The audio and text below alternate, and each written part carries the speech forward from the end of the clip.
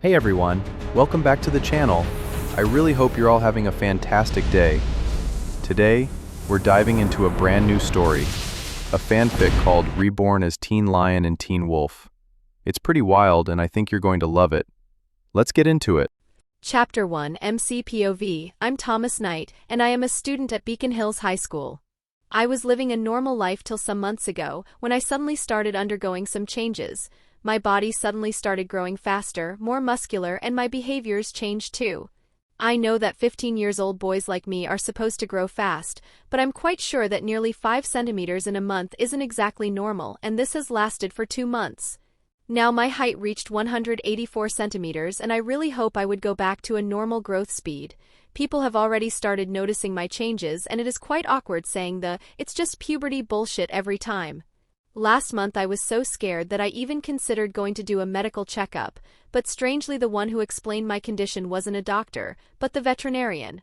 It happened when I was going to have my beloved cat checked, but when I tried to open the small gate to reach Dr. Deaton, I was blocked by a translucent barrier that appeared out of nowhere, and no matter how much strength I put in it, it didn't budge.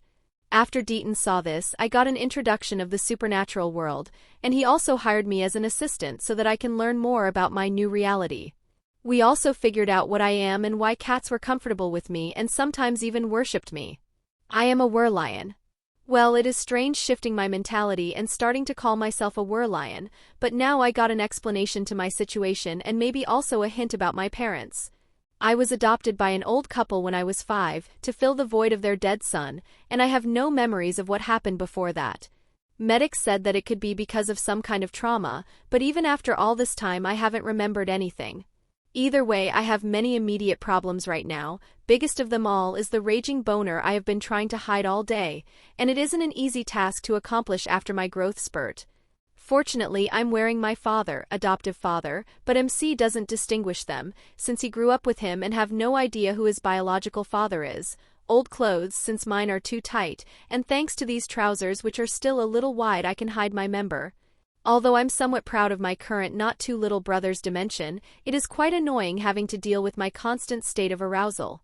According to Deaton, werelions happen to form large prides, and because of that they have an equally large lust. I would have probably already given in to my desire, if it wasn't for Deaton, who warned me about how sex with a werelion becomes quite addicting, and it is better to do it only with a girl you like, since after the deed is done it would be difficult to free yourself from her. Having this said, I don't really know how much longer I will be able to resist. It is becoming difficult to not give in as time pass, and I fear that if I keep accumulating lust, I may one day end up raping some girl in a moment of heat. Technically many girls flirt with me since I am the best player of the lacrosse team and probably the future captain. Especially after my new transformation I got an upgrade to my physique, but if I must be stuck with a girl, I want her to be good enough to never bore me. Staying in the canteen is especially hard, since all the girls try to approach me and it's quite difficult to speak to them when all I can do is to contemplate about round and soft things and how good it would be to hold them, smash them and own them. Hey, you don't mind if I sit with you, do you? Damn, another O. Is that Lydia Martin? Wow. I remember her being beautiful, but usually she wears modest clothes and stay on her own and pass all her time studying, but now she has approached me with tight-fitting clothes and I can practically see all her curves.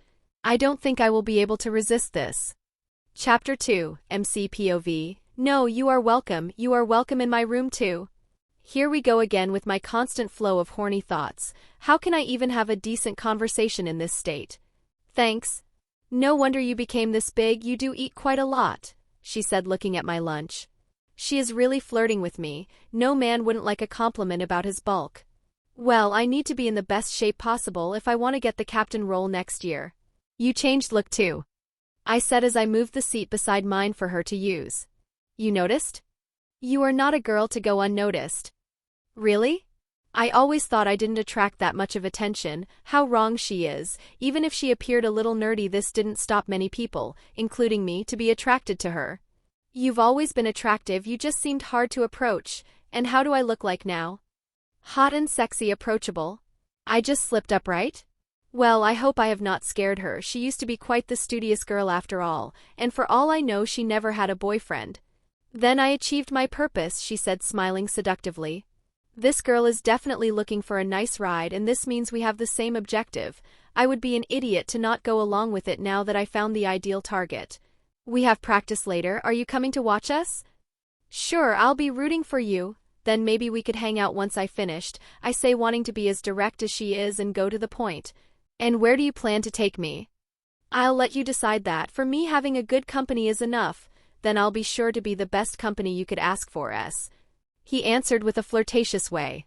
After saying that, she left, walking slowly while showing her hips, to make sure I knew what kind of treat she was, and as the perfect gentleman, I watched the show she gave me till she was not visible anymore. It was then that Danny finally approached my table. Did you finally decide to start going out? Lately it has been quite hard having a conversation with you because of all the women that approach you, he say, and indeed it must have been hard on him. We have been friends for a long time, but lately I have been neglecting him. Sorry about that, and yes, I got a date. Congratulations. Never expected for Lydia Martin to approach you like that. She really changed quite a lot too. Puberty probably, I say jokingly. Stop with that bullshit. I have no idea how you grew so much, but just don't take any strange substance. You have a good future ahead of you, don't ruin it. He is even preoccupied about me. I have been a bad friend, haven't I? Don't worry, my future is clearly bright. A hot girl just asked me out. 3RD person POV. While these two were speaking in a corner of the canteen, two other guys were looking at this scene. Scott, did I just see Lydia Martin flirt with Thomas? Asked an incredulous Styles to his best friend Scott. Calm down, Styles, we were too far to hear anything. Maybe she wasn't flirting. She has never worn clothes that tight, never. And what about the beautiful seductive smile she gave him? Her lips are just too perfect to not fall in love with them. Maybe he will turn her down. She isn't the first to approach him. We are speaking of Lydia, not some common skank. He will never turn her down. She is hot, intelligent, capable, and confident. She is the personification of perfection. What does she even see him in? Desperation can be read from Styles' face as he speaks.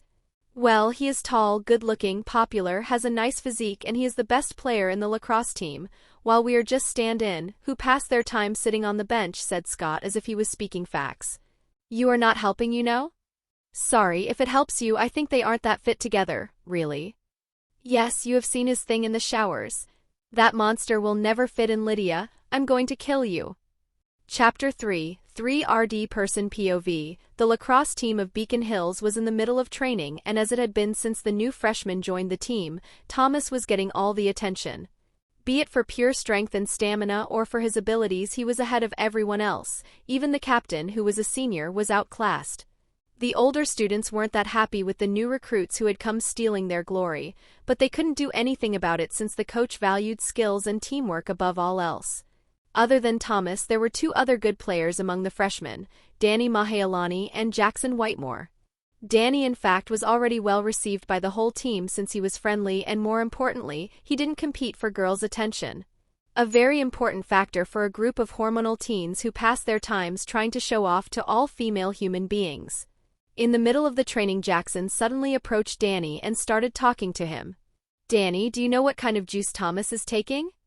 I don't think he is taking anything, maybe it is just good genetics. Please, he was clearly afraid of competing with me fairly for the position of captain and decided to take some kind of steroids.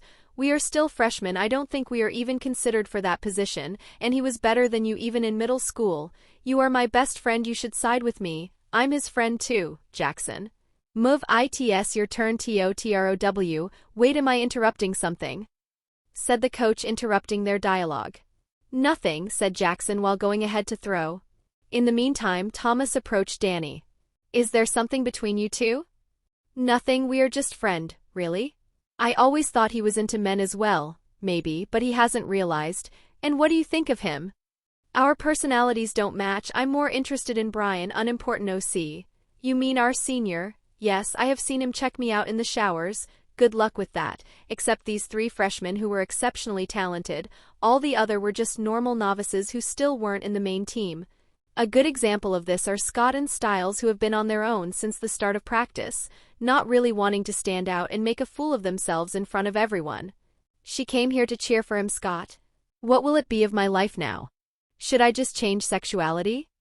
Calm down, there are still many fishes in the sea, you'll find someone else eventually.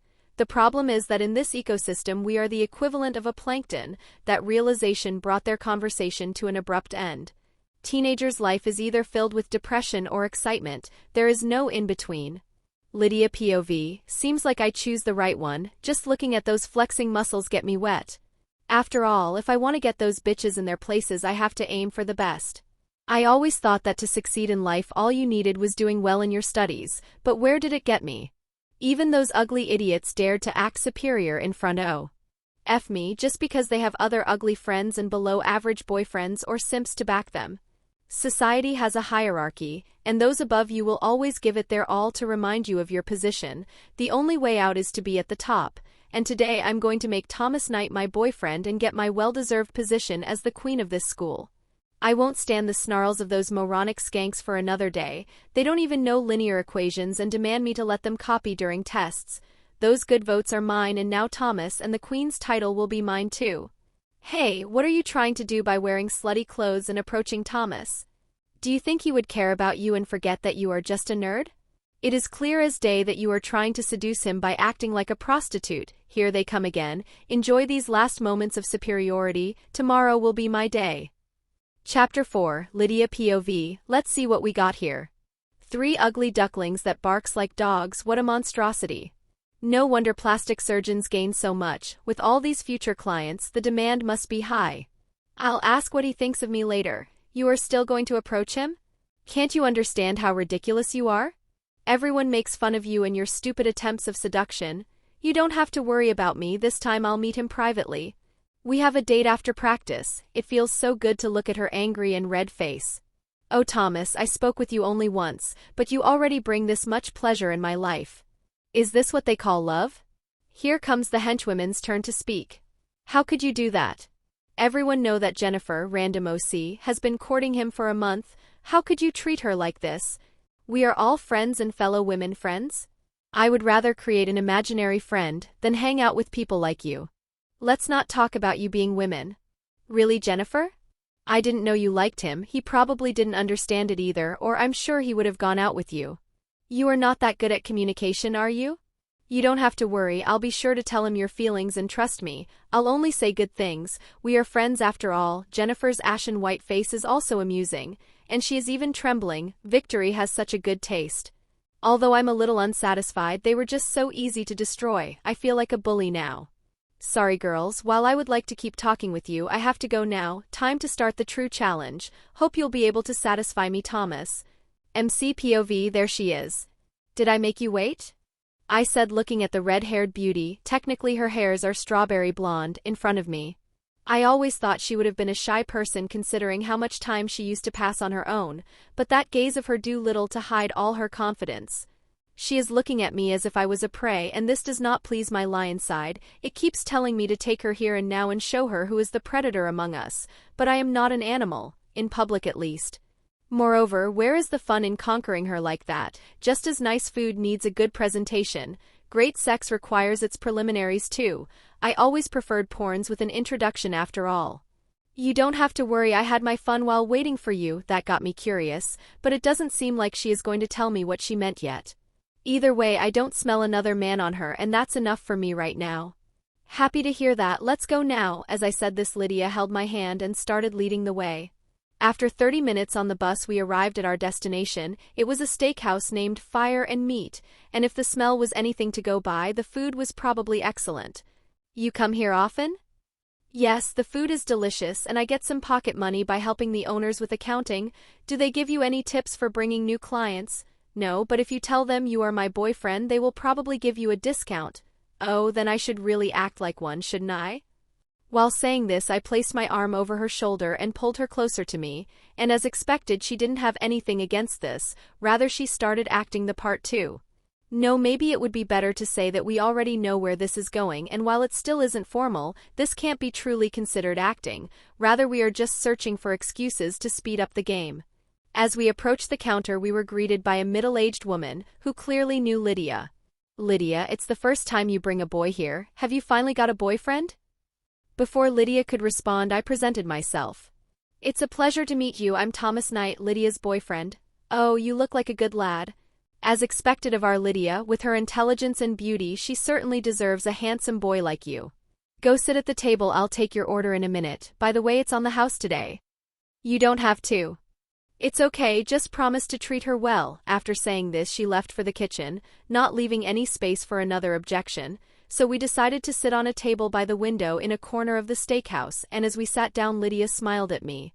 I told you. Yes, you were right, but now I feel guilty for tricking such a kind woman. Maybe we should make it real to lessen this burden. Yes, maybe we should. Chapter 7, 3rd Person POV. I'm so happy to know that Thomas finally found a girl to bring home, said a middle-aged woman, Isabel Knight, adoptive mother of Thomas. I brought one when I was a kid, retorted Thomas. You thought she was a boy, replied Isabel.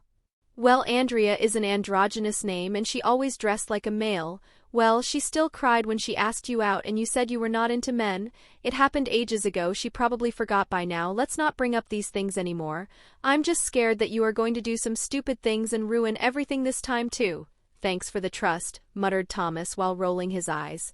While these two were in a heated conversation, on the side Lydia and a middle-aged man were watching this with interest. They got the same personality, stubborn and talkative, but they tend to do this only when they are at home. It must be your first time seeing him like that, said Jonathan Knight. Yes, but it is nice seeing a family be happy, answered Lydia, sporting a gentle smile. Yes, it is. At this moment Isabel looked at Lydia. Lydia, dear, was it you or my son who approached the other first? I did. At these words another smirk appeared on the lips of the mother, knowing she has other arguments to keep teasing her son. MCPOV, we finally took this out. When do you plan to have me meet your parents? She always tries to avoid this discussion, and I'm sure something is going on with her family. I don't know, you were the one to insist to meet mine. Is there a problem at your home? They are going to divorce. Maybe it will be next week or maybe in some months, but they can't stand each other anymore. And don't look at me like that. I won't behave like a depressed teenager that lack her parents' affection. Obviously not. My Lydia is a grown-up girl, I said, while dodging a punch from her. I'll help you feel better, don't worry. If you need a father-like figure, I'll be happy to comfort you, I added, but her reaction caught me by surprise. Oh, do you want me to call you Daddy? She said while grabbing my dick thought the pants and looking at me with a lust-filled gaze. I raised such a good girl. These are the satisfaction of life. Lydia POV. It is magical how great Thomas makes me feel, but then every time I get home all I hear are screams and cries. I barely had the time to get in the shower, but here they start again. Have you seen at what hour she came back? Screamed a man from downstairs. She is a teenager, she should have fun with her friends, answered the voice of a woman. Friends? Have you seen how messy she was? I doubt it was just a friend. So what, can't she have a boyfriend? You see. You don't even understand the problem.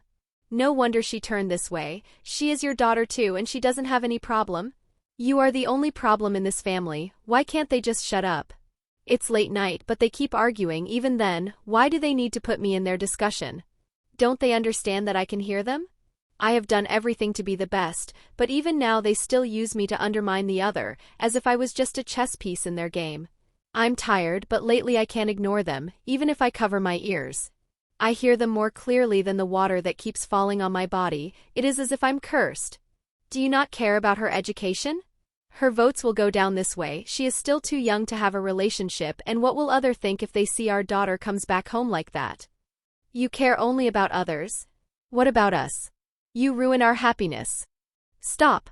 You make me always look like the villain. I won't let my daughter become as unresponsible as you. I won't give up on her. We'll let her decide who she wants to stay with, said the man with a cold tone. She is just 15. You can't ask her to take such a decision. Stop treating her like a child. At her age I was already working while attending school. Please stop. I just want to let out all my frustrations. I just want to scream. Chapter 8, MCPOV. I have always liked my life, but since I have started going out with Lydia it became even better. I'm not sure if you are supposed to feel this good or if it is another Werlion thing, but since I started dating her I feel better than I've ever had. Although if there is a thing I'm sure of, it's that people normally don't fuck as much as we do. The strangest thing is that my grades rather than falling went up. Now that I'm not distracted by my constant arousal, I can concentrate more on my studies, and with the help of my girlfriend and her perfect notes I am at the top of my class. I'm starting to get accustomed to being a werelion, and while I was told that werewolves usually have a more developed sense of smell, when it comes to my mates I can always trace them and even feel their emotion. This works for as long as I keep marking them. Depending on how much contact we had, it can even last days, and if I come on them, up to weeks. The imprint I leave on them allow me to locate them, understand their current feelings, and in case someone was to kill the carrier of my marking, it will be passed to the killer so that I can hunt him. Thanks to this last feature, usually people avoid killing a werelion's mate if they are not ready to face the whole pride. The problem of these powers is that I end up worrying a lot of times for Lydia. An example of this is occurring just now since I can feel she is having a rough time. I don't know the details, but whenever she is at home, she starts feeling sad, angry, lonely, sometimes longing, and often stressed. The problem is that today these emotions are particularly strong, and they keep building up. The fact that she is not answering my call makes it even worse, and the only reason I'm not running to her is that I know she doesn't want me to introduce myself in her messy family situation. Just as I was racking my brain trying to come up with a course of action, I heard a loud scream coming from the distance, but what truly scared me is that I suddenly couldn't feel Lydia's emotions anymore, and before the echo of the screams could reach me, I had already jumped out of my window and started running toward Lydia's direction. I don't exactly know which path I took during those minutes. For all I know, I could have been running at my full speed in my werelion form in the middle of the street. I was agitated and I could smell my own fear. My mind was full of theories as I envisioned her dead body or her being knocked out and kidnapped, and the only interruptions to these thoughts was me cursing at my inability to run faster. In fact, while I possess Herculean strength and unending stamina in bed, I'm not that much of a runner compared to other supernatural beings. I don't know how much it took for me to reach her, but when I stopped I was in a forest, surrounded by trees, and in front of me Lydia was naked, walking slowly, not paying attention to her surrounding, and with a lost gaze that resembled the one of a zombie. Lydia, my voice didn't seem to reach her. It was like she wasn't here, and I felt like I was losing her, so I reached her and hugged her, while whispering in her ears, "Lydia, please." It was then that she looked at me, regaining focus, but only after smelling me and hugging me back she realized who I was, and she started crying in my arms. "What happened?" she asked, trembling and stuttering. I didn't know how to answer, but now that she spoke and she was putting strength in the hug, I could finally calm down, and I only now realized that I was still in my werelion form as I reverted back to a human appearance. I was preoccupied, but I couldn't seem to care as much as I thought I would. Compared to before when I feared to have lost her, this didn't rise my emotions too much. I'm here and you are back, that is all that matters. Chapter 9 MC POV. Our beating hearts set the seconds, which were left uncounted and turned in an eternity. We were lost in the sensations we gave each other, unable to get out from this stale ethereal state. But there was no awkwardness, no unnecessary thoughts, only the two of us were present in this void we created for each other. I could feel her cold tears descending from my shoulder mixed with the warmth of her irregular breaths, that, synchronized with her beating heart, were creating a strange symphony of serenity. Her bright strawberry blonde hairs stood out in my vision, gathering all the vitality of the surrounding, leaving outside of her only the cold nothingness that would have threatened to reach me if it wasn't for the tight hug that tied us in a single entity. My rising possessiveness that was only alleviated by the sense of fragility I could feel, for the first time coming from her, made me grab her bare skin and led me to reach for her face to share my passion in a kiss. She was the oxygen of my flame that I didn't want to put out, fearing the cold that would creep in me if I did so. Am I right in making her burn like me with me? It was a fire I couldn't control, and the quietness of the forest only became wood to make it rise. We were burning, turning into a wildfire with the intensity of hell, and my sinner's mind demanded me to relinquish myself to this sensation and let our passion rage on this forest, who did nothing but hiding us from the world, giving us this private moment I cherished too much. Just as I was about to be consumed, the world got us, and this borrowed moment of eternity ended, getting away from us, but leaving a permanent mark on us, a mark of love, a pedestal for our future together. I immediately took off my jacket and gave it to her. "Let's get out of here. I think I know where we are. The clinic should be near. I have a change of clothes there." My feet hurt. I looked down and I could clearly see some droplets of blood where she walked. She stayed in that trance even with those wounds, and if we add the scream and the complete absence of emotions, it becomes obvious that this has something to do with the supernatural world. I'll have to call for Deaton once I reach the clinic, but that's for later. Now my priority is getting her in a warm place. I'll carry you, as I said that. I took her in my arms, as one would do with a bride, and started running as fast as I could. Now that she has seen me in my were-lion form, there is no reason to hide it. She is too smart to be satisfied with a petty lie invented on the spot. We reached the clinic in no time, and after getting inside I took my clothes from the drawer and gave it to her, and while she was changing I got the medical kit, too preoccupied with the current situation to have the time to watch her change clothes like a pervert. As I was treating the wounds on her feet, she finally asked the question I was waiting for. "Are you going to tell me what that strange form of yours was?" It's difficult to explain this since I never had to do it.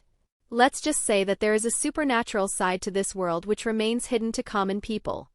There are beings that, while they normally look like human, they are different in essence. They possess powers and abilities that science can't explain and follow rules and logic different to the ones you follow. And you are one of those beings, right? Yes. I'm a were-lion, not wolf. Pretty sure it's lion. There are werewolves too, but I'm not one of them. So what happened to me? Does it have anything to do with this supernatural thing? I don't know, but are you not going to say anything about me not being human? Well, I can say that now your monstrous stamina makes sense. You don't have any problem with this? I don't understand anything of this, and I'm scared about what happened to me, but I know that without you I would feel far worse. If I have to face all of this, I want to do it with you. As she said this, she approached me and kissed me fiercely, trying to convey her feelings and prove her words. I was starting to get hard, and my body was eager to release all the stress that I accumulated during the previous hour, but just as the atmosphere was getting good, Deaton opened the door. "Thomas, is it you? I got a message that someone entered the clin. Oh, sorry. Damn cockblocker." Chapter 10, 3rd Person POV. "Oh, sorry, I'll leave right away," said Deaton already after turning his head immediately. "Stay, I was planning to call you either way." It was then that Deaton noticed the blood on the floor. "Did someone of you two get hurt?" "Yes, Lydia did." She suddenly screamed and she got in a sort of trance and started walking in the forest, I told him, hoping he would understand the situation and not fire me for bringing my girlfriend to the workplace. So the scream that covered the whole city was her. Hearing this, Lydia spoke. "Wait, how many people heard me exactly?" "The whole town." "What?" cried Lydia. "Don't worry, no one will think it's you. It didn't sound human to begin with," I added, trying to lighten her mood. "This doesn't comfort me. What am I exactly?" At this point both Lydia and Thomas looked toward Deaton, expecting him to answer. Rather than answering, he went toward the small gate and closed it, activating the mountain ash barrier. "Try to open it, Lydia." While perplexed, Lydia still did what she was asked, but what left Thomas incredulous is that nothing happened, no barrier, no difficulty. "She just opened the small gate without a problem as expected," said Deaton. "Does this mean that she is a normal human?" asked Thomas, was unsure if whether he could trust this test. After all, he really couldn't explain what happened to Lydia if not with the supernatural. "Could someone explain to me what is too strange about me opening a small gate?" "That gate is covered with mountain ash. If you close it, no supernatural creature will be able to open it or touch it," I tell her. "So I'm just a normal crazy girl. Why do women always try to change your words in an insult?" "That's not what I said." "You aren't," I say, making sure she gets the point. "I don't want her to start finding faults in herself. Her father is already doing a great job in that." "Then how do you explain me walking nude in the forest at night?" Thomas didn't know how to answer and calm his girlfriend, but fortunately Deaton intervened. "While she is not supernatural, she has a connection to it." "She is a banshee." "A banshee?" repeated both me and Lydia at the same time. "Yes, a banshee. Banshees are special women who have the power to sense and predict when someone is about to die. This trait is inherited by the females of a bloodline and can manifest itself in any moment of their life. Moreover, as a banshee you don't have any of the weakness other supernatural beings have, like mountain ash. How does this work? Will I get visions or hear things?" "I don't know, I never dealt with a banshee, but they are known for their powerful screams, so I'm quite sure you are one. But pay attention, I heard that some of them develop neurosis or psychosis because of their power. So I'm a crazy girl in the making. Great." Lydia was clearly scared, and everything that happened this night was piling up, putting her through more stress. Thomas, knowing what his girlfriend was feeling, took her hand in his and tried to comfort her. "Do not worry, I'm here with you. It was shocking for me too at the start when I found out what I was, but I'm sure that for you it'll be even easier." After hearing his words, Lydia looked at Thomas in the eyes, and both lost themselves in that gaze till an awkward Deaton coughed. I think it's better if you go home. Your parents must be worried, after they got out Deaton went his way while Lydia and Thomas started walking on their own. Can I stay at your home tonight? Obviously, did something happen with your parents? It got worse, now they drag me in their fights, especially my father. He keeps finding faults in me and throwing the fault on Mother. He doesn't understand how good you are. All parents in Beacon Hills would give away all their belongings to make their daughters just half as smart as you are. You are getting better at complimenting. I prefer having my girlfriend happy, wouldn't want her to start screaming at me. You may say so, but you make sure I scream your name for hours whenever you get a chance to shag me. Even a banshee would get her throat sore with you. You go. Teamy. Let's call your parents and tell them you are staying with me tonight. They'll probably be mad. They should be scared, not mad. I'll say that you had a panic attack. I don't know what I would do without you. You are strong. Today is just a bad day. Everyone has those. No, it isn't. You were able to make it a good one. Chapter 12, MC POV. As the wind grazes my skin, I feel the thrill of running in my Werlion form. The forest is dark and full of obstacles, but thanks to my senses I don't have any problem navigating it. Running using my supernatural power has become a way to release my stress. I like to stop hiding this side of me and unleash all of my abilities at once. During these moments I release all the pressure that I accumulate by living the life of a normal teen.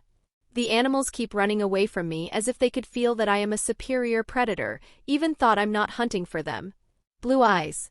It was just for a moment, but the light that came from them stood out from the shadows cast from the trees.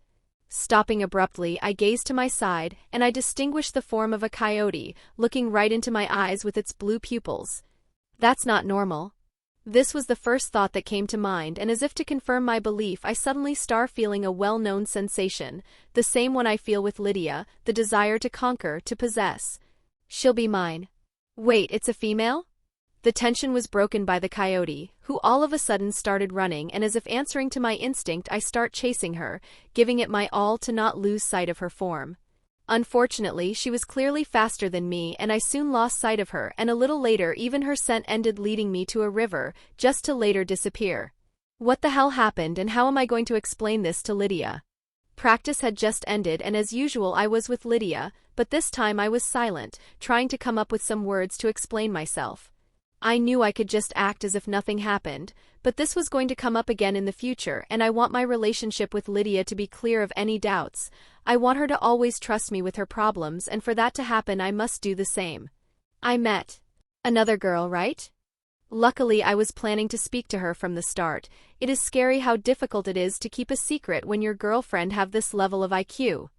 Yes, but I just wanted you to know that even if my instinct lead me to other girls, I won't act on it. For me you are important and I don't want anything to come between us, so please trust me when I say that I will never betray you.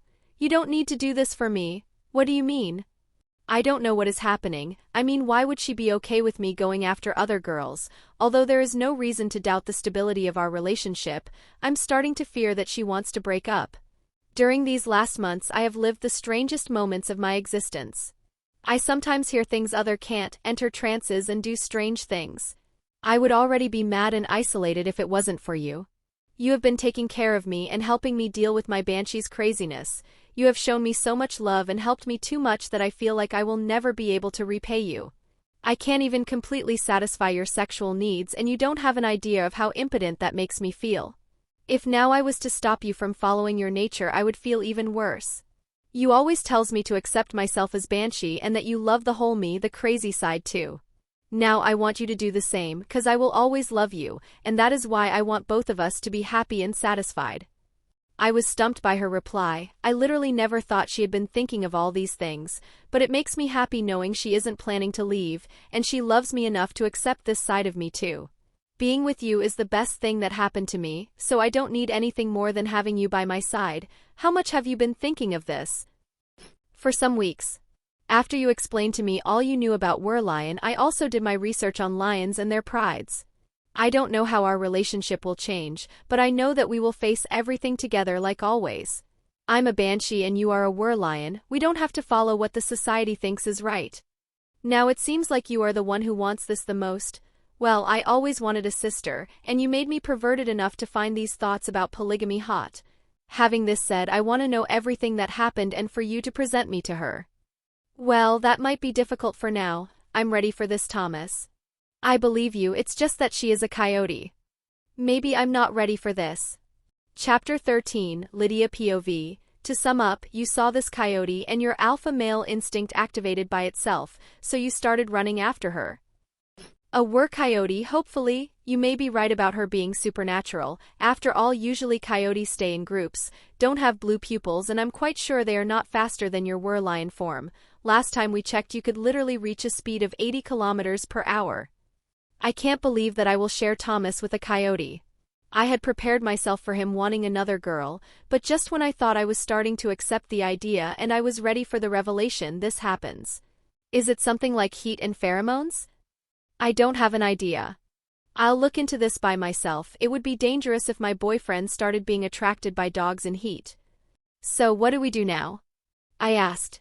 Well, while it may sound strange, I think that we had somewhat of an understanding when we looked into each other's eyes. It's something like a competition. If I catch her, she is mine. Had I heard this from anyone else, I would believe him to be a raper. So what can I do to help you? I think I have to win her by myself, but you could help me come up with a plan or understand who she is as a human. More importantly, are you sure about this? Yes, I am. Coyote or not, I want this too. Okay, for now I'll try looking for her where I found her yesterday. I'll check what I can find online. To think the time would have come for me to help my were-lion boyfriend pick up a female were-coyote. The supernatural is really strange, but sex with Thomas might just make all this trouble worth it. MCPOV, I've been looking for her for about an hour, but I haven't had many results. All I found for now are some coyotes' footprints, but I'm not even sure if they belong to the same coyote I'm looking for. While looking around for traces, I happened to see an overturned car, but as I got near it, I finally found her. She came in front of me and began growling, clearly wanting me to stop advancing. Now, this would probably be an easy way to catch her, since if I kept walking toward the car, she would probably attack me, but this wouldn't prove anything. My final objective is conquering her and make her submit to me willingly, not catching her at the cost of her hatred. Okay, I'll stop advancing. I'm here for you. I'm not quite sure she understands my words, but she must have realized she is my objective. So she started running away, and not wanting to make her doubt my intentions, I follow her immediately. After making sure I was following her, she began raising her speed, and just like yesterday, I'm left behind. Failed this time too? I was in my girlfriend's bedroom, and I had just used her shower to get off my body the sweat from the chase. Yes, she is really fast. Even if I get more familiar with the forest, I doubt I would be able to reach her. I need a plan. For that we must first know more about the territory. I printed a map of the forest. Where did you meet her? Around here, I say, pointing to a location near a road, where I think I found the car. It's strange for her to stay near a road. Could you draw the direction of the chase? I'm not that sure, but it should have been like this. I don't remember that well, but I'm quite sure she first went this way and then started forming a curve and reached this river where I lost her. After drawing the estimate, I passed the map to Lydia, who studied it for some second. Why would she turn this way? She is faster than you. Going to the right would have just helped you. It would have allowed you to shorten the road by cutting off a part of the route. That's exactly what I did, and while I was able to shorten the distance, I was still some meters behind her. She probably did so to not get so far away from her territory. Coyotes are not really territorial. They tend to not defend their territory. Are you sure? When I first caught her, she seemed hell-bent in getting me far away from the car.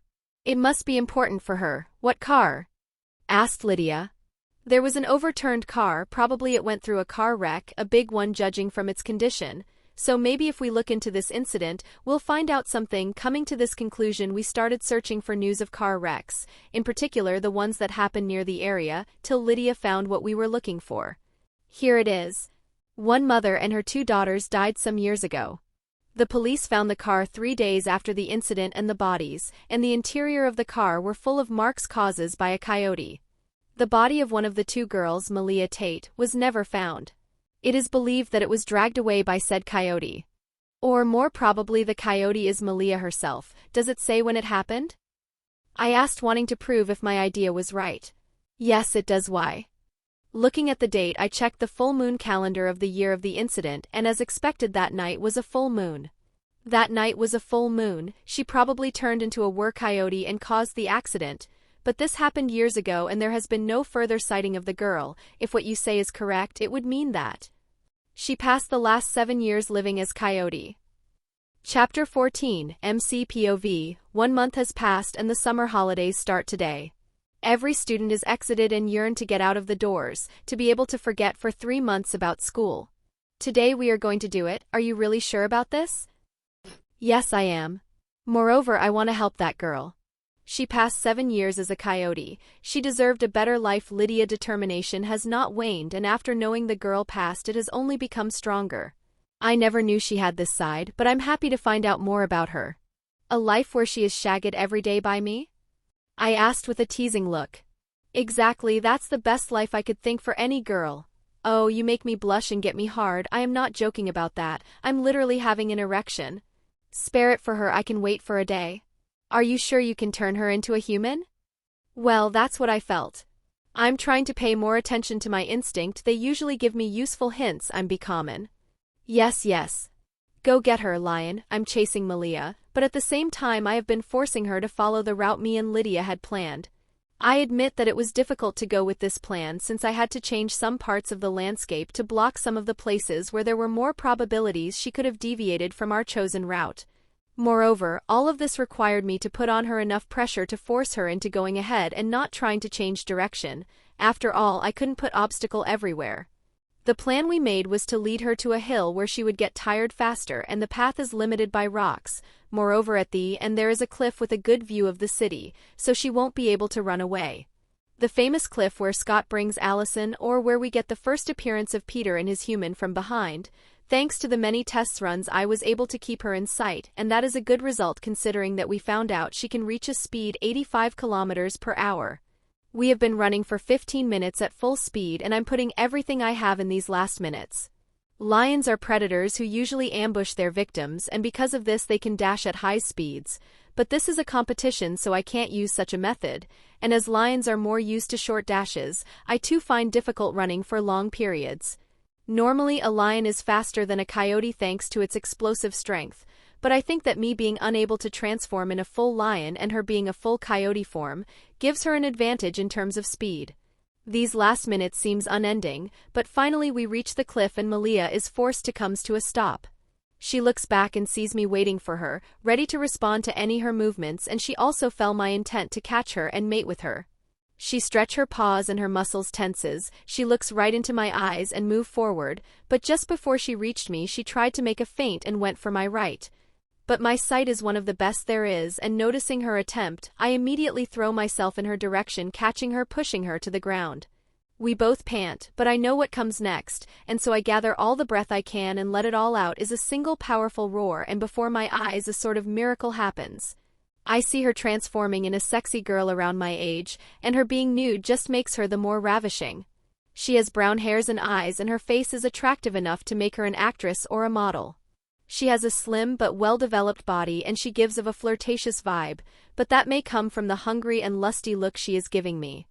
There would be nothing I want more right now than to strip myself and shag her for hours. Even my tires muscles are eager for some more movement, and I'm quite sure I have been rubbing my erection through my sweatpants on her slit. The problem is that even now I am acting following my instinct, and her consent has not been verbal. For all I know, she may just be a girl I have chasing like a raper for the entire month, and she never agreed to have sex with me. Thankfully for me, I got my response from her as she ripped my t-shirt and started feeling my muscles with her hands. What are you waiting for? Fuck me. Well, this is enough of an invitation. I can't let such a proper lady wait to be graced by me for such a long time. So I smashed my lips with hers and got out of my trousers and boxers as fast as I could. Chapter 16, MC POV. I must tell you that there is another girl, I said while carrying Malia in my arms, who was still recovering from our earlier activity. I could smell her on you, and you are okay with it? I have passed half of my life as a coyote. I don't believe in monogamy. I believe in a strong male who can protect me and provide for me. It is only normal for other females to gather around such a man. I will protect you, Malia, but I want to be more than that for you. For now, let's go to my girlfriend's house. She wanted to meet you and we have already prepared some clothes for you. Speaking of clothes, right now I only have my pants on me, while Malia is completely nude. Do I need to always wear them in front of others? But it is better if you get used to it. After all, you'll need to wear them for hours at school. Wait, what? Do I need to go back to that place? Lydia POV. As I was waiting for my boyfriend, I suddenly hear some movements behind me and turning my head I see my boyfriend with his manly chest exposed and a naked beauty in his arms.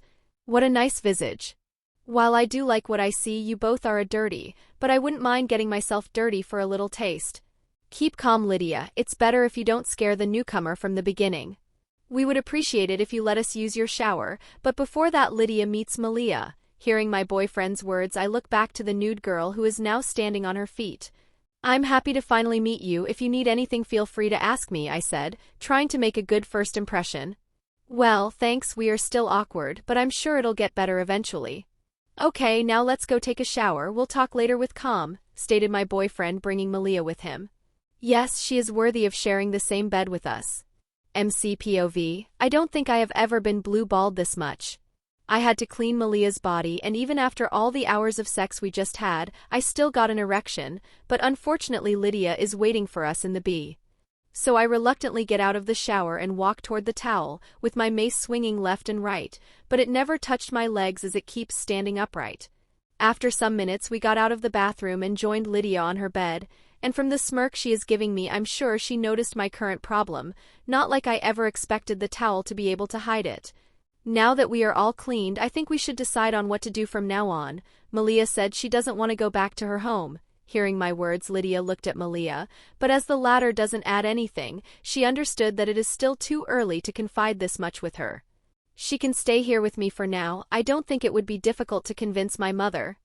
The problem is finding a permanent solution, and she'll need to go to school once the summer ends, or she will never integrate in society. Seems like Lydia wants to get closer with Malia. Speaking of this, is it necessary for me to go to school?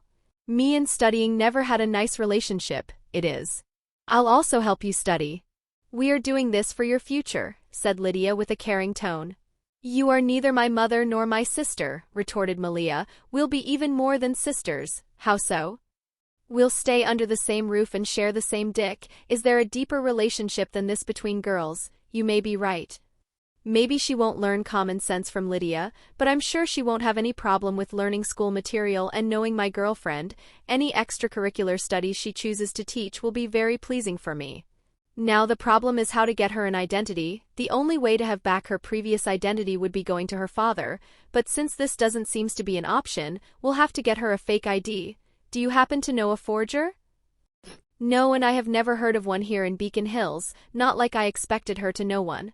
I'll try asking to my seniors from lacrosse. I know some guys who have connections to criminals. Be subtle, said Lydia, looking into my eyes with a worried expression. Don't worry, I'm a freaking werlion. They are the ones who should be worried. Yes, but I don't want you to get into troubles. I'll try. After reassuring Lydia, I look at Malia, who has a guilty expression. Don't worry, it's not that troublesome, and since I was the one who got you out of the forest, I should be held responsible for it and take care of you. You are part of my pride. You'll always have me to back you up. You'll always have us to back you up, added Lydia. Chapter 18, MC POV. I was on my way home after the threesome with Lydia and Malia, when I suddenly smelled someone supernatural inside my home. I immediately entered and barged inside the living room, and what I found was my father and mother speaking with a young woman in her 20s. The girl was beautiful, but this didn't affect me right now. My family may be under threat, and I won't let anything happen to them. Thomas, you scared me. Why did you barge in the house like that? Asked my mother. Even then I didn't stop eyeing the guest in front of me. After all, I don't know what she is capable of, and letting her out of my sight for 1 second could mean losing my family. Her thoughts were probably similar, since she was alert to and ready to move at any seconds. Who is she? I asked to my mother. Oh, you never met her, right? She is Laura Hale, and she used to be your brother girlfriend, when he was still alive. Hearing these words, both of us calmed down, knowing that the other wasn't here to hurt the old couple. Pleased to meet you, I'm Laura. I'm Thomas. It's an honor to meet my brother's greatest luck, I said jokingly, while looking at my mother. Is that how Isabel calls me? Asked Laura with a small laugh. How can you embarrass me like that? Are you really my son? Please, you tease me every time I bring my girlfriend home. As I said this, I sat down near my mother, but while I was calmer, I still didn't let down my guard. After all, even if she is a friend of my parent, this doesn't change the fact that she is dangerous. Anyway, it was my luck to date your son Isabel, said Laura. For those who don't remember, the night couple's son died, and then they adopted the MC when he was 5. I decided his name will be Brian. I'm happy that you think so. Know that for me you'll always be like a daughter. You don't know how terrible I felt when I heard news of what happened to your family. Even after the call you gave us, I still was preoccupied for you, since you disappeared for years, said my mother, while cleaning the tears that were falling down from her eyes. I wanted to get out of here, especially since my brother was still young and I feared how this would have affected him. If I'm not wrong, some years ago her house was burned down and the majority of her family died in the fire. It is a well-known event even now after 6 years. Let's not speak about the past. Are you planning to stay? I don't think so. I have come here just to resolve a family business, but I don't know how much I will stay. Well, I hope you'll come here often while you are here. Where are you living for now? If you need an accommodation, we have a guest room. I still have the pub I wanted to open before all this happened. There is an apartment above it. I remember it. It was Brian's dream to open a pub. And he had passed that dream to me, said Laura while smiling. It was really captivating, Essie. By now I wasn't preoccupied anymore, and unfortunately I could also feel myself being attracted to the beautiful woman in front of me. But luckily for now a part of me was still opposing this, as she was my brother's girlfriend, and even if I never met him, it would be strange for me to pursue his last lover. Is the apartment still good? Asked my mother, hoping to find faults in it, so that she can stay with us. It's just a little dirty, but nothing that a day of cleaning can't resolve. I can only imagine how much dust it has been accumulated during these years. You should just stay here. I can help her, I said, and this earned an angry look from my mother. Sorry, but I must speak to her in private and I needed an excuse for it. Moreover, I'm pretty sure it's best to not have her stay with us. Now that I know she is also a supernatural being, I fear that her family didn't die in an accident, but it was murdered. After all, there is no way that a supernatural family can't run away from a simple fire. There is also the possibility that she became what she is later, like with werewolves who can turn normal humans in their kin. I would appreciate some help. Understanding what I wanted, she accepted my offer. This son of mine is always against me, lamented my mother. As I entered Laura's car and we put some distance from my house, I finally asked what I wanted. What are you? A direct question, but it could give me an idea of what to expect. A werewolf, and you? I like the fact that she answered me. I feared I would get nothing out of this. A werelion? Wow, that's pretty rare here in the USA. I've never seen one. Well, you are the first werewolf I met too. Really? When I was a teenager, this town was full of them. In fact, it was my family who helped this town expand. So you come from a werewolf family, then I assumed that it wasn't a normal fire that killed them. No, they were probably hunters, that's why I fled. I feared me and my brother would be targeted too, and without a pack we were easy prey. I got a fake identity and tried to disappear. So hunters are real, and it seems like I could ask her to get me a fake identity. But if what you said is true, then why did you come back here now? Moreover, you are alone. Don't you fear that those hunters are still here? I'm sure they left. Hunters usually go from one city to another, searching for the supernatural, but they may come back if they follow the same trail I found. I'm getting much information, but I must concentrate in getting what I truly need. What trail? I'm not going to tell you. The only reason I've answered your questions is to warn you in case something bad happened. She seems like a caring and responsible person, since she wanted to help even if I was a stranger. So something dangerous is on its way here, I asked. I would like to know that too, but it may all be just a false alarm. It seems she is also in the dark. Then how about I answer a question of yours and you answer one of mine? I'm okay, but I want the right to decline questions I can't answer, and you are still going to help me clean the apartment. I wasn't joking when I said it needs to be cleaned. Yes, ma'am. Call me that another time and I'm going to beat you up. Good, she still considers herself to be young, then I may stand a chance. Wait, this was exactly the opposite of what I should have wanted. Sigh, here we go again. Chapter 19 MCPOV. I thought she accepted my idea because she was also curious about me, but now I think she just wanted me to help her clean. Mountains of dust, rotten wood and enough spiders to fill an entire room. That's what I found in Laura's pub and apartment. Let's begin, we have a lot of work to do. Feel free to ask your first question, said Laura with a smug smile. Unfortunately, I'm lying of my words. I heard that werewolves are divided in omegas, betas, and alphas. Which one are you? I asked while taking the tools I needed to clean. There is no problem in telling you this. I'm an alpha, so make sure to be a good boy, 'cause I'm more than capable of punishing you. I never fought someone supernatural, so I'm not sure if she is right, but Deaton told me that, while lions are quite strong, few can compare to alphas. Before getting adopted by the Knight's couple, where did you live? Fortunately, her first question is quite easy. I don't know, it seems I received a trauma when I was a kid and forgot all that happened before I was 5. How many hunters are here in the USA? Many, I don't even know an estimate, but you must pay particular attention to the experts who know our weakness and are well armed. Especially the Argent family, they have a long history of hunting and many affiliated hunters under them. They are quite cruel and one of the main suspects of the fire that killed my family, she said with a frown, and I really like how exhaustive her answer was. It's nice to have someone older than you willing to share their experience. How many girlfriends do you have? She asked, smirking. What makes you think I have more than one? My mother taught me a lot for the day I would have replaced her, so I know some things about your kind. Now answer my question. 2, but I got the second just recently. Right, Werlions unlock their supernatural side pretty late, said Laura, while sweeping the floor. Do you know the reason? I asked, excited to finally know more about my race. Is that your question? I have already given you too many F. Yes. Well, all I heard is what was written by one of my grandaunts who joined a Werlion pride. From what she said, when a male Werlion awaken their supernatural side, they become lustful creatures, so they will then be sent away for some time, to form their own pride and to put their desires under control. This is necessary to make sure he wouldn't try to steal a member of his father's pride, and since a baby wouldn't be able to survive alone, there is a need for him to be mature enough to provide for himself when he is casted away. In fact, you have awakened quite early. My grandaunt's son only got his powers when he was 17-inch. I'm going to squeeze out all this juicy information from her mind. Is it true that you Werlion get attracted by any beautiful girl you see? She asked me, with a curious expression. From what I found, there are more factors than just appearance, but we certainly don't go after ugly ones. Speaking of this, what is your type of boyfriend? Seriously, you are half my age. Really, you certainly don't look that old.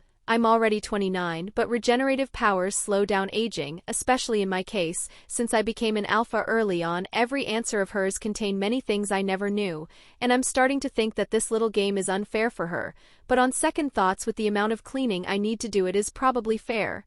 Why do you even want to know the reason for which I came back here? There isn't such a huge truth behind it, she said, tired of my last attempts at finding out what brought her here. Because I want to help you. Hearing my words, she sighed. I know that I am a beautiful woman and you are an horny Werlion in his adolescence, but it is risky and you shouldn't get involved in this just because you are interested in me. I'm not doing this because of that. Then what? Did you want to help you brother ex-girlfriend? Or maybe you are the kind of man who likes to help people in danger. Neither. I just want to learn from you, while you carry out your own business. I'm bound to get involved in the supernatural world one day, and I need to know what to expect, who to trust, and the factions that are part of it. Moreover, I'm not doing it for free. If you want anything sexual, the answer is no, she stated, and while it's not what I wanted, it does makes me a little sad to see how hostile she is to the idea. The harder it is, the better she'll taste. I just need your help in forging one of my girlfriend's identity. You said earlier that you changed yours when you run away. And why would she need to hide herself? Did she commit a crime? I don't think I can tell you this. I know that Malia doesn't like sharing her story, and even if I need help, it is my job to protect my girlfriend's privacy. And I don't think I can help you without knowing some more. Her words seemed definitive, and I already understood that I got no chance to find a forger on my own. She was adopted, and she is a war coyote, while her father is just a human. She went through a trauma when she was little, and now she finds it difficult to approach her father. She is afraid of facing him and hurting him, an adopted war coyote, muttered Laura with an incredulous and thoughtful face. I can't tell you anything. I'll help, she abruptly said, interrupting me. Really? Yes, but I want to meet her. At these words I made a frown. There is no reason for her to be interested in meeting Malia. It's not like I mind, but it is kind of suspect that she suddenly agreed so eagerly. Why? Because I believe she is related to my family. These words surprised me, but if this is true, it could be important, especially for Malia. I always wanted to meet my true parents to know what happened that separated us. I'll ask her. Good, and you better come back tomorrow too. We still have a long way before we are finished here. Will we ever finish this? I'm starting to doubt the nature of this dust. I swear it feels like it keeps regenerating itself. Chapter 20 MCPOV. Before my eyes is the result of my hard work, an accomplishment that fills me with pride, an achievement I never thought would have been possible, but I did it in just 3 days. The pub and apartment of Laura are now spotless, to the point that even hospitals can't compare to its cleanliness. So, this is what my boyfriend has been doing for the past few days. I commend you for your job. Maybe in the future you should stay at home and be an house husband while I go out earning big bucks, said Lydia, ruining my moment with her teasing. Well, he certainly did a great job, added Laura, while walking down the stairs that separate the pub from her accommodation. I'm happy to meet you both. I can see why Thomas is so smug about his girlfriends. Had I known you were this beautiful, I would have asked my boyfriend to present us sooner. I'm Lydia, by the way. They were exchanging simple pleasantries, but Lydia's eyes were studying Laura, while Laura's gaze was aimed at my left, where Malia was standing quietly. Now I'm even more sure you are her. Here she goes again with the mysterious vibe, but I am not backing out anymore. Now that I brought Malia here, I want answers. Her who? I demanded. My cousin, replied Laura, walking toward us, and added, I can see in her both my uncle and the desert wolf. I was just about to say something, but Malia touched my shoulder and spoke by herself. If what you said is true and I'm really your cousin, why did you give me an adoption? Why did you leave me with a normal family who knew nothing of the supernatural? Malia was clearly angry. Probably she did not think, or she did not even care about the fact that she could have died in the fire together with the Hale family had she stayed with them. It was the only option we had, said Laura, while looking down on the floor. About 16 years ago, a notorious killer, known as the Desert Wolf, came here in Beacon Hills, and my uncle fell in love with her. What both didn't expect was for a baby to be conceived during their rendezvous. It took 9 months for my mother to convince Corinne, the Desert Wolf, that birth was a blessing, but when the time came, a rare event happened. At this point she paused for a moment. What happened? Asked Malia, while keeping her rageful tone. Power stealing. There have been very few cases, but for some supernatural races it may happen that a child takes away a part of its mother powers during childbirth. That's what happened to you, and your mother went mad. She wanted to get her power back, and for that she needed to kill you. So my mother secretly put you in adoption and took away my uncle's memories so that he wouldn't be used by Corinne to find you. This was the only way to let you live a normal life without having to be locked up inside the house for protection.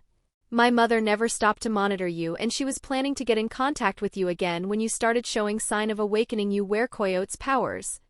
Malia was shocked about the revelation and her face became petrified. She was unable to understand the situation.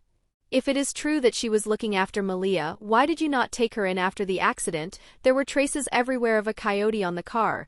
Did you not guess that Malia had turned in a were-coyote? Asked Lydia, and in fact it sounds strange to me too, that they didn't make this assumption, since even I who know half of what she knows about the supernatural was able to make it. She was too young to awaken, and the marks left on the car and the bodies were too big to belong to a young were-coyote. What do you mean by that? I was the one who did those after going mad because of the full moon, muttered Malia, shocked by what Laura was saying. No, you weren't. One day we got the news that the Desert Wolf had come back, so my mother asked me to help her stop Corinne since I was the only one who knew about you. She led me to your house, but only your father was there. So we started searching for you by running along the same road your mother took to bring you back from school, but when we arrived it was too late. Only silence followed Laura's words, so after some seconds she continued her story. I remember tracing those same scratches with my hand. They were too big to be made by a child. We thought she had killed you and dragged your body away. My mother faulted herself of your death for years, but you were always alive. You must have been forced to turn into a coyote to survive the impact, and then you must have run away from your mother. At these words Malia fell on her knees and started crying. She had believed to have killed her family for practically half of her life, bearing the guilt and isolating herself from the world. After that we passed some time there speaking, but Malia was too tired after all the emotions she felt during this time, so me and Lydia decided to leave with her. While we were going to Lydia's house, Malia raised her gaze and looked at me. Thomas, do you think that I would have lived a normal life had I not stolen my mother powers? Am I cursed to bring demise to those around me? It isn't your fault, it wasn't a choice you made, and I think of you as a blessing. Those words relieved her as she started smiling. I want to meet my father, I have abandoned him for long enough. We'll bring you there tomorrow. I smiled, seeing that she was ready to face her father, now that she was free of the guilt that haunted her for years. Thank you, you too, Lydia, I love you. I love this pride. Our family, Malia said these words while crying as she brought us in a group hug. Yes, I love this too. Chapter 21 MCPOV. School began again and months kept passing as they always do.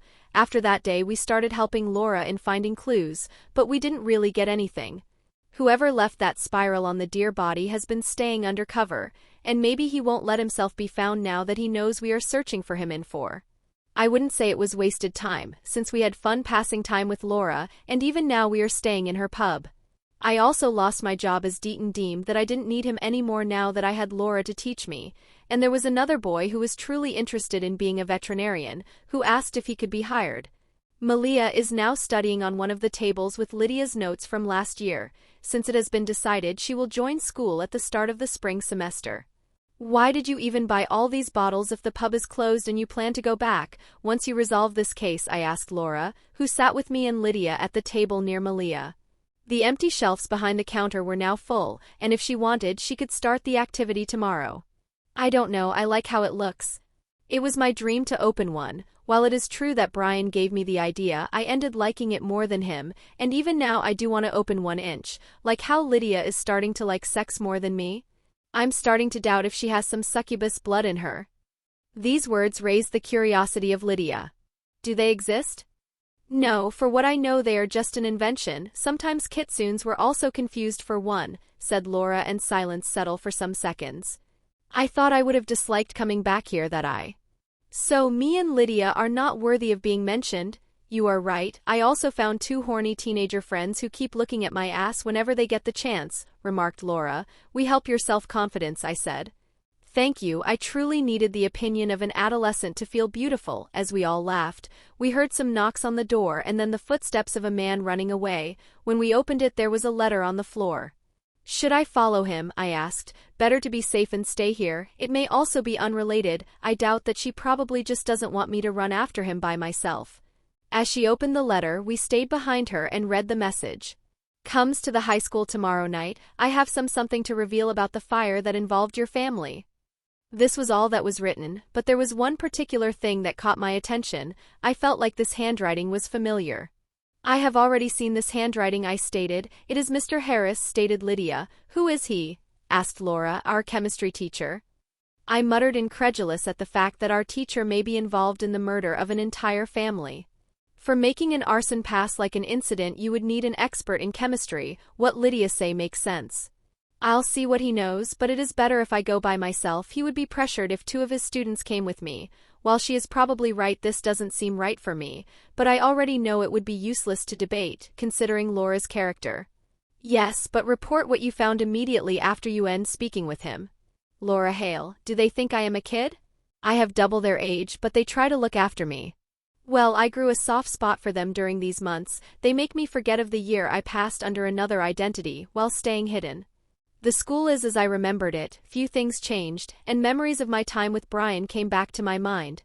He wasn't anything special, just a normal human whose life was cut short, but in the end even a family of werewolves like mine died in a fire without the ability to do anything. As my thoughts reached this point, a frown appeared on my face, and I opened the door in front of me. Sitting at the desk was one man, Adrian Harris, who was looking at me while sweating. It seems that I won't have to pressure him, his conscience has done all the job. How did you know I was in Beacon Hills? I asked, affirming my role as the one who makes the question. I heard some people saying they saw you, he stuttered. Okay, so then tell me, why did you want to meet me? What do you know about that fire? I didn't participate in the arson. But you do know it was arson. I looked him right in the eyes, while he tried to look elsewhere. Just tell me what you want to say. I can see you have a burden on your conscience, and you need to free yourself from it. If you aren't guilty, you have nothing to fear. These words convinced him, and he soon started talking. I was new to this job, and I couldn't stand my students anymore, so I used to visit a pub to have a drink. It was then that she approached me.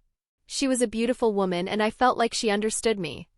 He indeed looks like someone easy to seduce. If I ever open a pub, I should pay attention to these gold diggers who approach simps to get something out of them. I don't want trouble in my turf. We started seeing each other often, and she seemed to be interested in science, so I answered all her questions, happy to finally meet someone who shared my same interests. Soon the questions began to be more specific, like how to melt the lock of a bank vault, dissolve a body to get away with murder, and start a fire to get away with arson. I see, so he was just used. What was her name? I don't know, he didn't even get that. He truly was an easy target. She didn't even have to give him a little kiss and he just told her everything she wanted. But I remember that she was wearing a particular pendant. She said it belonged to her family. He drew a stylized pendant with a wolf on it. I don't remember seeing it, but now I'm sure she was the one behind this and that she was targeting us. Finally, I got something. Don't worry, I don't have any interest in accusing a guy who was used by someone without his knowledge. Thank you, he seemed relieved now that he told me everything, so I left and started writing a message to Thomas. I got a lead, the image of a pendant that the murdered wore. Just after sending the message, I got a call. It was the long-term care facility where my uncle stays. Chapter 22, Laura POV. As the phone call ended, I immediately wrote a message to Thomas and started running toward the healthcare. Peter has woken up and ran away by himself. Reach me there, stated the message. Another member of my family that I thought was lost forever appeared again. Peter POV, are you sure about this? Asked a nurse on the side. About what? I said, even if I knew what she meant. This woman is seriously irritating, but I need her for now. Killing your niece. We already spoke about this. I need my revenge, and to achieve that I must have the power of an alpha. Once I'll be an alpha and my revenge reaches its end, I'll turn you in a werewolf and we'll live together a happy life away from here, as if I would do that. But couldn't you ask her to collaborate? It was her family too that died. That girl was raised by her mother to be the perfect pacifist leader. She may try to put them in prison rather than killing them. As if that would work. It is as useless as putting Joker in prison hoping he would stay there. When was the last time I read a comics? I have not read one in 6 years. I'll kill all those bastards, but first I need power. I'll show them who they messed with. I'll show them the power of an alpha.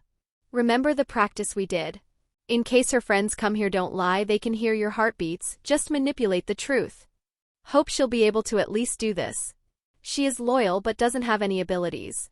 Moreover, she wants to bite more than she can chew. How could she expect me to love her? Having said all I needed to say, I ran away and got ready to welcome my dear niece.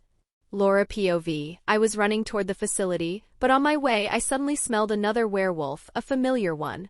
Following the trail, I entered the forest near the healthcare facility and soon I saw Peter's back. Peter, are you okay? I can't believe you woke up. We thought you were gone forever. Derek missed you more than anyone. As he didn't speak, nor he moved, I approached him. You won't believe who I found. No, first I need to reveal something to you about something my mother did. I was now standing right behind him, but something was not right. I tried to retreat, but before I could, Peter turned around and slashed me with his claws. I was barely able to avoid being hit in the heart, but my lungs got cut instead. Holding my wound, I kneeled and looked terrified at my uncle, who was standing before me with a smile as his eyes turned red and fur started to grow on his body. Why? I muttered. I could feel the spark inside me leaving my body as my condition worsened. Not now that I got back a part of my family, not now that I came back home, not now that I can achieve my dream again, not now that I found new friends. Why now? Don't worry, I'll use your power wisely and get revenge for our family. As he said that with a growl worthy of the monster he had become, he raised his claw to finish me off. MC POV, me, Lydia and Malia are now in my new car. The latter is clearly agitated at the prospect of meeting her father for the first time. She doesn't know what to think or what would come out of this. She is probably scared he won't even recognize her as his daughter. She does have a father and she loves him a lot, but I understand the yearning to meet her blood-related father. I always wanted to know mine too. Lydia was trying to reassure Malia, but suddenly she looked in the forest and her face assumed an horrified expression. Laura is dying. As she uttered these words, I stopped the car, broke the door of the car and run in the direction she pointed. It took some time to catch her scent. After all, she isn't a member of my pride, and I never marked her. The problem came when her odor was mixed with the smell of blood, and I could feel the desperation in the air. When I reached her, I saw a beast in front of her, ready to strike again and end its prey, but before he could do so I threw myself at him. We rolled in the dirt, and the moment he stopped I teared his chest, while he threw me away using the full power of his legs. I crushed against a tree, breaking it, but I was able to land on my feet. The beast in front of me watched me with its red eyes, but he decided to run away, while holding on the wound I gave him. Unfortunately, I couldn't chase after him as I had to assist Laura. When I saw her condition, I despaired as blood was flowing from her mouth while her hand was covering a large wound on her chest. She looked at me with her eyes who kept changing from light red and yellow. She attempted to speak, but I stopped her and took her in my arms. Resist, Laura, I'll bring you to Deaton. Then I run as I never run, and in a few minutes I was in front of the back door of Deaton's clinic. I kicked it open and fortunately Deaton was there. What is hap? Put her on the table immediately and close the door to the hall. I did as he said, and just after I closed the door a voice came from the other side. Deaton, did something happen? I can't open the door. It was the voice of Scott, one of my lacrosse teammates. Nothing, I'm closing for today. You can go home, said Deaton, while taking a wooden box from one of the shelves. But it is 2 hours early, a sudden personal problem. Just go home, said Deaton this time with an imperative tone. Okay. Scott relented and went away. There is only a small spark of her alpha power and that is what has been keeping her alive. I need you to help me keep her awake or the ritual won't work. These words were referred at me, so I reached for Laura's side and held her hand. Her eyes were unfocused and the red of her eyes was as light as it could be, while the yellow appeared a lot more. Laura, holds on, you need to stay awake. My words barely reached her, and I doubt she could understand anything of what was happening.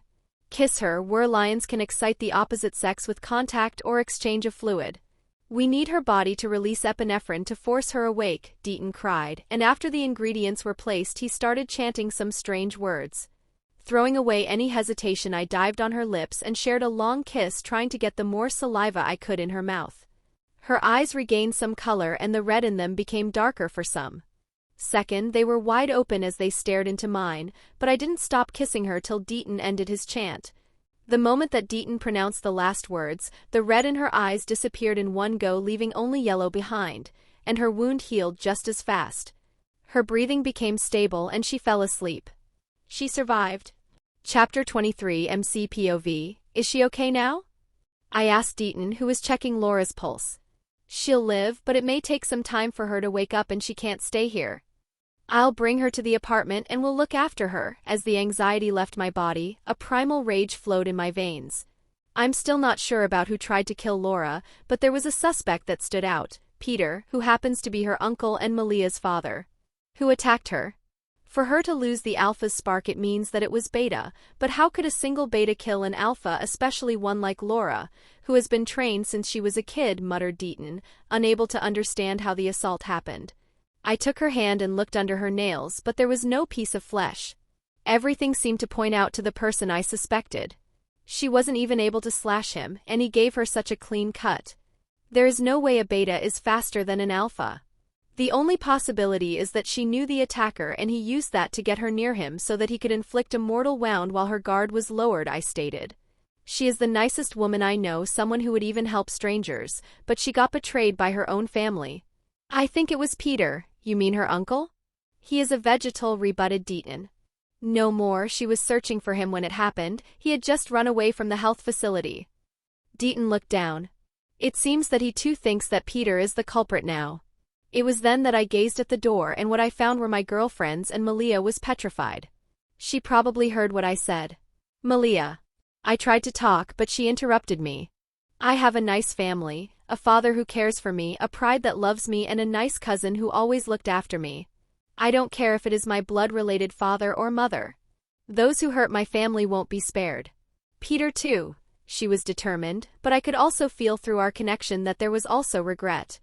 The thing that happened to her mother and sister repeated itself, and she lost another parent. I'll kill him for wounding fatally Laura and hurting Malia's feelings. He won't be spared. Peter POV, did you kill her? Asked the nurse while she took care of my wound inflicted by the boy. I don't know. I was interrupted, but I got what I wanted, and if she is truly alive it is even better. That wound will take time to be cured now that she is a beta, so her friends will be forced to stay put near her and protect her. This unforeseen event may have given me more time to process my plan. I am truly fated to be the alpha. Why bother? Didn't you say that with this power no one would have been your opponent? This stupid woman doesn't know her place. The boy is a lion and he is stronger than I expected. For him to be this strong, he must have come from some powerful genealogical line, and he has 2 girls who are probably also supernatural. We have passed these last months investigating, and now the game board is ready. The only variable is that Lion guy and his girlfriends, who will come after me to revenge Laura. There is my nephew too, he would come here if he heard about his sister. I need a pack. You could turn me in a werewolf as if. I'm killing you the moment you lose your value. I need a human in case they try to trap me with Mountain Ash, and you are the only one I can trust. Just be patient, after my revenge I'll give you the bite. How can she even still believe this bullshit? Women. I soon lowered my gaze to the table in front of me. On it stood many pictures of potential humans that I could turn in werewolves. Other than their image, there was a paper attached to it. It listed their weakness and why they would seek power. Unfortunately, the majority were teenagers because they are easier to manipulate, but they happens to be also an hassle to control. I don't want to be surrounded by immature brats, so I'll start with the adults. Many will die. After all, the bite is a gift that only the worthy can possess, but the more attention I gather the better it is. After all, I need that bitch and her family of hunters to come here, so that I can have my revenge. 3rd person POV. A month later some people started disappearing, but as they all came from the bottom of society, only few individuals and a certain family of hunter noticed. This lasted till the day before the spring semester, when the lower half of a body was found in the forest. After 6 years, the peaceful Beacon Hill was about to be thrown again into chaos, and 2 teenagers, who were seeking the thrills their young mind craved for, were now in the same forest where the body was just found. At the same time, new people just entered this town after a long time. A brother who was looking for his missing sister and a family of professional hunters, with an arsenal big enough to start a revolution. No one truly knew how these new characters will play, if they will follow the plan of the mastermind who schemed this whole situation, or if they will find an unknown path and undercover his plan. The only 3 people who knew what was happening and could do something to stop these treacherous game were staying in a well-cleaned apartment, guarding a comatose woman. Malia, you should go home and get ready for tomorrow, it will be your first day of school, said Thomas, but the girl didn't plan to leave her family here and go back home alone. You need to sleep more than anyone here, Thomas, said Malia, but the boy didn't stop to look at the sleeping woman. I should have followed her. 1 whole month has passed, but she still doesn't show any sign of awakening. The guy had been blaming himself during this whole time, and the joyous atmosphere that he had before this accident happened was nowhere to be seen. It's not your fault. We may be superior in strength or senses compared to other humans, but we are not gods. There will be many challenges ahead of us, and if we fall at the beginning, our family won't survive. Let's just sleep here for tonight. We'll go home early tomorrow to get ready for school. We'll find a way to wake Laura, but for now we must keep living our lives. Lydia couldn't bear to watch her loved ones be so down, but she was heartbroken too for what happened to Laura. There was one thing that everyone knew inside of them: this was just the beginning. Chapter 24, Peter POV, 7 people. I gave the bite to 7 people and no one survived. Were humans always this frail? I wasted 1 whole month to speak to these people and they all just died. Do they have no respect for me and for all the efforts I put in convincing them? I was now looking at the policemen, who were searching for the other half of the body of my last failure. If the Argents don't come after this, it must mean that they are either dead or they gave up their family activity, and we all know the latter is impossible. What caught my attention were the 2 boys, who had come here to search for the body in secret. That is why I don't like brats. Their curiosity makes them stupid enough to seek for a dead body at night in a forest. They were both on my list of possible candidates because they are at the bottom of the food chain in their high school, but at the same time they would make loyal subordinates. Moreover, they have one clear weakness: their affections. I'm sure I could threaten them with their parents without a problem. I'm tired of explaining about the supernatural to people to later have them die. Let's just bit them directly this time. Either way, I doubt these 2 will survive. It seems that one of them got caught by his father, but luckily for me the other was able to hide himself. Let's go and greet him. I felt my powers surge as I grew taller and my body grew fur. MC POV. I had slept for just few hours when I suddenly was waked up by the sound of someone entering the pub downstairs. Lydia and Malia heard it too, and after making a sign to them I approached the stairs. From the smell I think he is a werewolf, so there is the risk that he has been sent by Peter. He was going up the stair and I'm sure that, just as I know he is there, he also is aware of me, but he isn't planning to stop. Just when I was about to punch his face he spoke. I'm Derek, Laura's brother. You three are the guys she talked about, right? As the stranger said these words, I looked at him. Lions have night vision, and this allowed me to get a clear view of him. His face was indeed the one I saw on the photos about Laura's baby brother. Poor guy, he doesn't have an idea of how much she speaks about him when she is drunk. After I recognized him as who he said he was, I turned on the light. Thomas Knight. Hi Thomas, while I would like to greet you better, I'm here for my sister. I haven't heard from her for a whole month. As I heard that, I went toward Laura's room and opened the door, giving him the sign to enter. What happened? He asked, while looking at his unmoving sister. It was then that I explained the whole situation to him, and like that, all the time I had to sleep passed by. My uncle? I can't believe it. I don't expect him to believe me, as I am just a stranger for him, but I'm sure he will accept the truth at some point. It is what happened. Could you leave me alone with her for some time? Yes, me and my girlfriends have to go to school anyway. It is better if you watch over her. I don't know if the one who did this will come back, as I said that I left with Lydia and Malia, while Derek remained on the floor, beside his sister bed. Malia POV, pens check. Pencil check. Markers. I have the whole pack with all colors. My school bag is about to explode, and I also have 2 pens behind my ears, because I hate to not have what I need when I need it. It is strange, said by someone who lived half of her life in the forest, but using different pens and markers helps me to take notes. Although Thomas makes fun of me, saying that I'm just painting the page. We had come to school early to leave Derek some alone time with his sister, and now I'm waiting alone for the principal of the school. As I was waiting, another girl who was having a call with her mother sat beside me.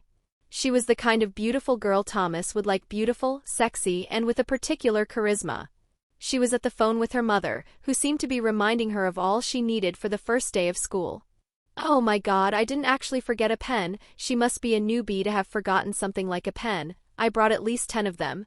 As she turned off the call, I decided to introduce myself, and maybe helps her since she seems quite stressed. She should just enjoy these last moments of peace outside of the hell called school. I tried to convince others that going to school was not needed, but be it my father, Lydia, Thomas, or Laura, all of them said I had to go. Hi, I'm Malia. I'm a new student too. Allison Argent. It's nice to have Sumio.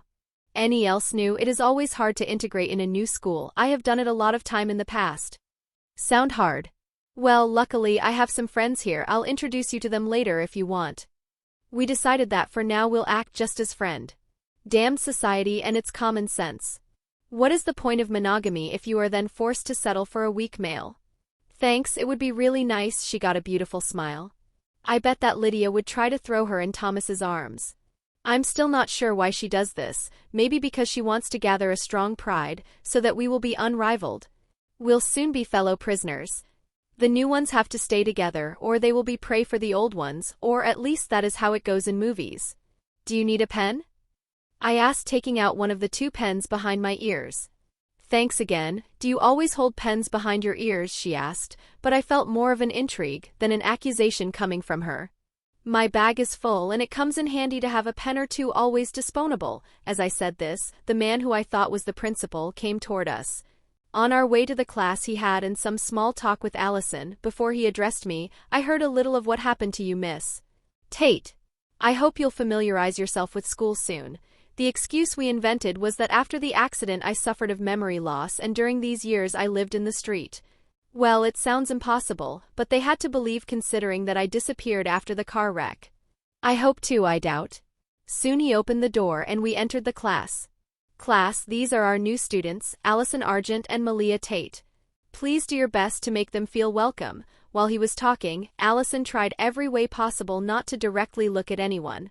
As for me, I immediately looked toward Thomas and Lydia, who smiled at me and pointed at the seat near her. It also happened to be on the left of the only other empty seat where Allison will probably seat.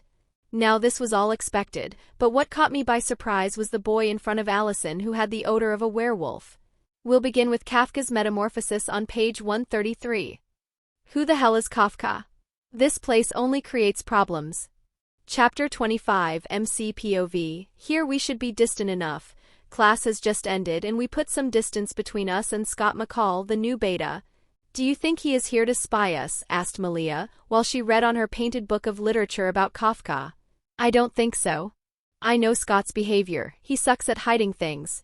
Him and his friend usually talk aloud in the locker room about their private things. They are lucky few people pay them any attention. As a captain, I have been studying not only the first line but the whole team. For now, let's keep an eye on him, so that we can find out his intention. Also, how about you introduce us your new friend Malia, said Lydia, as we heard their whole conversation. She said her surname is Argent. She must be a member of the Hunter family. I tried to reason with Lydia, but I doubt it will work. That is why we must find more about her. I doubt she know we are supernatural beings, after all she is a human and she can't smell you too.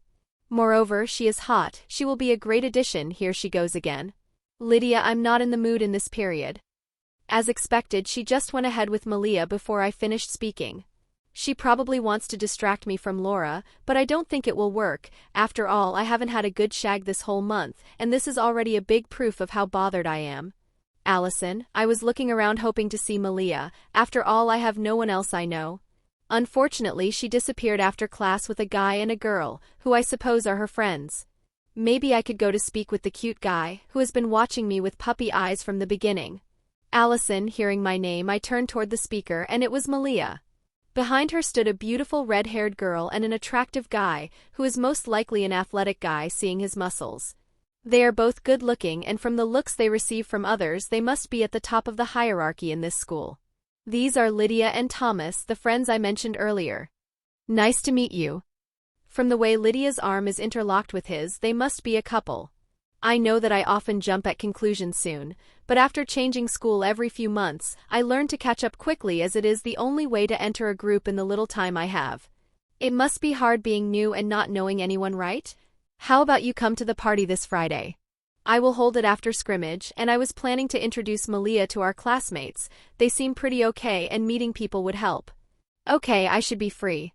You mentioned scrimmage, do you play football here?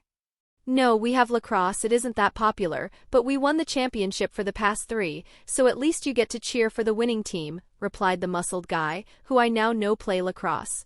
Is it that sport similar to hockey, but the sticks have nets? Yes, and my boyfriend is the youngest captain in the history of this school. He started last year, said the red-haired girl, who I now confirmed as the boy's girlfriend. No wonder they are the popular clique. With a freshman as a captain you would have accepted the team to be weak, but they won the championship. Although I must say that with this body he does look the part of the captain. There is practice in a few minutes and I plan to watch it with Malia, in case she wanted to join the team, proposed Lydia. Girls play too?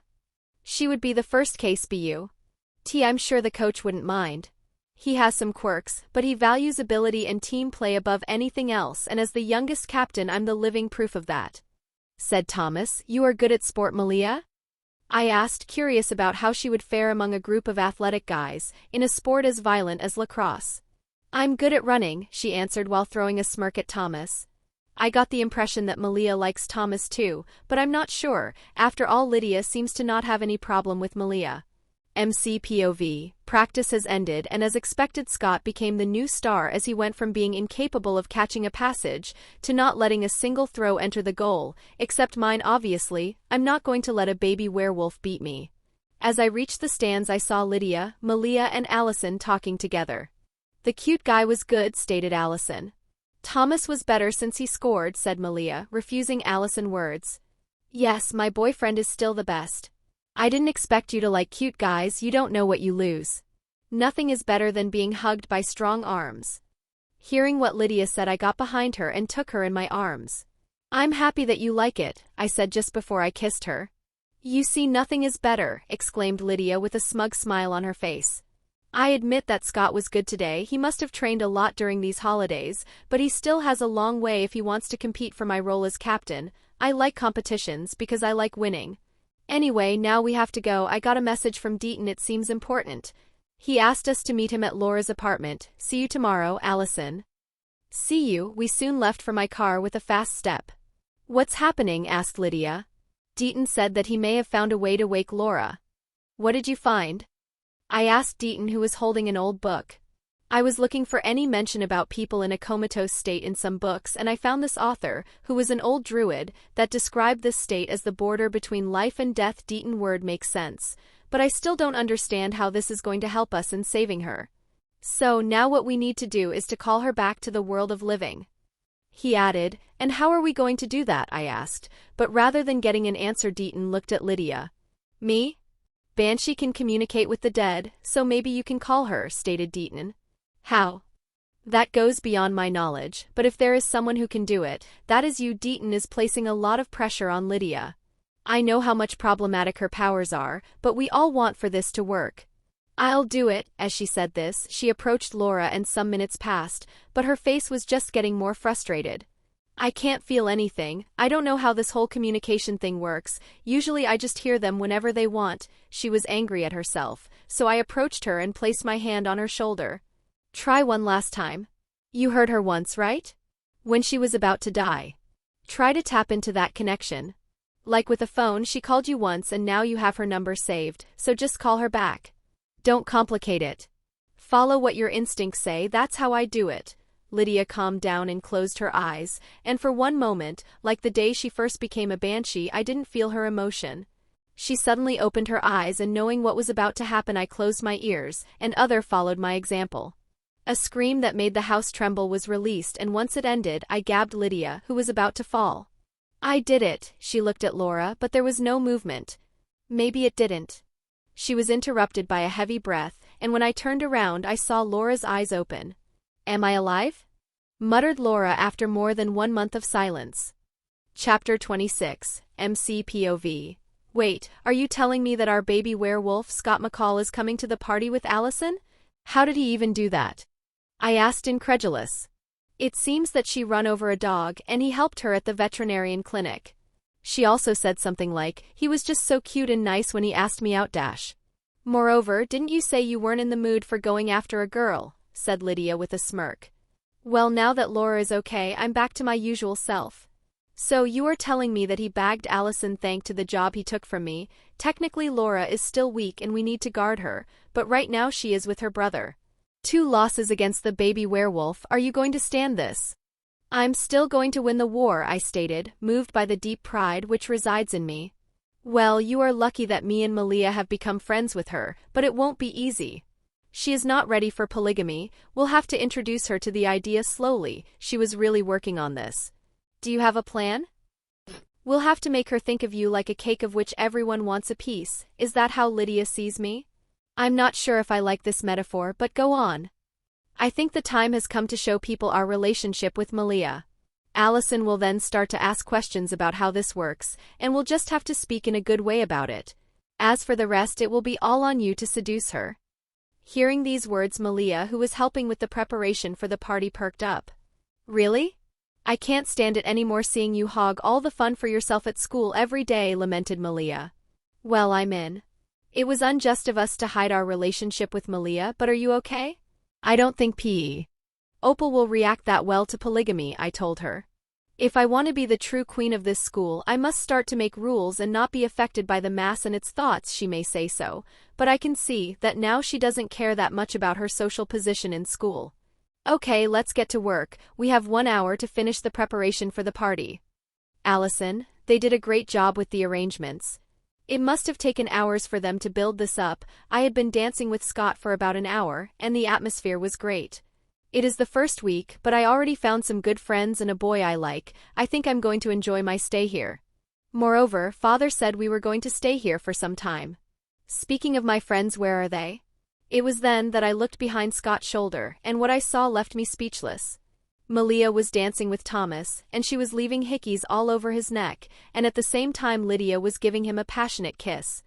His hands were on both their asses, and it seems that this sight caught the attention of many of the people present here. Scott, too, seeing that I was distracted, turned himself toward Thomas. Are they drunk? He asked, but I don't think so. There is no alcohol. This would explain the vibes I got from Malia, but damn, I didn't expect them to be like this. Thomas was practically mauling their asses, while Malia and Lydia were taking turns in getting the attention of Thomas's mouth. Sometimes they even kissed among themselves. It looked like a scene out of a wet dream, but just as I was thinking about this, Scott suddenly started acting strange. Are you okay, Scott? He seemed to be in pain.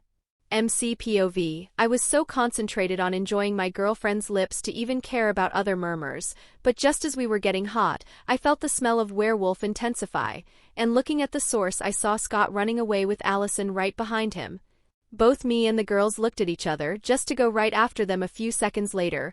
We can't be sure what Scott will do in that state.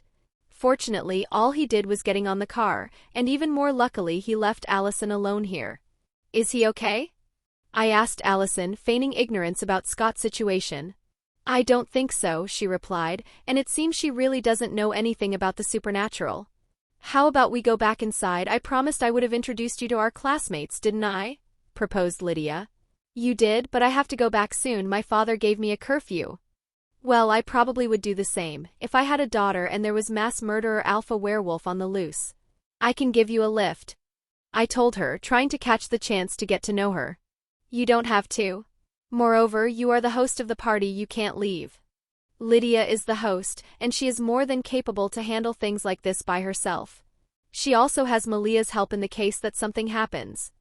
Accept the offer, Allison. You just got stood up at your first date. I'm not letting you go alone to home, said Lydia, trying to remind her of Scott's behavior. I didn't get stood up, but if you insist, I'll accept your offer. After she said this, I took her to my car, which I just repaired after I broke it the day Laura was attacked. So you, Malia and Lydia are couple triple, she said the moment she got inside the car, and I'm sure she messed up the word intentionally.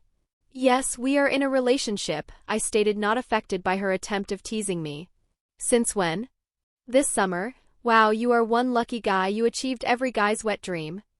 Nah, I don't think their dreams are as good as my life. Changing topic. A curfew? Are you daddy's girl? I could try to speak well of our relationship, but this is Lydia and Malia jobs. If I were to boast about it, I would just appear as an arrogant jerk, so I diverted her attention. I'm not. It's just that we are new here and I don't want to worry him, she said while pouting with that expressive face of hers. If you say so, but I'm curious at how he will react seeing his daughter comes back with a different guy. Will he think you are a bad girl? He will probably just hunt down Scott with a gun, if he knew he stood me up. So please help me cover for him. I can indeed picture a hunter, hunting the werewolf who dared to go out with his daughter. So you admit he stood you up? No, I'm sure he was just unwell, but my father wouldn't see it that way, she said, defending Scott. Okay, I'll help you. We soon reached her home, and her father was waiting for her, but I think he was probably planning to go out to hunt for the alpha, considering the heavy bag he is carrying with himself and the full moon high in the sky. Where did Scott go? He asked with a frown. He felt unwell and I offered to give her a lift. I replied, maintaining my promise of covering for him. Did he get drunk? There was no alcohol at the party. That's what someone drunk would say. And what an innocent man would say too. Moreover, do I seem drunk?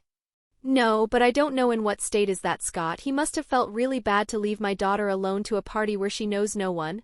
That's not true, she already become friend with my girlfriend. The moment he heard I already had a girlfriend, his expression eased up. I guess no father would like to know that his daughter was surrounded by horny teenagers. A pity it is like this. Could you stop your interrogation? Asked Allison, exhausted of her FA. There's antics. It's not an interrogation. I like this guy more than that Scott. You should be friend with him instead. Conquer the daddy and you'll conquer daddy's girl, but I doubt he would think the same if he knew that I have 2 girlfriends and I am a werlion. Stop embarrassing me, he just felt unwell and I can make friends without your meddling, she said, while pushing her father with her in the house. Thanks for the lift, Thomas. See you at school. See you. As I entered the car again, I saw that she forgot her jacket on my car. I could give it back to her, but maybe it is better if I have a word with Scott. Moreover, it would be dangerous if he went to Allison House in his current state. Chapter 27, MCPOV. You have come finally. It took you more time than I thought it would, I said, looking at Scott in his werewolf form. Where is she? He asked first, looking at Allison's jacket that I had in my arms. At home. There is no need to thank me. Stay away from her. I know what you are. It seems like Peter already told him about me. Really? Enlighten me. You are a monster. I don't know what made him brave enough to insult me. He should know to have no chance against me, or maybe Peter didn't tell him about our difference in strength.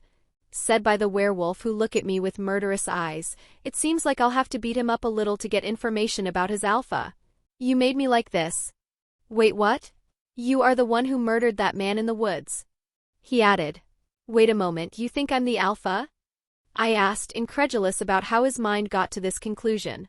What is an alpha? Now I'm quite sure he never met Peter. The one who bit you, and I'm not him. In fact, I'm hunting him. Don't lie, you smell different from other humans, and Lydia and Malia smell like that too. Is he so desperate for a truth that he is trying to push for any theories his mind comes up with? The problem with werelions and their pride is that, while the mark can be used as an assurance for his pride's safety, it also makes it impossible for us to hide our supernatural smell. You also smell different, but that doesn't make you the man I'm searching for. I'm not sure if this discussion will bring me to a conclusion, but before I could try to make him see reason, I heard some noises from behind me, and I could smell the man I met earlier, Allison's father.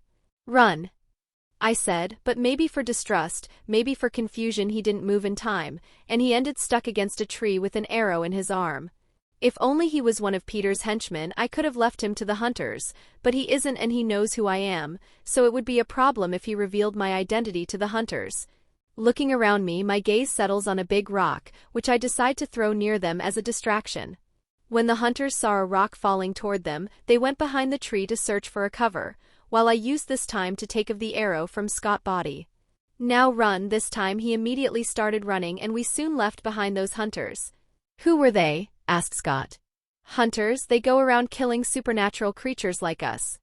You are a supernatural creature. I'm just a normal human who wants to live a normal life, so turn me back. I can't, and you are not a human, not anymore. After saying this, I started leaving. Where are you going? Home. You know nothing about the man I'm looking for, so for now speaking further will just be a loss of time. Jackson Whitmore POV, those bastards. Everyone that pay attention to them, every girl who go out with them. It must be hard. When I heard these words I looked up, and what I saw was man in a coat. Great, I left the party to stay a moment alone, but now some weirdos want to ruin this too. Damned Beacon Hills. Why are they not in Icon House? You have always been second, a boy who passed one whole year in the shadow of someone else, and now a bench warmer passed ahead of you in one day, and people pay more attention to him than to you. How does he know? But doesn't it sound strange to you? One good guy was one thing, but an asthmatic guy who turns into a star player in one day? That is bullshit, right? What if I told you that I know how this was possible? Mind hearing me out, he said, and now I'm sure there really was something fishy behind it. How do I know that you are saying the truth? All I'm saying is the truth, Jackson, but if you want a proof. The man threw away his coat, and all that remained was his nude body, that for some reason attracted me quite a lot. But then the fair skin of the man started to grow fur, and what was a few moments ago a man had now turned into a monster. I can give you power, Jackson, he growled. Then give it to me, I deserve it more than anyone. Peter Hale POV, are you sure about him? I don't think he will listen to you, spoke the always annoying and doubting nurse. What a woman of little trust. I'll make him listen one way or another. Just do your job and check if he survives. I have bigger problems to take care of. How the hell did the guy I turned that night survives, but the guys I spoke to and reasoned with died? Now I need to find a way to approach him and make him join my pride. It will be difficult since those teenagers must have already realized what he is and that I was the one who turned him. They may even have spoken with him about me. He is just a teenager. The best way to drag him to my side be to make him similar to me, so that he will seek reassurance in me, no matter how much he despises me. I have to turn him into a murder. MC POV, morning came and I was in the school lockers, when a dispirited Scott came in. Was he dumped by Allison? Hope so. Did she give you a second chance? Asked Styles. Yes, really? Lydia was right. First we have to change her views on polygamy. Maybe it will help having a disastrous boyfriend like Scott. At least I would look better when compared. Yes, all right. It is all great then, exclaimed. No, asked Styles. Remember the hunters? Her dad is one of them, the one who shot me with the crossbow. So it was that, but could they not speak about this as in the lockers, and now he is screaming. Maybe I should teach him something, or he'll end up exposing who we are to the whole world. This idea of mine only got strengthened later, when he lost control of himself and dislocated Jackson's shoulder. It seems bothersome. Maybe I should leave this job to Derek. He said that we could use the connection Scott has with the Alpha to get to him, right? Chapter 29 MCPOV. The first game of the season started, and this would be the first game with Scott in first line too. I'm a little preoccupied of what could happen, but at least I'll be here to take care of any problem. The game soon started with a goal of mine, but then the second was made by Scott, and I think it was then when we looked at each other in the eyes that the challenge started. I know it isn't prudent to exaggerate in front of a crowd, especially when Allison's father is there too, but my pride would never allow the new addition to do better than me. Soon the game went on, one goal after the other for our team, and more than a match between two teams, it became a battle between me and Scott. On the sideline I could hear the reaction of other people. My girlfriend who kept cheering for me and asked Allison to join in sometimes, my mother who kept saying, "That's my son," as if yesterday she didn't give all the fault to Dad for raising a son who preferred to watch sport games on the TV rather than a romantic movie. The coach too was perplexed, but as usual he just accepted everything as long as it was positive. Did the opposing team just deliberately pass Scott the ball? Did the goalie just run away when Thomas threw ball? These were among the many questions that the coach asked Styles, who didn't know how to answer. The opposing team was depressed by the end of the game, as we probably beat some records in the history of our school lacrosse's team. We scored 40 points, 23 mine, while the rest belonged to Scott. The opposing team couldn't get one single goal, and when I put in the net the last shot, the crowd entered the field to congratulate us. Both Lydia and Malia jumped on me, but at that moment I was too preoccupied with Scott, who suddenly run in the locker room, and I could tell from his breath and his smell, which intensified, that he was in his werewolf form. "Thomas, do you happen to know where Scott went?" asked Allison, who approached me.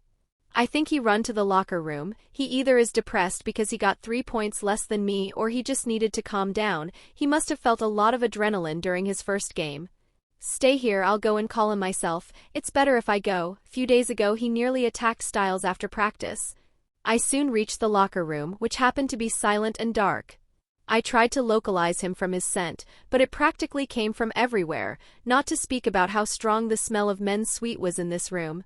I decided to enter the room in my werlion form, and after some turns, I was suddenly assaulted by Scott, who had clearly lost his mind, but after the first surprise attack I got up and threw him against the wall. After that I took him from his shirt and slapped him hard till he got his senses back. "I'm okay. Stop." Seems like Derek was right. Pain can help to get your control back. "You sure?" I asked, a little sad to end the fun. "Yes." "Well, no need to thank.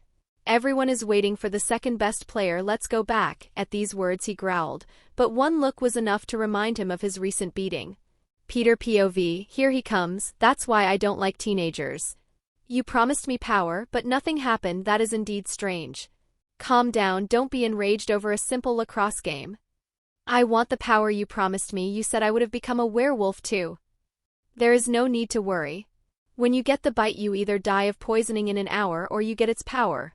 Wait, I could have died. You never mentioned this. Ops, it slipped. Don't worry, you are alive, so you are a success. Don't worry if your power has not manifested, it will in due time. I'll check tonight under the moon what you have become. For now just go to sleep and wait for me to call you. Our control is weaker when we sleep, so it will be easier to call you and make the supernatural side emerge. There are few explanations of what happened, but one thing is certain, he is no more human. The strangest thing is that his smell didn't change. Whatever he became must be an expert in stealth, and that would be useful. Seeing he wouldn't get another answer, Jackson left. Brats, making such a scene because he got outclassed in school game. I was in front of the brat's house and I was about to call him with my howl, but before I could do that I saw someone go out from Jackson's room. I followed the figure, and when I reached it what I saw left me speechless. It was a man whose skin was covered in ale, his eyes were yellow slits, and he had a tail. His appearance clearly resembles that of a reptile, and I remember hearing about this type of shapeshifter. The creature hissed at me, but I didn't react, even if I knew that it was dangerous, even for an alpha like me. When the creature saw I meant no harm, it approached me and extended its arm, and the moment my palm touched his, I could feel a connection being formed between us two. As expected, it was a Kanema, the most obedient and strong pawn I could ask for. It seems that this brat will reveal himself as someone useful. Now it is time to make sure the other become useful too. Follow me, my revenge starts today. Help me. Garrison Myers, a normal man and a school bus driver. No one would have expected him to be behind the death of an entire family, but he did. Spare me, I regret what I did. I still remember when we begged for someone to save us, while we desperately tried to get out from the windows, but they hit our hands with pitchforks and clubs. They didn't hear us then, I won't hear them now. I was dragging him on the floor, and in front of me stood Scott as a werewolf. He was disoriented, but even now he was opposed to the idea of killing. The worm-like man changed his aim and started to beg Scott for help, and as expected the guy didn't resist his humanity and tried to stop me. I slashed him with my nails, but he still threw himself at me, while Myers used the chance to run away from the hole at the end of the bus. Scott keeps trying to stop me, and even if I push him away, he jumps on me again. Not like I'm worried about Myers. I have Jackson on lookout, and if something happened, I told him to kill the guy without leaving traces behind. Now I'll be able to see just how much I can trust that guy. Scott seems more like a bother than a help, but I won't kill him today. I will give him another chance in the future. So I just started to run in the opposite direction, and the moment I was distant enough, Scott stopped his assault. Go back home. Still under my influence as an alpha, he went away toward his house. Time to see if Jackson did his job right. Chapter 30 MC POV. It seems that he is truly done with hiding, I said as I look at the destroyed and bloodied bus. The victim is yet to be found, but from the trail of blood he left, I'm quite sure he died. Peter was probably playing with him. After all, it is impossible for an alpha to have problems in killing one human. It truly happened. Looking at my side, Scott was left aghast, but his words were what caught my attention. You were here. After he heard me, he looked at me. Scott, don't go around saying incriminating things you are not even sure about, said Styles, but I could see how much despair and guilt was in Scott's eyes. I dreamed of attacking Allison in this bus, so this is the reason behind his situation. It was just a dream. The victim was a male. If you tried to use that werewolf nose of yours, you would have realized that, I told him, and suddenly he looked relieved, but as he doesn't trust me enough, he still held the doubt and fear in himself. I need to find her. I'll help you, but just because I care for Allison too. He didn't even react to my statement, like his usual self would, and just accepted my help. We started looking around, but we found her sooner than expected. In fact, she was the one who run into us, making all her book fall down. Scott took some time to reboot, while I helped her gathering her things. Thanks, did you tell him already? She asked me. About the outing? I haven't had the time. What are you talking about? Asked Scott, after regaining control of himself. Our girlfriends decided that it would be nice to go out together to celebrate our victory. You are invited too, Styles, since we are 3 on my side, I replied. Really? Asked Styles with an excited tone. Poor guy, he must feel like Robin with Batman now that his friend is a werewolf and popular. Yes, it will be nice. We'll speak about this later during lunch. Save me a seat, she said to Scott before leaving. I'm leaving too. Now that I had no more interests here, I left for class too, leaving behind both Scott and Styles to their usual loud dialogues. We all sat down after Allison at Scott's table, and Danny joined too, as he was practically the only guy I still get along well with. The news that we are into polygamy has been spreading like fire in a dry forest, and the jealous guys who envied me for going out with Lydia used this occasion to try to spill dirt on me by calling me a playboy or a sexual beast who cares only of shagging new girls. They aren't wrong, but my relationship with Lydia and Malia is a lot more than that, and I'm not an easy guy who fuck all the girls who throw themselves at me, and there have been many who tried, after the revelation. As for Malia and Lydia, some think they are victims, while others just treat them as bitches, but I'm not really preoccupied about this situation. The school needs me to make them win the championship, and when my polygamy thing will be received as normal, people will just start to treat me as the popular and great guy they always thought I was. In this era, teenagers hate taboos and prejudices, so while they will take part in them at the start, they will later deny them and promote freedom. We are the generation who made sexual fluidity a thing. It won't be a problem to do the same with polygamy, especially if all parties agree, and with us being looked up by many, it won't take much time.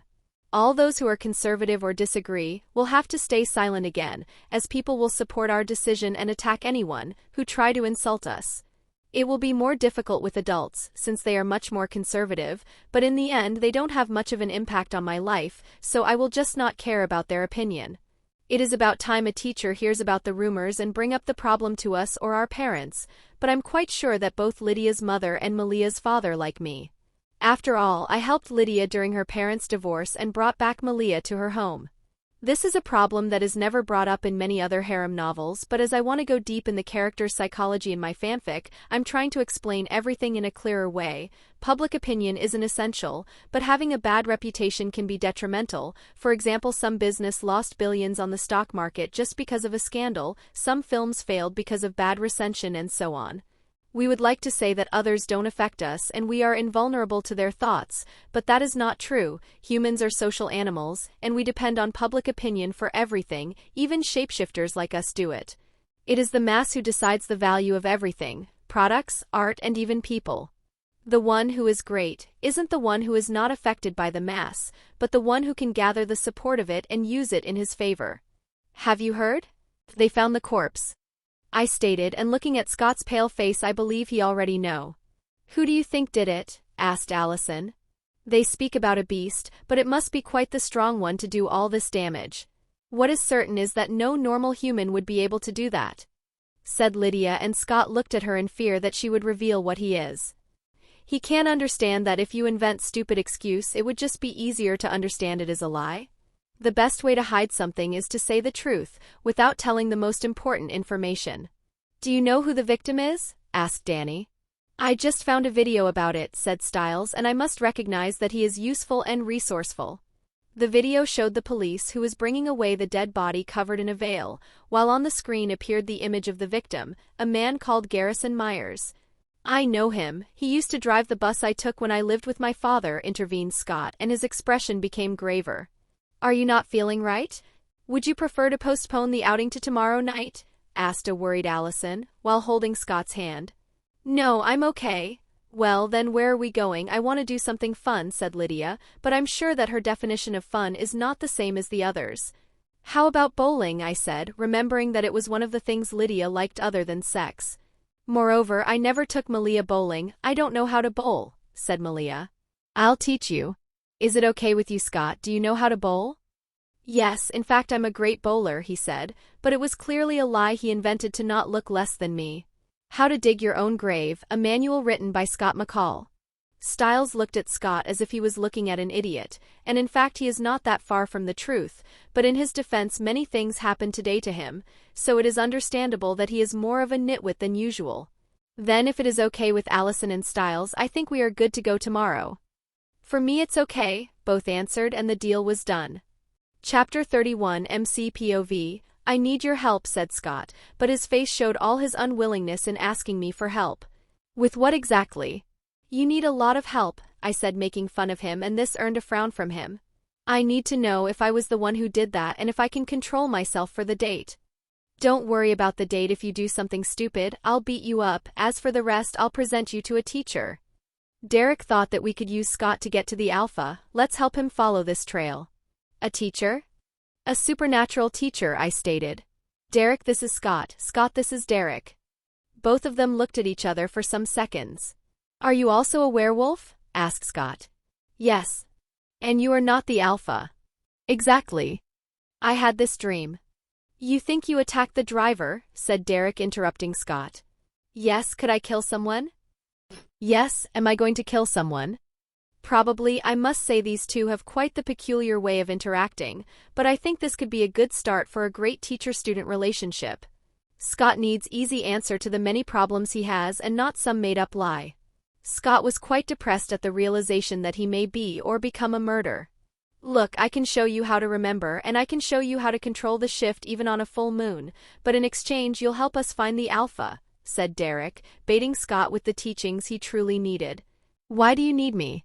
You all are more experienced than I am. Because you are his beta, you have a connection with your Alpha, and he is using this connection to control you, but we can use it to track him too. You need us as much as we need you. These words seemed to convince Scott, who agreed to Derek's term. First lesson, go back to the bus. See it. Feel it. Let your sense, your sight, smell, touch, let them remember for why. Oh, you. Soon Scott left to go check the bus while I stayed a little longer.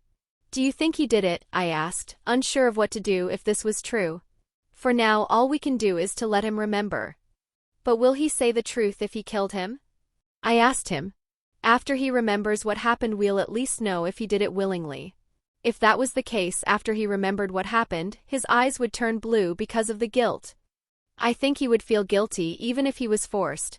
Scott is a guy with a strong morality, that's why he can't accept his new power. I'm starting to doubt if he'll ever accept his reality, and in fact it is because of this hate for his new self that he loses control easily. I never had much problem with full moons, I usually just get hornier, while Malia only had problems at the start, but after the revelation about the incident she got it under control. It is all about your psychology. The more insecurities, fears and problems you have, the more you'll be affected under the full moon. During those nights it feels like the moonlight is aimed at you, and it tries to expose your true self.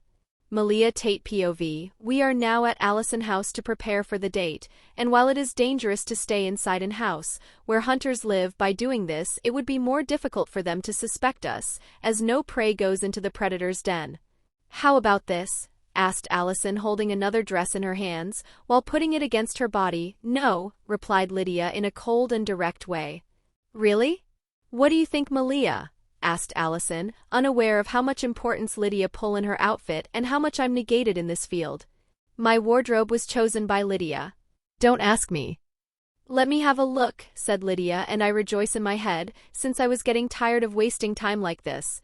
I never asked you, Malia, but why did you change school? You live here, don't you? Questioned Allison.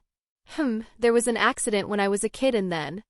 I explained to her the excuse we invented, and when I finished, she looked at me with a pair of sad eyes. Even if it is truly tragic what happened to me, I feel sad to lie about it this way, especially when others feel sad for me. There is no need to be sad, at least it had a good ending. I found Thomas and Lydia who helped me get back to my father. I stated, happy that I finally get to say something totally true. It seemed that Allison understood that I wanted to change topic, and so she asked the most pending question that she wanted to know, which happened to be the same questions we were waiting for her to ask.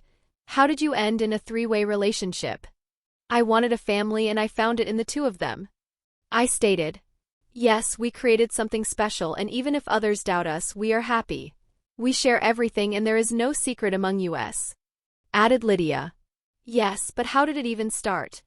Well, that is a difficult answer to give, since it go deep in the supernatural world. I thought it was hot, the idea of having a threesome, so I slowly approached the topic with Malia, and when I brought it up, she was attracted to it too. I think she had a crush for Thomas, so it was quite easy. Seems like Lydia had the excuse ready. You were the one to want this, not Thomas? Asked incredulous Allison. You have no idea how perverted Lydia is. Even now she is trying to get you in our bed. You have no idea how good it feels to have a taste of both sexes at the same time, to be attacked on more fronts and to give in to pleasure. And to make her point clear, she came to me and gave me a kiss on the lips, before looking back at Allison with a smirk. Allison was quite flustered, but I could tell that if earlier we had her attention, no, we got her curiosity. But how does Thomas handle both of you? She asked. Wrong question, we barely handle him. He has the stamina to go on for hours, I said, and Allison looked at me with doubt. You have hours-long sex? We used to when we had time. I miss the summer, when there was no school or Peter going around killing people. So you already had an experience? Asked Lydia with her usual smirk. Once, with a boy I knew for 3 months, but he didn't last long, so it wasn't a memorable thing, she said, as her cheek got redder, and it was then that Lydia approached Allison in a way similar to a predator who was getting near to his prey silently. I'm curious at how you behave in bed, but I don't think that boy was enough to let you find your preferences, she said, and now that she was near to Allison, she muttered in her ear. You have no idea how interesting it is to look at someone else have sex. For example, Malia have really strong climaxes that put her out for a few seconds, when she is pounded by Thomas. I heard you, but I will keep up your game. Allison looked at me and her gaze was full of curiosity, but I could smell some lust. What did she tell you? I asked, but our conversation got interrupted by Allison's father who barged in. Hi, Dad, said Allison, with the expression of someone who did something wrong. She is quite cute. Right. I'm sorry. I totally forgot to knock. He spoke. Is there something you need? I wanted to tell you that you're staying here tonight. There is an animal attacking people out there. Dad. It's out of my hand, there is a curfew. After saying that, he left and closed the door. Are you going to listen to Daddy? Asked Lydia. Not tonight, replied Allison as she opened the window and got down with a black flip. You got some skill, I said, just to later do the same. thing and reach her. Wow, did you do gymnastic when you were a kid? She asked. No, I just run a lot, I replied, as that was literally all I did for years. We then looked up at Lydia, waiting for her to make her move. Show-offs, she muttered before jumping down normally. It seems that training with Thomas helped her a little. So we left after losing half an hour of our time to choose a dress that she didn't even wear. Women. Chapter 32 MCPOV. The bowling alley was full of teenagers who didn't care about the curfew, but differently from them we could at least protect ourselves if something happened. It was the first turn and Lydia was preparing to throw the ball before I got behind her and hugged her. I don't need your help. I know, I'm here to distract you, to give a fighting chance to the other team. We were divided in 2 teams, me, Lydia and Malia against Allison, Scott and Styles. Hey, don't underestimate us, said Allison looking offended, so I limited myself to spank Lydia's ass and left her alone to concentrate. As expected, she got a strike, and after her it was Allison's turn, who revealed herself to be a great player too. We were even for now, but the game just started and neither Styles nor Scott looked confident in their skills. I went after Lydia and got us easily our second strike, and this brought us ahead of the others since Styles missed 3 pins. Malia was new to this and Lydia tried to help her, but unfortunately it seems that she didn't appreciate the way of teaching of the latter. Move 2 centimeters to the right and before throwing, lower your body like this, forming an angle of. Malia was able to get only 3 pins, but thanks to the great bowler, Scott, who didn't score 1 single pin, we were able to keep getting further ahead. This was interrupted by Allison, who for the next round, approached Scott to give him some hints. You are thinking so much? Stated Allison. Sorry, I'm ruining this. No, not at all, but I wouldn't mind teaching them a lesson. Just clear your head and think of something else. Like what? Asked Scott, incapable to come with the simplest thing. Anything, think of me, and she turned around to leave, but she was struck suddenly by an idea, and so she went back to Scott and added, naked. The girl is quite something. When she got back, she saw us all looking at her with smirks. Did you hear what I said? She asked flustered, but before we could answer Scott did his first strike. Seems like your methods works, Allison, I asked, and she got redder from embarrassment, but her mood changed back to being just happy when Scott came back excited because of the strike. So we went on with the game, not caring about Styles, who looked at us with a perplexed look, as he was the only one who didn't understand what happened. Let's try your method, Allison, said Lydia, when Malia's turn came. So she approached Malia and muttered in her ears. Think of Thomas's big dick, its smell, its taste, the feeling he brings you when it enters inside. As Lydia said this, Malia's body shivered, and before she realized what happened all the pins were down. I did it, she said while raising her hand, and soon she hugged both Lydia and me. Did you ever consider being an educator? I proposed to Allison. Can someone help me too? Asked Styles, but the response was not in his favor. No, no, no, no, no, all of us said. Tu quoque Scott amici me. You too, Scott, my friend. It is a modified version of the phrase that Caesar said before being killed, when he realized that his own son was part of the conjury too, tu quoque brute filly me. The betrayed expression of Styles made all of us laugh, and I admit I would like to be friend with Styles, if he ever stops having a crush on Lydia. The game ended with us as the winners and us guys stayed for some moments between ourselves, while the girls changed their shoes. So, I presume that you were not the one who killed the bus driver, I stated. No, I tried to help him, but I could do nothing against the alpha, said Scott in a sad voice, and I could tell that he was feeling guilty for not being able to save him. He tried to take responsibility for too many things. So, what are you exactly? You are not a werewolf, right? Asked Styles, and the fact it was him the one who asked this question and not Scott really says a lot. Well, I'm a different kind of shapeshifter. I don't trust them enough to tell them what I am. If they were to reveal my identity to hunters, they could be more prepared to fight me. After all, wolfsbane doesn't work on me, and this works to my advantage. I wanted to tell you, Scott, that maybe it would be better if we introduce Allison to the supernatural world, I told him, but my words caused him to look at me with anger. Don't you dare to get her involved in our problem. It is not a question of to do or not to do. She will eventually find out that you want or not, and if you let her family be the one to do the introduction, it will be even more problematic, as they won't give her a good picture of us. My words were logical, but I could feel fear from him. She won't find out. She will, I rebutted. You won't tell her, he demanded. Do you seriously think I need your permission to do so? I asked him. I know he is scared of losing her, but he is just worsening the situation by lying to her. But you need me to find the alpha, right? Okay, have it your way. You are free to ruin this with your own hands. Does he think he can hide the fact that he is a werewolf from his girlfriend when he can barely keep himself under control? At the first hint that he might be a werewolf, the Argents won't bat an eye before separating them or even killing him. I soon left to reach my girlfriend's. Kate Argent, it seems that I'm going back there to end the job which was supposed to be my masterpiece. Only once my father ever treated me better than Chris, and it was the day the Hale family burned. I had prepared everything to perfection. I had dated the young pretty boy to know his family's house better, I had investigated how to make a fire pass like arson, and I had gathered all people who were coward or cruel enough to maintain this secret even after all these years. Unfortunately, it seems that I missed something, as I don't believe it is a coincidence that an alpha killed one of the accomplices, while the pretty boy and his sister came back to Beacon Hills. Father too has realized this, and the only way to redeem myself is to end the job with my own hands. I got enough ammos filled with wolfsbane to kill an entire pack, and I know who his next target will be, other than me obviously, but he seems to be quite theatrical, so he will leave me for last. Also, Father told me to introduce our ways to Allison. Chris has delayed so much, and if I'm successful here where he failed, I will become Father's successor. Differently from Chris, I know what an adolescent girl wants and needs. In fact, Allison probably consider me as an older sister to look up to. I'll succeed and I will get what I always deserved, no matter the cost or the price, because differently from my brother, I'm ready to use any means to achieve what I want. Chapter 33 MC POV. It was late night, and we were just about to go home from Laura's house, when Derek entered staggering while holding his arm thigh. "Derek, what happened?" cried Laura before approaching her brother. "I was shot," he replied as we carried him to a chair. "Was it poison with wolfsbane?"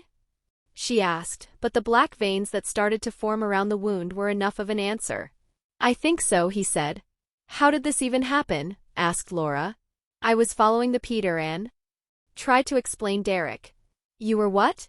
How could you even try to do that all alone?"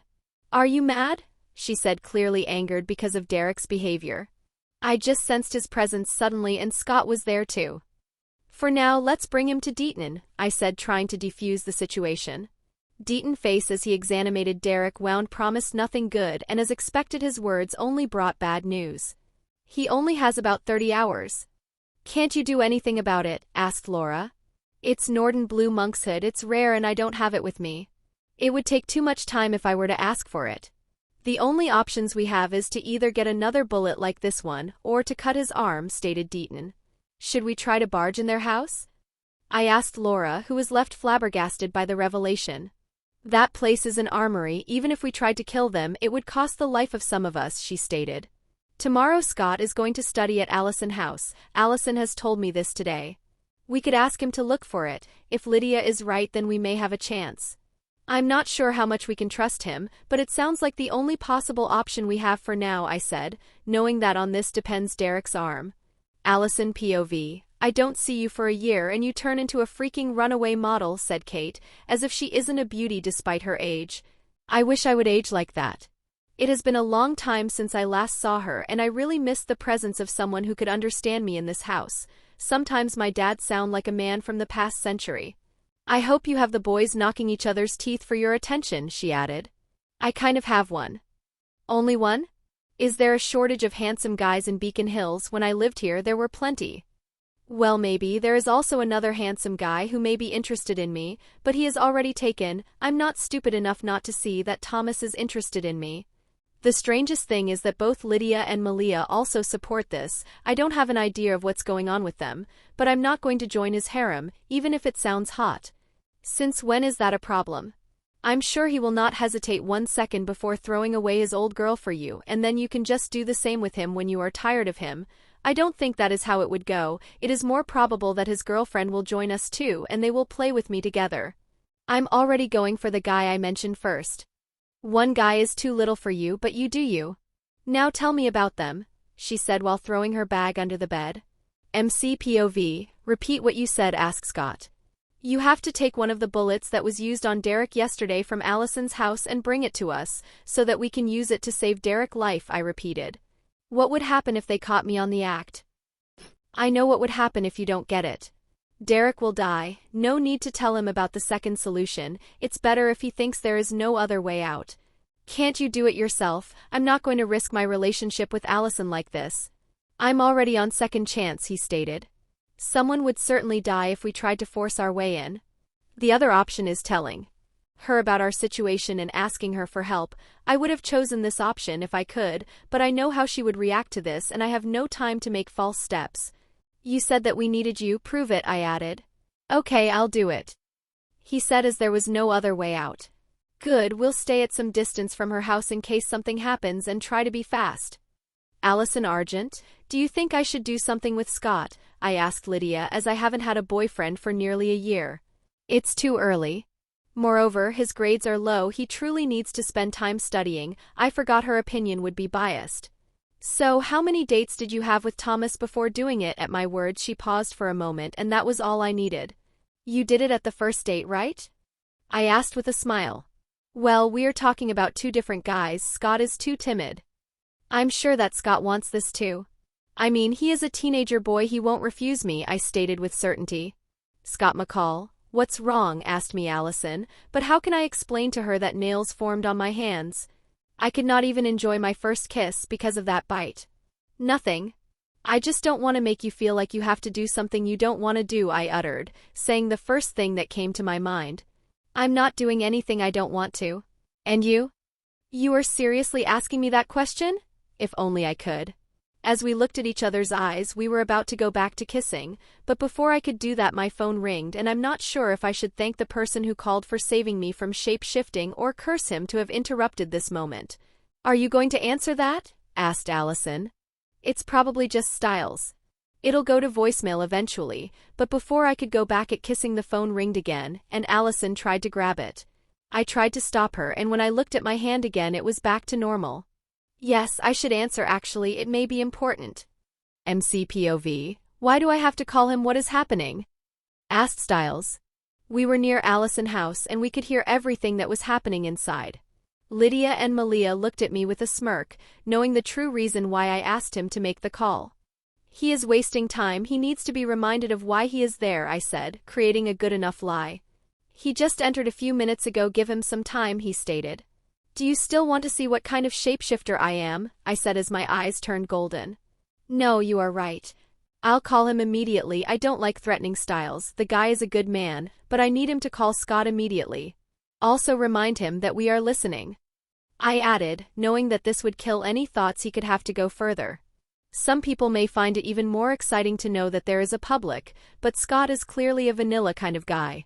Yes, sir, scary were something, sir, replied a now obedient Styles. Good, I'm certain he will be able to survive, even if his best friend is a werewolf. He is not answering. He said that it's probably just you. So it is okay to not answer, told him Malia, who could hear what Allison and Scott were saying. Really? I'll remember that. Your power is quite useful. Chapter 34, MCPOV. From Laura. Last message. It seems that Derek is in a bad condition. He can't stand up alone anymore, and his arm is already half covered with back veins. On the other hand, Allison family just came back home, and this will complicate everything. What are we going to do? Asked Lydia. I'm going there to help him? I'm not sure if this will work, but at least I may be able to tell Scott to be faster. How do you even plan to get inside there? I'll go there and give back to Allison her jacket. After that night, I washed it, but then luckily I forgot to bring it back and now it may be useful. And then? She asked, accepting me to keep explaining my plan. And then I'll just use my charm to get something done. At my words, all three of them looked at me as if I was crazy. Better than doing nothing, I told them and went to my car to take Allison's jacket. You on your bike? You inside? Am I so late? As I was approaching Allison's house, I heard Chris Argent show off Scott. Oh, come on, Chris. They were making out in the garage, not shooting amateur porn. You with the adorable brown eyes, drop your bike. You are staying for dinner. It was at this point that Kate Argent, the woman who shoot Derek, intervened and helped Scott remain. Allison. I called her. Thomas? What are you doing here? Asked Allison after recognizing me. I have brought your jacket. I completely forgot to give it back, and since I was passing by, I decided to use this occasion. Did I interrupt something? No, you didn't. You must be Thomas, Allison's friend, right? Asked Kate, while eyeing me. She is definitely a cougar. I didn't know you had a sister, Allison. That's a little overused, but I like how it sound. We have place for another guest, right? She approached me, took me from my arm and tried to drag me inside the house. Could you stop inviting any guys that comes here to dine with us? Moreover, he has a girlfriend, said Chris, tired of his sister antics. I'm sure she won't mind if we borrow him for a dinner. And the deal was done. Never underestimate a werelion's charm and a cougar's thirst. As I entered the house, Scott was lost in his mind, not understanding what the hell was happening. He was brought out from his stupor by Chris. Do you like meat? And the boy could only nod, not knowing how to behave in front of his girlfriend father. You don't mind my presence? Asked Scott. No, actually it may be a good chance to get to know you better, replied Chris as he put his hand on Scott's shoulder and accompanied him inside. Would you like something else to drink beside water, Scott? Asked a woman with spiky red hair, who is Allison's mother. Oh no, I'm good. Thanks. I could feel Scott's heart beating faster and faster, and I'm not sure if this was because he is having dinner with his girlfriend's family, or because they are Hunter. We can get you some beer. Poor boy, he is going to be under a lot of pressure. No thanks. A shoot of tequila? The father won't give up. The discussion went on till Kate interrupted it by turning down the conservative father mode that Chris had entered. I heard you two are part of the lacrosse team. I'm sorry, I don't know anything about that. How do you play? Asked Kate, giving Scott a way out from Chris' barrage of questions. Well, do you know hockey? It's a lot like that, but you play on grass, replied Scott, but this time too he wasn't 0T given an easy life. Hockey on grass is called field hockey. At this point I'm not even sure if this is a joke. Even your worst enemy doesn't deserve a father-in-law like Chris. Well, the difference between the two is that in lacrosse sticks have nets, which are used to catch, hold and throw the ball. I added to complete Scott's explanation in a way that would satisfy Allison's father. They were amazing during the first game. They scored all the goals of the game, while the opponents didn't get one. Dad was there too, weren't they good? Said Allison, trying to praise her boyfriend. They were good, but students should concentrate on studying. How high are your grades, Scott? Lydia's mother and Malia's father are quite nice, but I'm starting to rethink about the in-laws after joining this dinner. Well, I'm having some troubles lately, he replied awkwardly. Allison was starting to get pissed at her father's attitude. Maybe you should spend more time studying at home rather than wasting time in other houses. And you, Thomas? I'm not sure if he is aware I'm among the top in my class or if he is just targeting me too, but I have no intention to be used to further humiliate Scott. No problem. Could I know where the bathroom is? There's one in the guest room at the end of that corridor, replied Kate. Now where would they hide these bullets? The door with the alarm would be a great place, but it is outside of my possibilities. The other best place would be somewhere under her watch, and I have to consider that she can't place them in plain sight or Allison might find out the truth and she may have to use them any moments with an alpha on the loose. So the guest room she is using would be a great place to hide something. When I entered the room, my gaze was drawn to the bag that was sticking out from under her bed. I opened it and inside there was a box full of bullets except for one. Seems like today is my lucky day. I took a bullet, opened it and took out the wolfsbane inside, before using some strength to mount the bullet again. On a first sight you wouldn't recognize it was different, but if you were to analyze it, you could see the metal was slightly bent. Let's hope she won't notice, and who knows, this bullet may one day be used on Laura, Derek or Scott, and what I did may save them. I closed the bag and placed it right where it used to be and then went back to the dining room. I wanted to get out immediately, but I was forced to stay for the dessert and listen to a story about how dangerous rabid dogs can get, but me and Scott, differently from Allison, know what he is alluding to. Werewolves may be dangerous if left unchecked, but my experience tells me that it also depends on who is turned into one. A guy like Scott, even with little control over his power, reject the idea of becoming a murderer, while many hunters forget that they aren't just killing mindless monsters, but also humans. We reached the clinic and Derek's arm was full of black veins, his skin was pale and his eyes were half open. Laura brought him to the table while I grabbed the wolfsbane that I had stored in a condom. They were the same ones I had bought for my first time with Lydia, and finally I found a use for them. Luckily, I always carried one in the wallet. Laura burned it with a lighter and a spark, followed by blue smoke, formed. She then gathered the burned wolfsbane in her palm and put it on Derek's wound, making him scream, but soon after the arm went to its previous state and the poison disappeared. Laura immediately hugged her brother, and I was relieved that we were able to overcome this, but will we be as lucky next time? Chapter 35, Scott POV. Why is he killing all these people? I asked to Derek, who was standing beside me as we watched the destroyed store. Revenge, he stated. How do you know? Wait, you know who the Alpha is? I asked, incredulous. Till now I thought they didn't have any idea of who the killer was. It is my uncle. We think the people he is killing were involved with the fire that killed my family. He lived for all these years as a vegetal, and when he woke up, he tried to kill my sister and stole her spark. Then why don't you just go after him? We don't have any idea of where he is hiding. Then you can ask the police to fin. D him. Scott, they think these attacks are made by a mountain lion, not a murderer who seek revenge. Moreover, do you really want to involve the police? They would either die or find out about the supernatural, which is worse. He is right. Styles' father would be at risk if we asked help from the police. Let's go, he added, and so I followed him, while looking at the spiral drawn under my feet. After we entered the forest, he stopped and looked back at me. From now on I'll train you every day so that you can learn to control yourself and not be swayed by him. I have a life, homework to do, practices for lacrosse, and a girlfriend. I stated, I can't just let this thing destroy my life. You also have an alpha who is trying to turn you in a murder, and you may be killed if you refuse his order next time. These words of his made me tremble at the realization that I could die without even knowing what happened. So what can I do? You must collaborate. Only together we will be able to kill him, and what we need now is for you to be able to keep yourself under control. And how would I do that? I asked, knowing there wouldn't be any easy answer to this question. Give me your arm? Following his words, I gave him my arm, but I soon regretted it as he broke my bones. Motherfew ***** R. Pain. Pain is what make you stay human. Am I really going to train under him? MC POV. Happy birthday, Allison, I told her together with Lydia and Malia. How did you even find out? Asked Allison.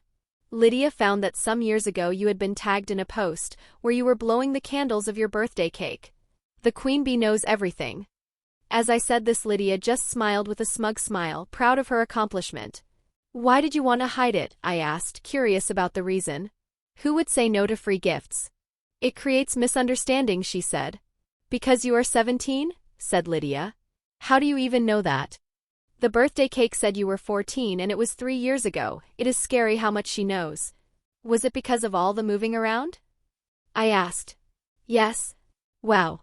You are the first to make the correct assumption.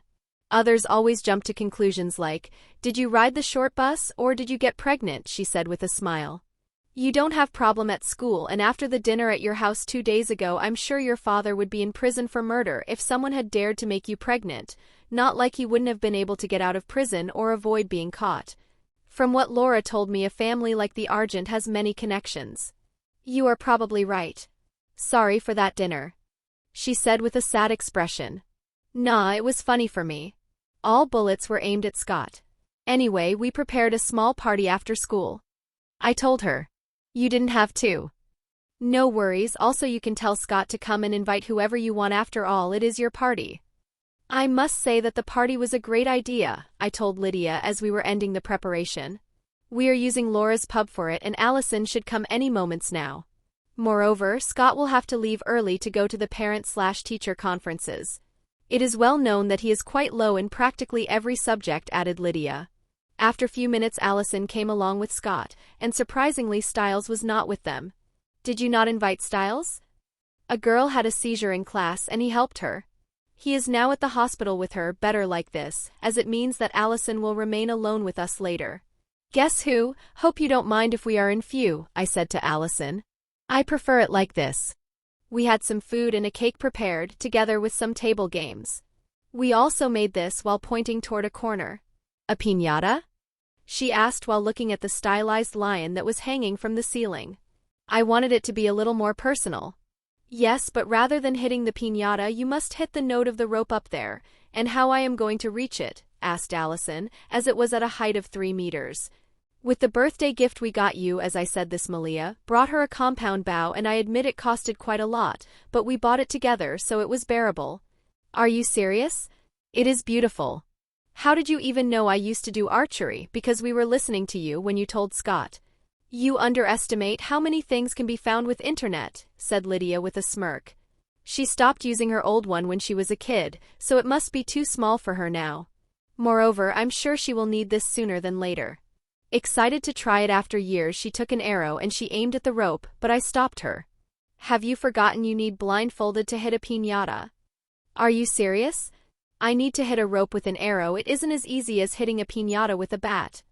Well, you were nationally ranked, I retorted. When I was a kid. I'm sure you still have it in you. Try once. If you fail, you can do this without it. After I said this, she memorized where she need to hit and put on the blindfold I gave her. If I hit the ceiling, won't we be in trouble with the owner? I already convinced her. I'll repair it myself in case. I stated, and now that she had no more worries, she breathed out, and the arrow left the bow. Surprisingly, she hit it. I was just pranking her about doing it with a blindfold, but maybe I underestimated her. And she took of the band and looked at the now open piñata. She started jumping like a kid. I did it. Waits are those Haribo bears. They are my favorite candies. How did you know? You know what, I don't need an answer. As she went ahead to try the candies that fell from the piñata, Scott was looking quite sad, probably because he didn't know today was her birthday and so he got her nothing. Now that I think about it, the parent/teacher conferences will start in 15 minutes. When is he going to leave? Chapter 36, MCPOV, the parent/teacher conferences start in 5 minutes. I hope that the teachers won't say anything about our relationship, I said stealthy, and it got the expected result. Oh God. I'm supposed to be there. I'm below Sion like everything, can't believe he totally forgot that. You are still in time if you depart now. Without thinking about anything else, he left and run toward the school. For a werewolf like him, it should be possible to arrive in time. How about we get a beer? I know where they are, I proposed. My father would kill me, said Allison. He won't know, it is just a beer. As I said this, I opened the fridge under the counter, but before I could take them out, a voice interrupted. Didn't I say no alcohol? Damn, seems like Laura was listening to us. It is just beer. It is also a crime, she said. Anyway, Allison, this is our friend and the owner of this pub, Laura. Laura smiled and reached out for Allison's hand. Thanks for having us, she said, taking her hand. It is no prob. Where did you take that necklace? She said, and for the first time I noticed that Allison was wearing one, and it was the same one that Harris drew. It was given by my aunt. Do you happen to know what it represents? My aunt said to search for it as it is about my family history. So they are trying to have her approach their profession. Seems like there is no more time to wait for Scott agreement. I'll have to tell her one of these days. No, I have no idea, I just found it familiar. I must have seen it on Kate, said Laura with a pensive expression. You know my aunt? Yes, but don't tell her you met me. We are not in good rapports. She used to date my brother, but in fact she just played with him and threw him away later. Sorry, that sounds like something she would do. Don't worry, it was a long time ago, she said, but behind her smile I could smell her rage. Kate Argent was the one who burned her house. Laura soon left and I tried to bring back the mood from earlier. No alcohol then? How about we play truth or dare? The idea was well welcomed and the game was quite funny. This is one of the best way to know one another, although with some alcohol it would have been better. Truth or dare? Asked Lydia to Allison. Truth. Why do you keep saying truth when I ask? Because I don't trust your dares. You made your boyfriend slap your ass and asked Malia to leave a hickey on him. She is right, but I do hope she choose dare. I'll ask you nothing perverted, she said. Okay then, dare. Relented Allison. Kiss Thomas. You said nothing perverted? You can give him a chaste kiss. How could that count as perverted? I have a boyfriend. So what? I don't have any problem with my boyfriend kissing another girl during a truth or dare game, stated Lydia, with a serious look. I bet you don't. You were the one who dared me to do that, said Allison, exasperated, while Malia was already laughing her ass off. So, are you going to do it or not? Asked Lydia with an inquisitive expression. Okay, I'll do it, but just once. Then you'll stop asking about it and not a word with Scott. Take it as a thank you for the party. Our lips are sealed, said Lydia while she dragged her fingers on her lips as if there was a zip there. Before Allison could look at me, I licked my lips to make sure there was some saliva on them, and when she got near me, she just dived in fast and gave me a quick peck on the lips. For me it was barely anything, but I hope she felt something, although that depends on whether she ingests the saliva that touched her. As I thought of this, luckily, she wet her lips with her tongue as if to taste the kiss, but I'm not sure how effective it was. After all, the contact was quite short. I need to find other ways to get to her, and maybe it would be good if I could do that without my powers, but a little hand from my abilities won't hurt anyone, right? Not like I can stop myself from being a werlion. 3rd person POV. Miss and Mr. Knight, your son is an exemplary student, said a teacher to the couple in front of them, and both of them had a proud smile on their faces. But lately there have been some rumors, said the teacher before looking at both of them. Please tell us if there is anything wrong with our son, said Isabel Knight. Well, lately his girlfriend and another friend of theirs. You mean Malia? She's such a lovely girl. Has he done something wrong to either of them? Asked the mother with an angry look. No, the problem is that they have been engaging a rather peculiar relationship. It seems that they are in a three-way relationship. A what? Asked both the parents. There is a lot to say about Lydia, said a female teacher.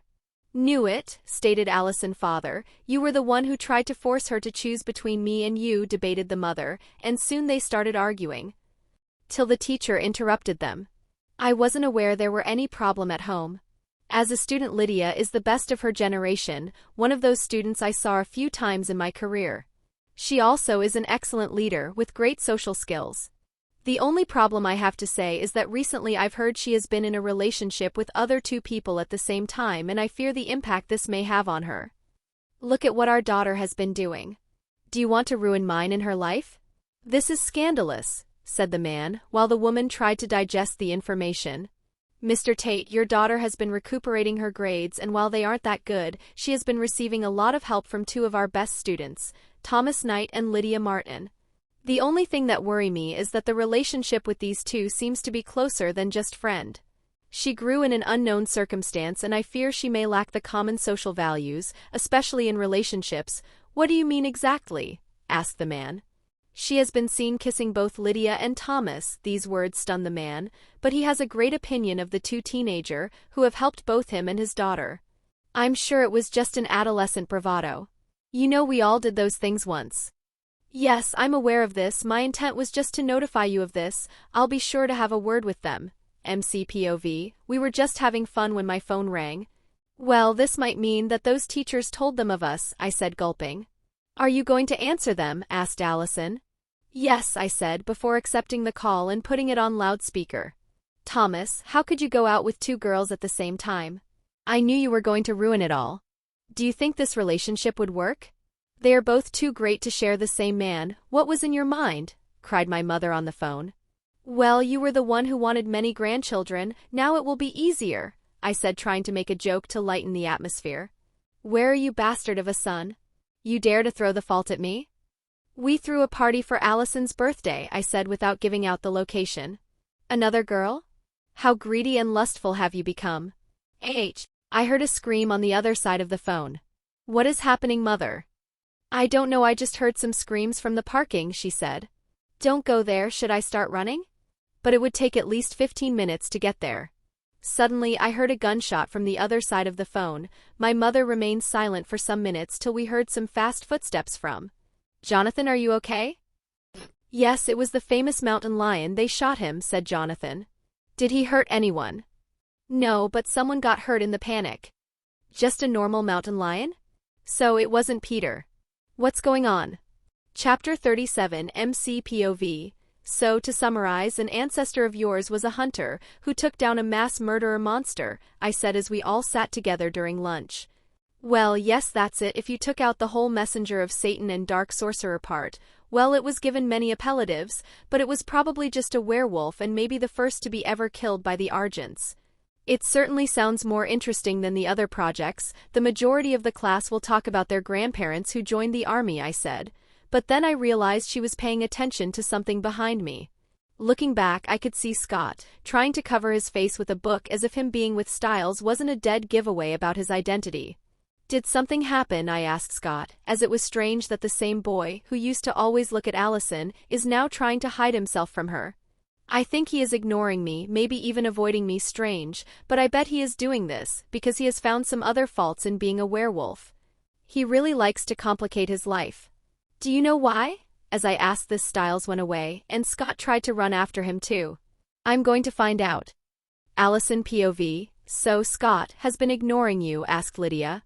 We were now in my room, and in some time Scott should come here to do the lab project with me. Yes, today I run after him, and he went inside the boy bathroom, and even after I waited outside for 5 minutes he didn't come out. Though he liked me a lot, but when I tried to make a move on him a few days ago he kept stopping me while we were kissing. I cried. You are giving him too much attention, just stop bothering yourself about him, since he avoid you like that, said Malia, who I trusted more than Lydia, when it comes to my private life, as the latter is biased. He is acting the role of a princess, who needs a knight in a shining armor to go after her. Just stop caring about him and he'll come back crawling, added Lydia, agreeing with Malia.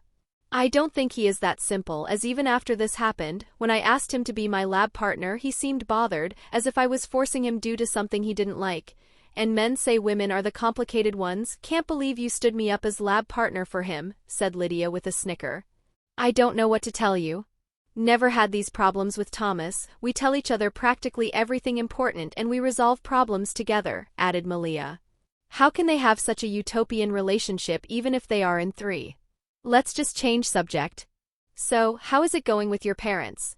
Today at school you said they found out about your relationship, I asked, tired of tiring my brain to unders. Tan Scott. I knew those teachers led a sad and boring life, but did they really have to gossip with our parents? Shouted an angry Lydia. My father fortunately thinks it was just us messing around, but our parents decided anyway to meet each other to speak of this and then confront us again, said Malia. My mother thought that Thomas was cheating on me. Explaining to her that I liked this relationship too and that I was happy was bothersome and embarrassing. She even offered me to go see a psychologist, believing that my thoughts are being influenced by Thomas, state Lydia with a resigned voice. Thomas had it worse. His mother nearly likes us more than he likes him. What about your father, Lydia? Did he say anything? I asked her. I know about her family situation a little. I don't care about that man. Opinion sounds legit. MCPOV, I have to pick up Malia and Lydia from Allison House in a few minutes, but suddenly someone started knocking on the door of my home repeatedly with a lot of strength. I don't know who the jerk is, as I don't recognize his odor, but he can be sure I'm not going to take it nicely. Thomas, go look. Who is it? Said my mother, who was watching her favorite series with my father. When I opened the door I saw a known face, the same face I used to see on a picture in Lydia's home. Lydia's father. You must be the bastard who has been playing with both my daughter and another girl? This will be annoying. You must be the father who nearly destroyed his family and traumatized his daughter. He did much worse than what he is accusing me for, but he still likes to act like the pompous ass Lydia said he was. How dare you speak to me like this? You are just an impertinent fool.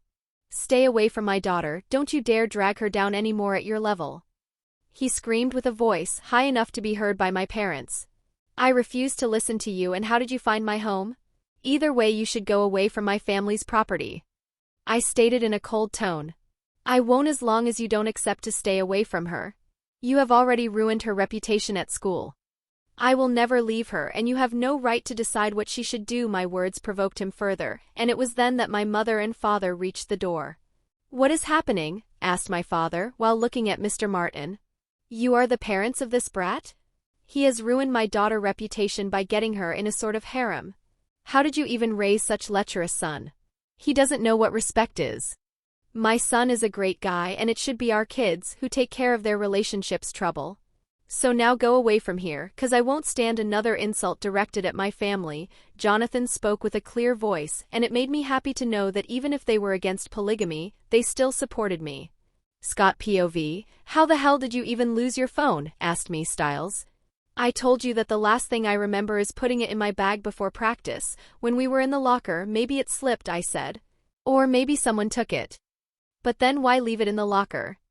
After I lost my phone, we asked Danny to help us track it, and what we got is that the signal came from the locker, so I probably just left it there. We were walking through the hallway, and for the first time in my life I saw it empty and silent. Being her at night is quite creepy. Let's be fast, I should already be at Allison House. I have to apologize for avoiding her just because I thought she was my weakness, but Derek was wrong, Allison is my greatest strength. We were near the locker when I smelled blood coming from inside of it. I don't think it is a coincidence. Run, Styles. As I said this, we saw the Alpha right ahead of us at the end of the corridor, so we turned left and changed path, but the monster started chasing after us. Chapter 38, Allison POV. Scott has still not arrived, I said, frustrated by all that was happening. Thomas is late too, added Lydia. Do you want a lift? I can take you home if you want, I proposed, not wanting to just stay here and wait for Scott to come. I'm sure he'll be here in a few minutes, replied Lydia. Suddenly my phone vibrated, and when I looked at it I found a message from Scott. He finally replied. Come to school? He asked you to go there at this hour?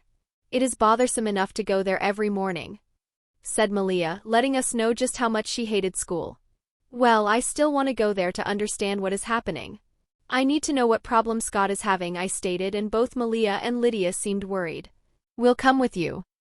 You don't have to, it is just Scott, I stated, not wanting to bother them further with my relationships problem.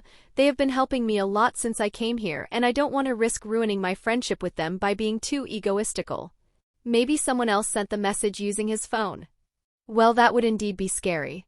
Even if it sounds improbable, it is best to be sure and ask them to come with me. Maybe he just prepared a surprise for me since he felt guilty for not doing anything for my birthday. That would also explain why he has been avoiding me the whole day. Okay, let's do it, I said. Just give me a moment to message Thomas and tell him we are going to school. Scott POV, he is playing with us. He could have caught us ages ago. What the hell is he waiting for? I cried as we run. I don't know, but I hope whatever he is waiting for won't arrive. Styles is already out of breath. Differently from me, he is just a normal human, and I have had to slow down many times to not get separated from him.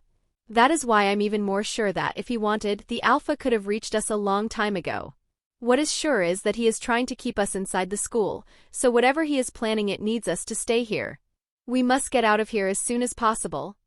You got some great idea? 'Cause we have been trying to do that the whole time, we could. My words got interrupted when I heard the door of the school opening, but what I heard after left me even more scared. Scott? Are you here?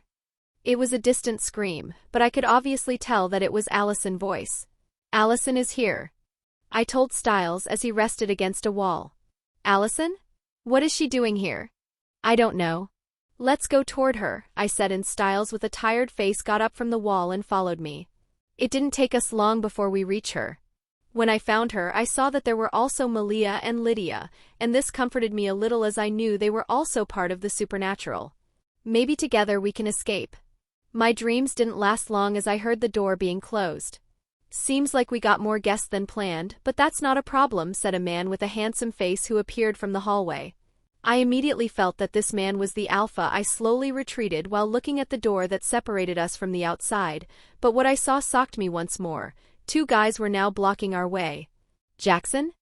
His eyes resembled those of a reptile and there were some scales on his skin, but I'm sure it is him. I don't know who is the one beside him is, but I remember seeing him at school. Scott, what is happening? Why is Jackson like that? And who are these people? Allison looked at me scared, but I didn't know how to tell her all of this, nor I wanted. My deepest nightmares were becoming true. Calm down, Allison, tried to say Lydia, but she was interrupted by the unknown guy. You don't remember me? His face contorted in a frown from anger and his eyes became yellow, but like a psychopath he soon went back to normal. No, I shouldn't be angry with you. Do you remember this? He took out a photo with Allison on it. You are the guy who asked me if I could let you take a photo for the school journal. What are you doing here? Asked Allison, insecure of what was happening. I'm obviously here for you, he said with a smile, and his words made Allison tremble. You bastard, I yelled, but I too am pessimistic about our situation. Are we going to die here? I looked at Malia, who was looking directly in the eyes of the man, who I believed to be the Alpha. Girl, you seem to be angry with me. Is it because of what I did to Laura? I would have avoided it if it wasn't necessary.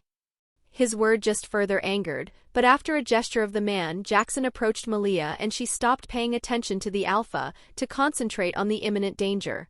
I transformed in my werewolf form while avoiding looking at Allison. I can't get distracted with her reaction. In front of me was the alpha, and I'm sure I have no change to win against him alone, but maybe I can hold him long enough for Malia and Lydia to take care of the other two guys. In only a few moments the man transformed in his beast form and charged at me. I avoided his first charge, but he just reduced his speed by planting the nails in the floor and charged at me again. I'm not sure if a minute has passed, but he already caught me and now my face is against the floor, and he is pressing me. I tried to look for help, but Malia was on the floor, unable to move, while Lydia was trying to get her away from Jackson, who was approaching them. Styles was on the floor too, while I couldn't see the other werewolf and Allison from my position. Is this the end? The alpha opened his mouth and roared in my ears. What is happening? Allison POV, let me G. I tried to shout, but he covered my mouth with his hands. Sorry, sweetie, but I can't let your voice distract Scott from what he has to do, he said, while looking ahead.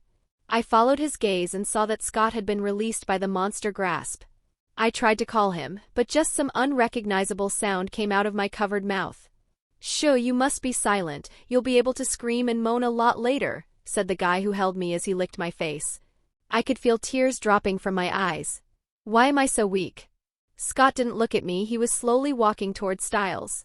His appearance was similar to the one behind me, with beard, pointed ears, and yellow eyes. He was moving like a zombie and grunting at every step he made. Scott, get your control back, yelled Lydia as she dragged Malia's body away from Jackson, but the latter suddenly sprinted toward her and gave her a small cut like the one he gave to Malia, but differently from what I expected. She didn't collapse, but she used the occasion to hit him back. It only helped angering Jackson, who transformed completely in a lizard-like monster and hissed at the two of them. My two friends were about to be killed, my boyfriend was about to kill his best friend, and a guy is going to force himself on me. Do it, Scott, said the leader of the group, who has just turned back to his human form. It's either him or you. Chapter 39. Allison POV. When I was about to fall in despair, the glass behind me got shattered. The guy who was holding me from behind released me and tried to charge at the new entry, but by the time I turned around, the same man who had immobilized and abused me had his head smashed against the wall. He was knocked out in one hit. The guy who did this was tall and had the body of a Greek god. His eyes were different from the yellow of the others, his glowed of golden, as if to show his superiority. Thomas, he was different, but it was undoubtedly him. For a moment I feared he too would be a mad monster like the others, but it seemed he was still himself. Help Lydia with Malia while I distract them. Pay attention to Jackson, he can immobilize you with his nails, I told him. Jackson? He asked. The reptile man is Jackson. Thanks, now go, he said and charged at Jackson. I reached Lydia and Malia, while Thomas took care of Jackson and the other man. How much longer is it going to take for you to move again? Asked Lydia. Few minutes, I can already move my fingers, answered Malia while moving said fingers a little. For now, Allison takes away Malia, I'm staying here to watch Thomas. What are you going to do? He is an alpha, you are just going to get yourself killed, stated Malia. He is 1 against 2, I can't leave him behind, I won't meddle if he isn't in danger. And if he is? I asked. Then they'll have to deal with me before even trying to get to him, said Lydia with an unwavering will. The usual playful girl was nowhere to be seen, I could tell she meant everything she said. I'll come and help you the moment I can move, said Malia. You better run as fast as you can then, since you always state you are the best in that, replied Lydia with a smile as a tear formed in her eye. Is this the strength of their love? MC POV. Seems like Scott will be useless to my plan, said Peter as he threw the still disoriented Scott against the wall and knocked him out, just as fast as it took me to deal with his beta. I don't have any idea of what Jackson has become, but he is quite adept at using his tail, and from what Allison told me, I must pay attention to his nails, as it seems they produce some kind of toxin capable of incapacitating others. As he charged at me again, I blocked both of his arm, and when the tail grabbed my leg trying to pull me down, I just pushed my feet inside the floor to remain stable, and while this happened I bit its arm and ripped it. Just when I was about to use my free arm to punch the reptile monster, Peter blocked my arm and slashed my back with its claws. The wound was deep, and immediately I released Jackson and put some distance between us. As blood leaked from the wound, my mind started to get fussy, because of the pain that kept messing with my thoughts.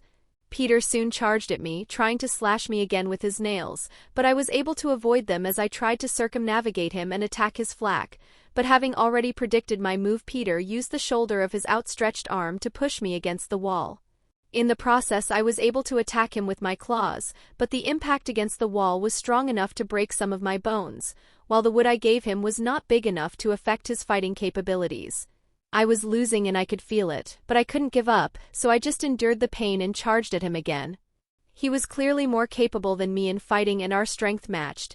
It was only because of my will that I was still standing, but even this was not enough when Jackson sneaked behind me, and with his remaining arm he left a cut behind my neck, injecting the toxin in my body. "Seems like your time has come," said Peter as he approached me, but I refused to give him the satisfaction of being scared. "Congratulations for winning a fight against a guy half your age and with the help of an ally," I said, smirking. "No." Lydia came out from the corner, and it was then that I started to really feel dread. Seeing my reaction, Peter smiled and a sadistic expression appeared on his face. "Seems like we'll have the chance to have a fair fight now that you have an ally. I'm curious of what you'll feel at the sight of your girlfriend dead body, and oh, I can't let Lydia die. Move. Run, Lydia." I knew it was useless, she couldn't outrun an alpha, but it was all I could do at the moment. Peter got near her while polishing his nails, and I could see my girlfriend tremble in front of him, but when he was 1 meter from her, she breathed in more air she could and screamed toward him, while holding out her hand as if she wanted to push him away.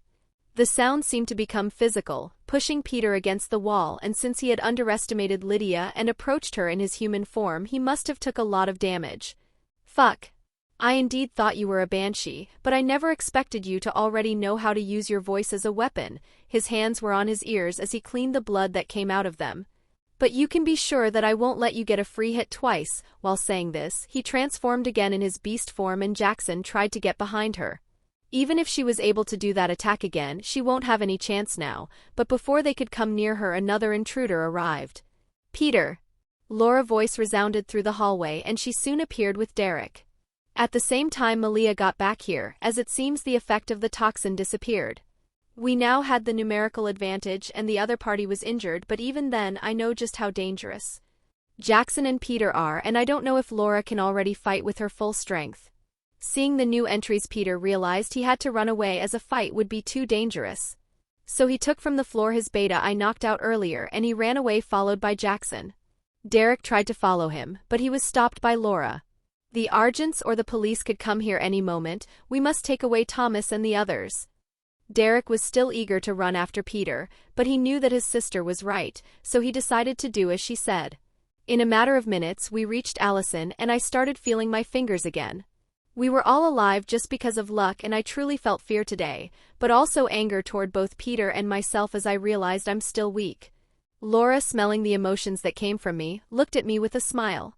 "You did well by fighting both Peter and the Kanima alone. You did all you could, so that thing is called Kanima." "Can someone tell me what happened?"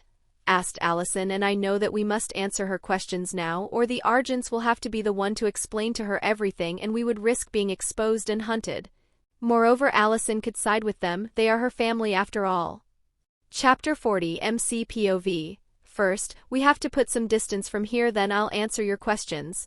"Let's go to Laura's pub," I said as Lydia carried me to my car and put me in the back seat while she took the driver's seat. It didn't take long to arrive to Laura's house, and by the time we arrived I was able to move again and I had prepared the words to tell Allison. We got out of the car. Laura and Derek were not here as they had to drive Styles' car and bring him and Scott to their respective houses. Allison also arrived 1 minute after us, and while she was a little cautious when she got out of the car, she still trusted us enough and followed us. "So, are you going to finally explain what happened?" While it may sound like the plot of a movie or a teenager series, the supernatural truly exists. Me, Lydia, Malia, and all the other people you saw this night at school are part of it. How did you hide it? How is it possible that something like this exists and people don't have the minimum idea? This answer is above my knowledge, but I know that us supernatural beings tend to hide ourselves. If people find out what we are, fear will spread and they could try to go against us. Moreover, it would destroy our normal life. So please don't tell anything to your parents. I told her. As if they would believe me? They will. I stated I need to tell her the whole truth for her to trust me. What do you mean with that? she asked, while her expression assumed a frown. Do you remember the story about your family that you told us? It wasn't a simple story. What your ancestor killed was a werewolf, and even now your family go around the world hunting supernatural beings like us. They have come here to kill the same man that tried to kill us tonight. It can't be possible, she muttered, unable to accept the fact that her family hid something this big from her for her whole life. I know that it is shocking and that you want answers, but please don't reveal what I told you to your family. If they find out about us, we'll be in danger. Her expression slowly calmed down, even if there was still sadness in her. Okay, I'll act as if nothing changed with my family, but from now on I want you to always be honest with me and to help me understand the truth behind my family. Her words brought a smile to us. We risked our lives and suffered a lot, but at least we were able to come clean with Allison and improve our relationship with her. Peter POV, damn it, I couldn't achieve anything even with the advantage I had in the beginning. Scott has revealed himself to be useless. It seems that I'll have to kill him too, since I can't control him. How much has it advanced? I asked the nurse, who was looking at my back. It is getting bigger. What is it? Some of my skin turned into scales a few days ago.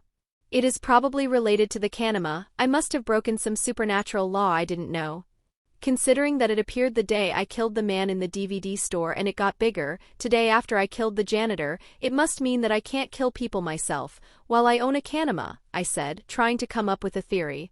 Either way, what I need to do won't change. How are we going to get you back to normal? I don't know how to cure this, but I'm sure that if Jackson dies, the curse will disappear. You are going to kill him? Asked the nurse, without even showing a little sympathy for the boy we used, and she is supposed to help people. No, I have to use him to the best of his capabilities. I'll have him die at the hand of our enemies, but we'll have to fasten our plans because of the curse. How are you going to deal with both the Argents and the other shapeshifter when you nearly lost your life today, this damned woman? Does she think I'm weak? Look there, I said, pointing at the enormous cocoon in the corner of her living room. About that, what is he doing? Asked the nurse, not pleased at the prospect of having a part of her living room occupied by a giant cocoon. He is going to reach its final level. When he will come out of that cocoon, he will be bigger, badder, and Jackson's personality will be dead. With this, we won't have any problem ending my plan. Also, how is the other one? He received a concussion to the head, but he is a werewolf, so I think he will wake up in some hours. Good, he will be angrier when he wakes up, eh? And this may make him more useful. Such a pity he didn't turn out like Jackson. I thought that by giving the bite to another adolescent with mental problems I would have gotten another kanima, but all he amounts to is a weak pawn, who got knocked down in one hit. Fortunately, I have Jackson with me. It is also about time I take out this annoying nurse. I'm tired of dealing with her bullshit. Next time I'll be sure to kill all of them. MC POV, we were staying at Laura home as I couldn't go back home with my current's wounds, and since they were inflicted by an alpha it will take some time to get better, but I think I will be able to move around without suffering tomorrow. So what exactly is a kanima? I asked Laura, who was looking through her laptop for some information. I did not expect for you to have your family bestiary on a USB, I added. We had the book too, but it got destroyed in the fire. Luckily I had scanned it all before it got lost. Also keep in mind that differently from hunters' families, who travel a lot, our bestiary is lacking, but when it comes werewolves and its mutations, we are quite prepared. Replied Laura as she found the page she was looking for and started reading it. The kanima is a mutation of a werewolf that couldn't fully transform, because of the emotional issues of said person who got the bite. Jackson has strong jealousy issues. Sometime his smell gets unbearable. I stated, agreeing with the description. It also say that the kanima bond with one person who will become its master, and as time pass it will slowly lose his original personality and free will, if it doesn't resolve his issues. Yes, but does he have a weakness? Asked Lydia. Well, about that I have great and bad news, stated Laura. The bad one? The kanima can evolve in something more dangerous with wings. What the hell? Wings? The good news is that its master's deepest fear become the beast's weakness. Now we just need to know what Peter's deepest fear is. She added immediately after seeing our scared faces at the mention of a possible evolution. What about fire? I proposed. He nearly died burned alive and he spent years slowly regenerating from his wounds. So it must have been traumatic. Chapter 41 MC POV, it was my aunt who burned that house. No, I refuse to believe that, stated Allison, as Lydia was busy preparing a self-igniting Molotov cocktail. Thomas, pass me the sulfuric acid, requested Lydia. Yes, ma'am. Anyway, right now it isn't important who did what. What we know is that we need to stop the Alpha, I said while I passed to Lydia what she asked for. Can't you work together with my family, since from what you said they are hunting him too? Asked Allison. They are hunters and there is a feud between the Argents and the Hales. We'll find a way to let them know they are the target, I reminded her. Yet you said that hunters have a sort of code that state things like they can't kill innocents or that if one of them becomes a werewolf he must commit suicide. I'm sure that burning a house with humans and kids goes against said code, remarked Allison, unwilling to believe her aunt would commit such a crime. Hunters aren't perfect, there have been plenty of humans who committed atrocities under an ideal. Sorry to interrupt your dialogue, but could you pass me the arrow pods? We needed a way to throw the flame bomb at a flying canema, and Allison insisted on participating. Also, she was able to find in her house these strange pods/arrowheads, which are used to blind werewolves with light upon impact. Well, now they will be exploding arrows. So, what about Scott? Asked Malia, who had been spectating the whole discussion. I broke up with him. I'm too tired of lies and our relationship didn't seem to work anymore. Also, I'm still scared of what happened that night. Then, Lydia tried to speak, but one look from Allison was all she needed to shut up and pout. Anyway, have you heard that 2 other guys were killed?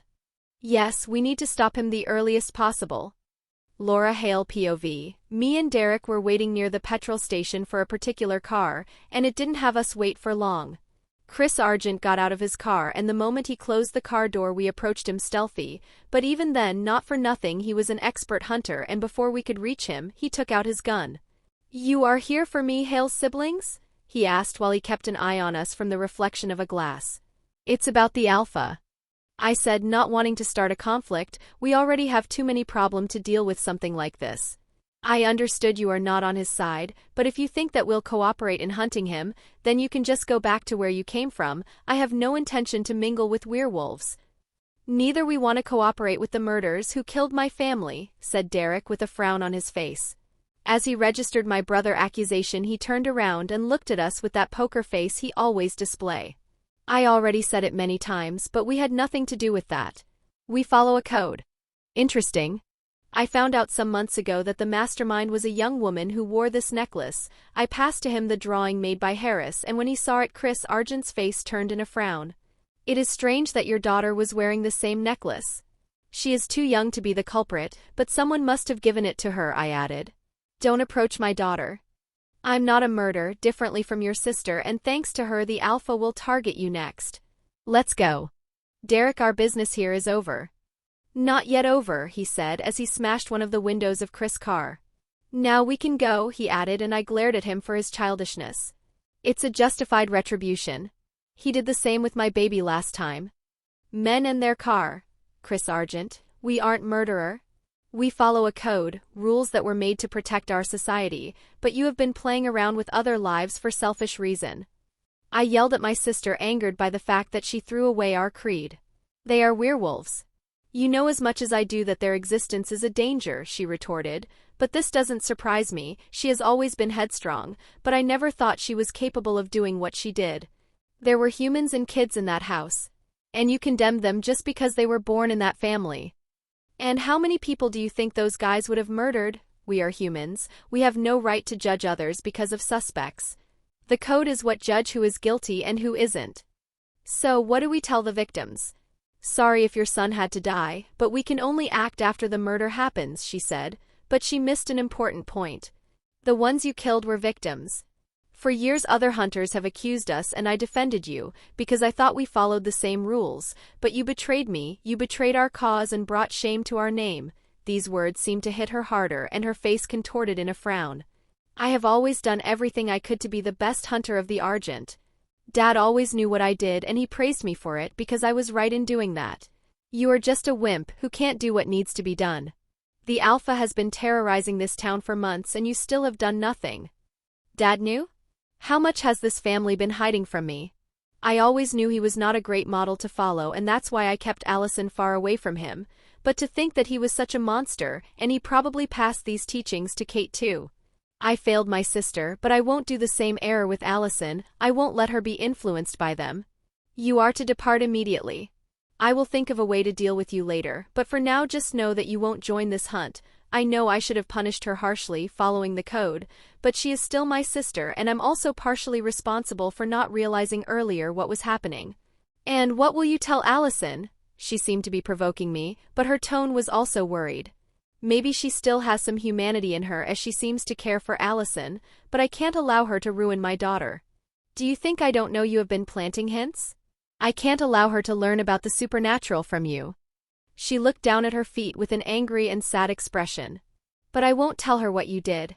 I want her to remember you as the aunt you have always been for her, not as a monster who murdered an innocent family. Tears were streaming down her face and I too started to find it difficult to maintain a stern expression in front of my crying sister. But as an hunter I have responsibilities, the well-being of common people depends on our work, and I must make sure we don't turn from hunters of monsters into monsters. Third-person POV. Unaware to any of them the girl they were talking about had been listening, and she too was crying while giving it her all to not let them hear her. She felt like she had lost her aunt, the friend who had always been there for her. She felt disgust, sadness, and betrayal, but even this was not enough to make her stop caring for Kate, because while Kate was indeed a horrible person with many issues, if there was one thing she did right, then that would have been Allison. For that girl she was the best aunt anyone could ask for. Chapter 42, Kate Argent. How did it end like this? I was enraged as I was driving and I was every now and then kicking the horn to release some of my anger, but it did nothing if not bothering people. I have done everything I could to be recognized as a great hunter. I just did what I was always taught, killing werewolves, the bad guys, the monsters, but earlier my brother looked at me as if he thought I was said monster, who I would destroy his family. No one ever appreciated me, even father always liked Chris more to the point that he never considered me worthy of replacing him as family head. I always tried to make him proud since I was a kid and I gave him my best. I practiced hard in shooting and martial arts for my whole life and followed his example to the letter, but he never truly loved me. No, actually there was someone who truly cared for me, Allison. I don't regret murdering that family, nor I regret playing with many boys' hearts. The only thing I won't forgive myself for is that I was ready to transform Allison in something similar to me, just to further please my father. She is worth more than me, but I nearly dragged her in my messed up life, a life of manipulation. Yes, I always knew my father was using me, but I was starved for love, and like the guys who willingly obeyed me just for some of my attention, I too was ready to do anything for a tiny sign of love from my father. Now, no more. I'm tired of living this life and I refuse to let my errors hurt Allison. Suddenly I turned the car and went back to Beacon Hills. I'm not leaving anymore. Scott POV, man, you should get over it, said Styles, but I just couldn't. I know I did many errors in my relationships, and that she has her reasons to have broken up, but I can't forget her. Since that day I have been unable to control myself, and I would have assaulted her during the last full moon if it wasn't for Derek, who stopped me. Though she would have never left me. I lied to her and I was unable to protect her when she needed my help. Why did I have to be a werewolf? I could have lived a normal life if it wasn't for that bite. I would have been able to concentrate on school and on Allison, without caring about the supernatural or other strange things. While I was complaining about my life with Styles, I suddenly heard an howl from the forest. Should I go? No, it is better to first call Derek. Kate Argent POV, you took your time, I said as I looked at the man who approached me. Now that it did his job, I turned off the recording and the howls stopped. What are you waiting for? The woman you always hated is in front of you, I told him, but rather than letting him do the first move I raised my gun and started shooting him. He evaded the bullets easily and reached me. He took away my gun and held me from throat. Why did you offer yourself like this? You were supposed to resist and only then I would have killed you. He was enraged and that made me happy even if my life was about to end. I destroyed your family and now I ruined your fun. You don't have an idea of how happy I am. Even if I said this, it is wrong to assume I gave up. I already knew he wouldn't have killed me directly. After all, why wait this much if he only wanted to kill me? No, this man wants revenge. He wants to give a meaning to my death. He wants to make me suffer, but I prepared a surprise.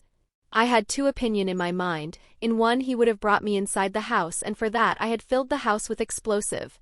The other option was for him to not move and just stay there, while doing whatever he was planning. I'm happy I got the second one right. So I pressed a bottom and a bullet filled with wolfsbane was shoot and hit its market. You bitch. I should have known you were planning something. Well, this won't save you, he said, covering his wound with one hand, while he raised the other and brought it to my throat. So this is the end? It doesn't matter, I already knew I wouldn't have been saved, but at least I'll bring this bastard down with me. Peter POV bitch. How could I even believe for 1 second she had nothing prepared? I took out the bullet. Wait, this isn't filled with wolfsbane, in fact it is empty inside. Why the hell would she throw her life to shoot me with a normal bullet? A wound like this would last 1 day. Did she get mad? No, she has always been mad, but usually she was a capable mad bitch. Not like I'm going to whine about this, and now I have more important things to take care of. My revenge is complete, but I'm not satisfied, and the true danger comes now. Welcome to the party. Unfortunately, the host had to leave early, I said as I raised Kate's body and threw it on the floor. But don't worry, I will be the one to entertain you. At my words, Matt, my beta, arrived, while Jackson hissed from the air. Matt is the stalker of Allison, and he was the first master of the Kanema. You can find him in Season 2. Yes, now my precious Kanema has wings and he is a lot stronger. In front of us there was Mr. Argent and Mrs. Argent, who got here by car, and near them stood Laura and Derek together with their little friends. It is impressive that they came here at the same time, but I tested Jackson power myself, and I'm sure that if it wasn't for the fact that he is under my control, it wouldn't have taken long for him to defeat me. He can fly, has the strength of an alpha, produce a paralysis toxin, and can use his tail like an additional arm. This is truly a deadly combination. I admit that Kate was well prepared, but she seriously used a normal bullet on me. Have you finished your stock of wolfsbane? It doesn't truly matter, let the fun begin. The Argents got madder the more I spoke, so I decided to start with them. After all, his sister didn't give me any enjoyment, it only seems right to let her relatives make up for this. Jackson and Matt will take care of the others, and even if both die, thanks to Jackson I'm confident they will take someone of the enemies down with them. After all, I need the Kanema dead to free myself from the curse. I paid particular attention to their bullets after Kate's stunt, but luckily these two didn't have time to prepare or to bring other hunters with them, but I'm sure some are on their way here, so I have no time for games. I first made both of them fall to the ground and took away their gun. The hit they took was enough to have broken some of their bones, and this made them unable to move well. You know what? I won't kill you, it would be so easy. Rather than that, I'll let one of you kill the other. As I said this, I reached Mrs. Argent and left a bite on her arm. I'm curious what you'll do. If you'll kill her just because she is a werewolf, like your sister did to us, or you'll spare her because she is your wife. After saying this, I reached Chris Argent again and knocked him out while he tried to scream at me. I looked at the others and it seemed they were all alive. They worked together to deal with Jackson, but Laura has already been paralyzed. As expected, Matt was incapable of doing anything. He was just getting beaten by Scott, and all he managed to do was leaving some scratches on the ladder. It looks like I'll have to join. Chapter 43 MC POV. When will Allison be here? I asked Lydia, who was trying to find the Kanema. It was flying at an atrocious speed. And since we couldn't reach him, we can't do nothing about it. Moreover, it only comes down when he realizes we have lost sight of him. This was how he was able to take down Laura, and now I had to protect her too, so that the Kanema couldn't attempt to kill her now that she was paralyzed. When I looked at my left, I saw that Peter was charging at us, and I, as the only person capable of taking care of him, went in his direction. Malia, protect Laura. I shouted and threw a punch at Peter, but he was able to evade it. Peter responded with one too, but I blocked it with my arm and threw him away with a kick in his solar plexus. Seeing that he couldn't compare to me in his human form, he went back to his full alpha form and attacked me again.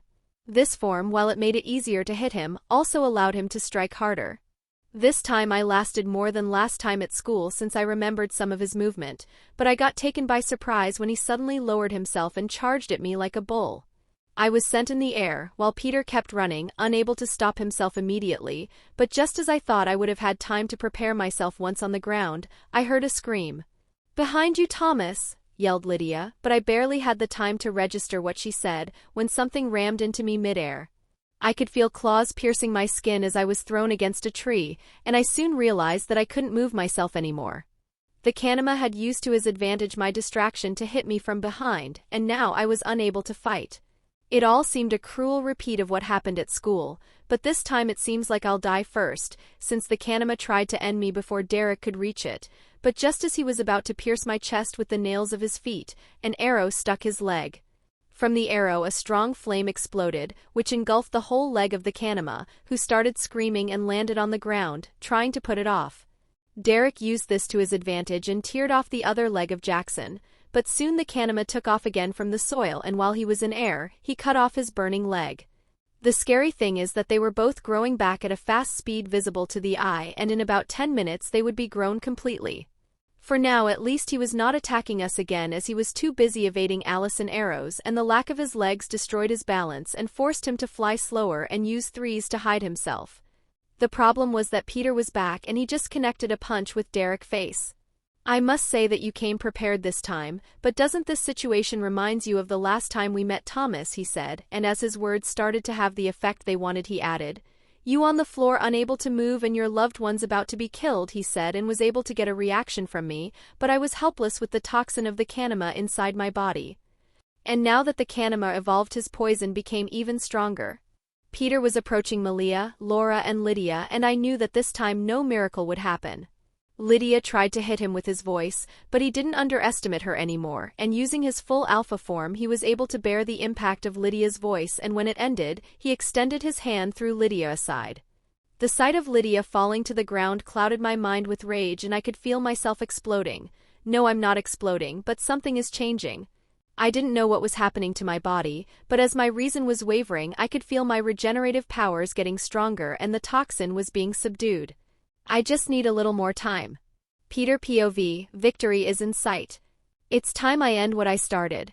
This time you won't survive, Laura. She was barely able to move her hand, because she was still affected by the toxin. Between me and her stood just a teenager girl. How about you let me kill her and then I deal with you later? At my words she just growled. She rushed at me and I was ready to end it quickly, but she surprised as she was able to avoid my claws and wound my leg with her nails. You got nice instinct differently from my beta, right? I forgot he existed. Looking at my side I could see Matt was on the ground while a tired Scott slowly approached me. Luckily I communicated through my connection with Jackson for him to take care of this bother. The Kanama did exactly what I ordered and left a scratch on Scott, who was barely able to avoid having one of his vital points hit. Maybe he isn't that bad. The unknown archer didn't let this chance be wasted and was able to hit one of Jackson's arm. Good, either way he must die today for the curse to end, at least this way he is useful. Looking back at the girl who I believed to be a were-coyote, I saw she was trying to assault me again, but this time I didn't let her have her way and I was able to grab her. The game ends here. Now that Jackson is about to die I don't have to worry about mass murdering people by myself. I grinned as I put my claws near her throat, and while she did try to escape my hold, I was pushing her against the floor, and when it comes to strength I had a huge advantage. Stop, she is your daughter, screamed Laura. What? Is this her new tactics? What the hell are you saying? I may be an irresponsible murderer, but I don't remember having a daughter. The memory mother took away, she took away the memory of my daughter? I tried to listen to the beat of her heart, and this was a risky thing to do in the middle of a fight, but this was too sudden for me to reason. She is your daughter, Peter. I wanted to tell you this the day you attacked me. It didn't accelerate. The beat of her heart remained steady. It's the truth. I looked in the eyes of the girl I was holding to look for a proof that this was all false, but all I could see was a gaze filled with hatred. I'm a monster. This realization came suddenly and took over my thoughts. I tried to kill my own family, I murdered my nurse just because she annoyed me, and I played with the lives of teenagers and used them as pawns.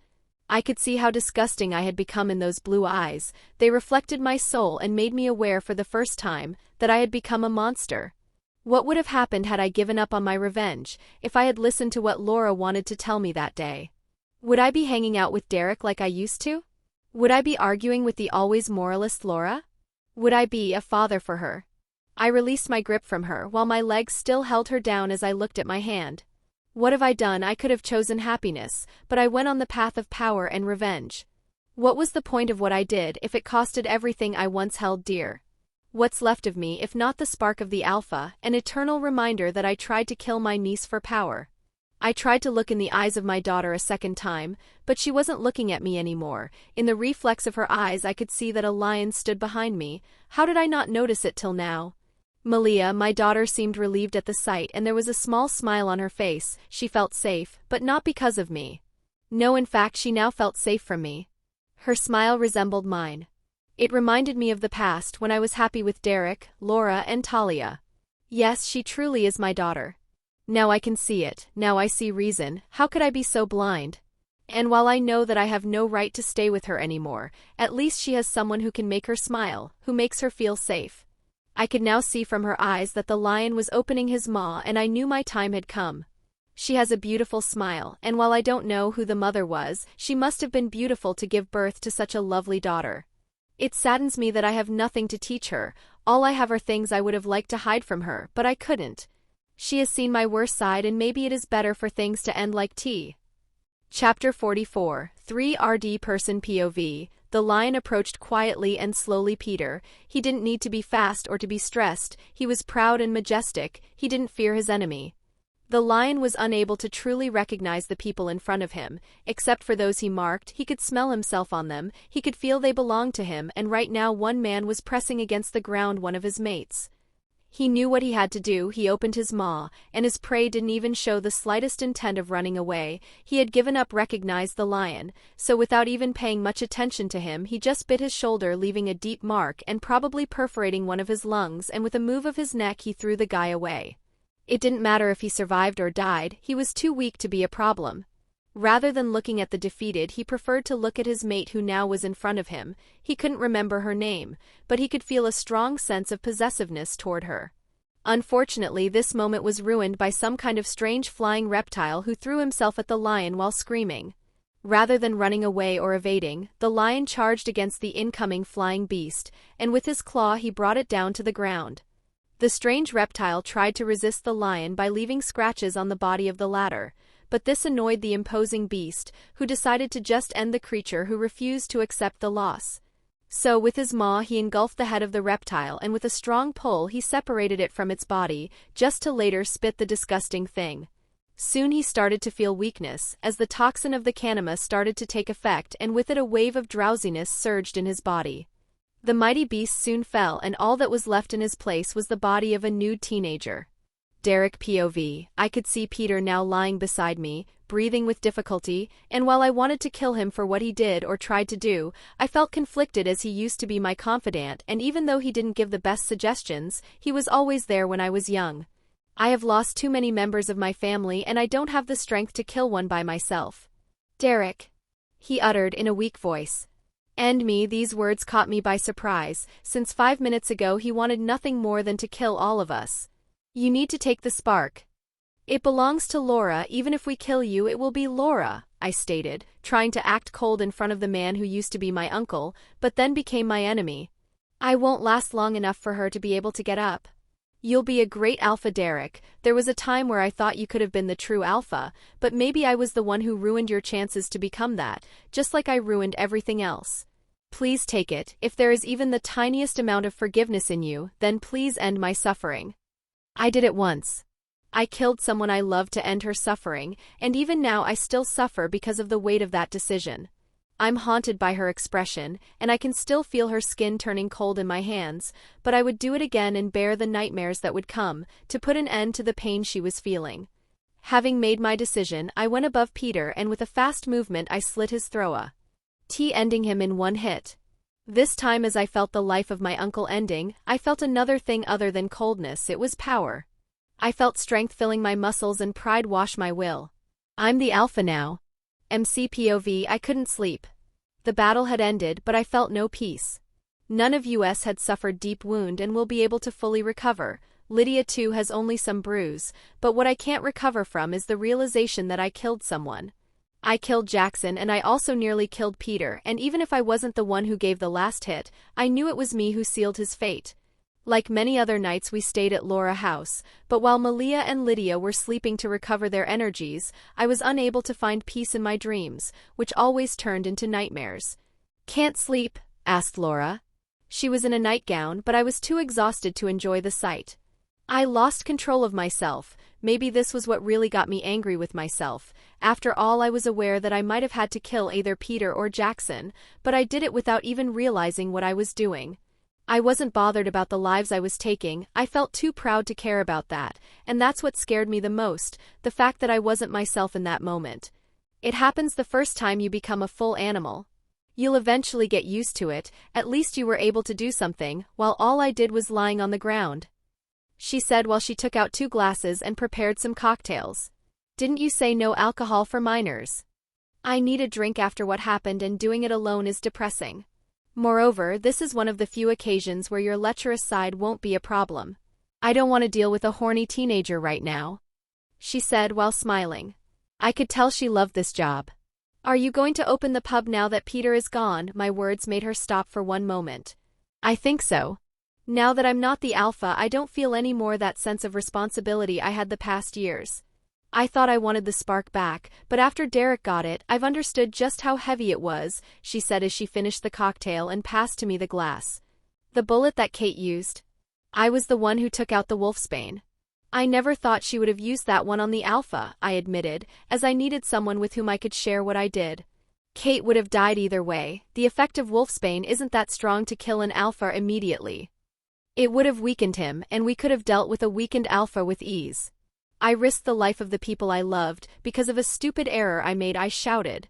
If there is one thing I understood when I was an alpha and responsible for mine and Derek's life, it is that we can't condemn ourselves for the choices we made in the past. We did those actions because of the information we had and the situation we were in, so there is no need to blame yourself. Even if you could change things, it doesn't mean everything would go well. Her words and her smile managed to reassure me. That smile was enough to let me understand that she wasn't here because she couldn't sleep, but to help me get better. Even after all that happened, she can keep her cool and be composed. So you won't miss being an alpha? I asked. No, and if Derek needs help, I'll lend a hand. Moreover, while I find it strange, maybe there is a place where I would like to be more than a pack. Where? She never replied to that question, but her actions spoke more than words as she lowered her head and kissed me on the lips. It was small, soft, and quick, but when it ended I was left speechless while she just kept smiling. Be sure to go to sleep when you finish the drink. You have done well today. She left after saying these words, and I'm not sure if it was because of the alcohol or because of the kiss, but I stayed there immobile for some minutes before finishing the drink and going to bed. It seems unreal that it all ended in one day, but tomorrow is a new day and I'm sure there'll be new problems. Next time I'll be prepared. Chapter 45, Allison POV. I can't believe that Kate died. I should have stopped her when she was going out. If only I knew that it would have been the last time I heard her, I would have at least wanted to speak with her one last time, but I just stayed silent and immobile. As I was crying in my bedroom remembering the sight of my aunt's body, someone knocked on the door. Allison, can I enter? I didn't reply, but my father took my silence as an invitation and entered. Behind him was my mother, who still had her arm bandaged. When they saw the state I was in, they came beside me and hugged me from both sides. What you saw? Tried to say Chris. I know everything, even what Kate did to the Hale family, but even then I can't accept what happened to her, I interrupted him and my tears kept rolling. I was happy to know the truth, but it indeed hurt. Me too. We stayed like that for a minute or two. Did your friends tell you about us? He asked with a frown. Well, he just found out that all my friends are not humans, so his reaction isn't strange considering his job. Yes, and I haven't forgiven you for hiding all of this for my whole life. Allison. I'm not weak, father. It hurts, but even then I want to know the truth, especially when it comes to the people I love. Had I not been there, would you have hidden to me the true cause of Kate's death too? It only took a look at his expression to understand he would have never told me the truth. From now on I want to know whatever happens. I'm an Argent too. I want to help too and redeem Kate's memory. I held my gaze immobile as I stared him dead in the eyes. Okay, I'll train you to become a hunter. MC POV. I hope you don't mind that I revealed to them I knew about the supernatural, said Allison. It was already out, you don't have to worry. So how is it going with your family? Awkward and depressing. Kate's death and other truths came all in one go, so I'm not surprised that they are having some problems. If you need to, you are free to come to my house to sleep, said Lydia. As long as you don't make me sleep in your boyfriend bed. Speaking of you, Thomas, the kiss you gave me, did it feel good because of some power? Asked a curious Allison. So you liked it. My words made her blush, but she still tried to keep her stern look. Just answer my question. Well, maybe, but I can assure you that one small peck never had much of an effect, so if you liked it, it might just be because of yourself. While we were speaking, I heard the sound of a wall cracking and I knew that Scott heard us. Not like I care. What are we going to do about the school dance? Right, it is about to happen, I completely forgot of it. Are we still going after all that happened? Asked Allison.